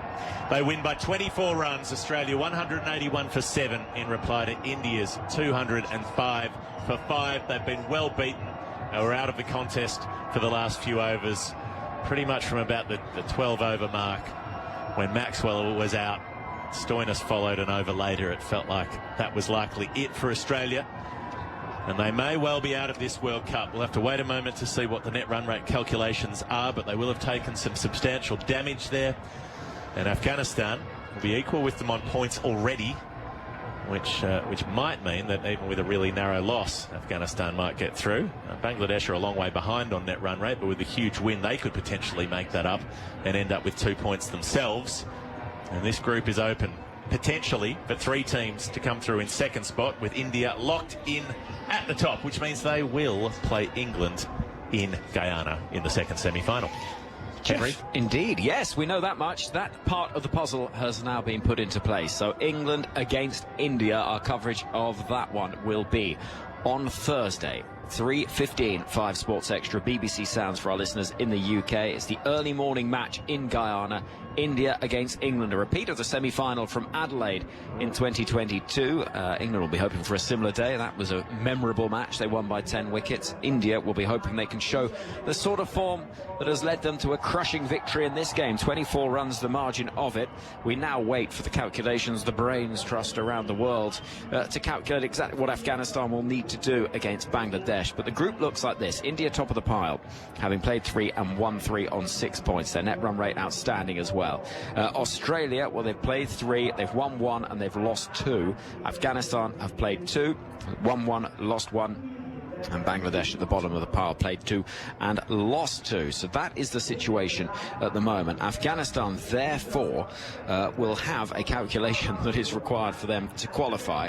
That would be, in simple terms, a victory against Bangladesh. They win that game, they go through to the semi-finals to take on South Africa. There is a circumstance, once Australia's net run rate has been calculated, where they could even lose that game. And Geoff, have you worked that out? Yeah, Australia, their net run rate now is minus 0.3, which means they're still ahead of Afghanistan on minus 0.6. So Afghanistan would have to win, I would think, although a high scoring, maybe 1-run defeat, something like that, might actually still bump them up.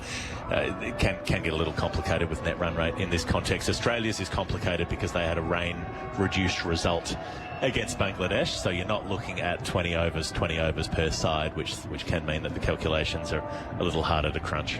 The other thing to say is if Afghanistan-Bangladesh were to be rained off, then it would see Afghanistan getting a point, and that would take them ahead of Australia. So that scenario also makes things work in Afghanistan's favour. We're not far from getting some reaction for you here at the end of this game, won by India by 24 runs. They hit a 205 for 5 blitz against Australia. Rohit Sharma's 92 from 41 leading the way.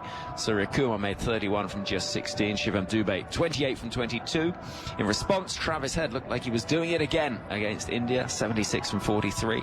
Couldn't quite get over the line in the end, and the wickets just kept on falling.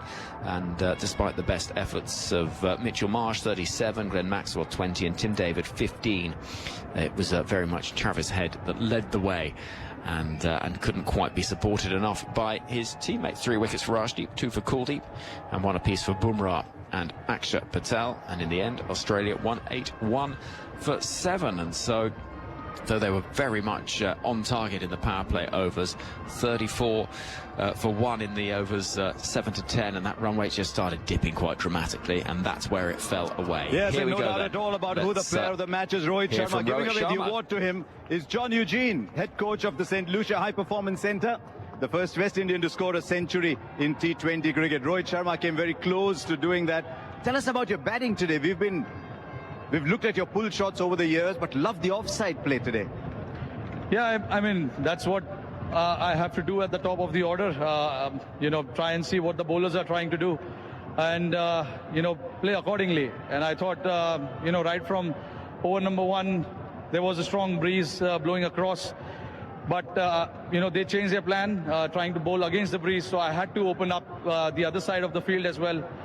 Need to be smart, like I said. We need to be smart when we play, and that is something that I was backing myself to do. Good you asked about the breeze as well.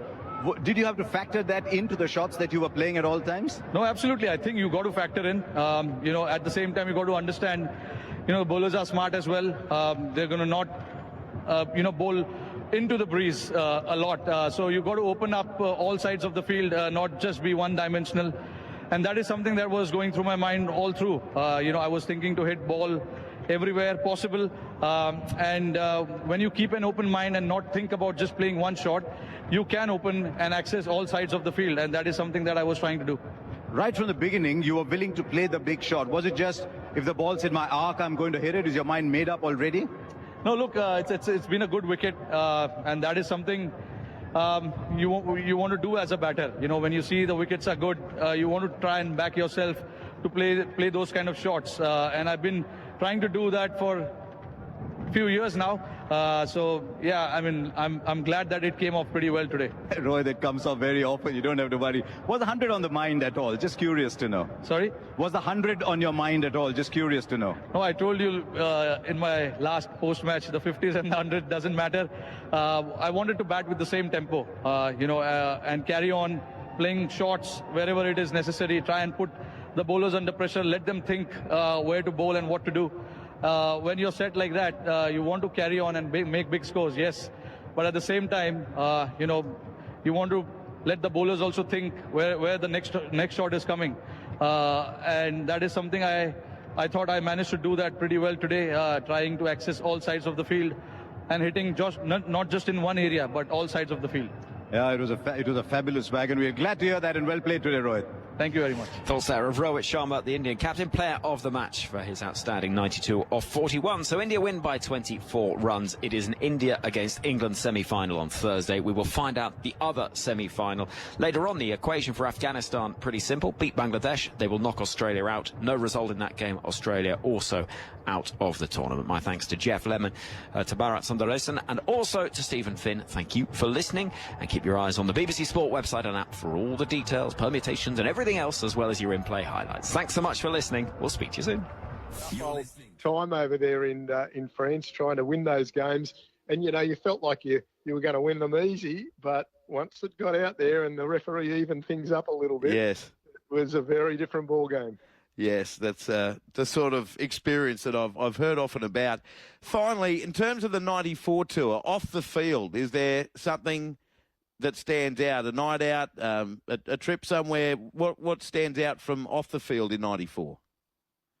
Oh, we had lots of nights out. It was a different era back then. We were able to really let our hair down, and basically Wednesday nights and Sunday nights were the two nights that either the Emus were playing Wednesday night and everyone playing Sunday could get out and have a party as well. And then, Sunday after the big games, which were always the Wiggins and Leeds games, those bigger teams in the test matches, they were big nights out then too. So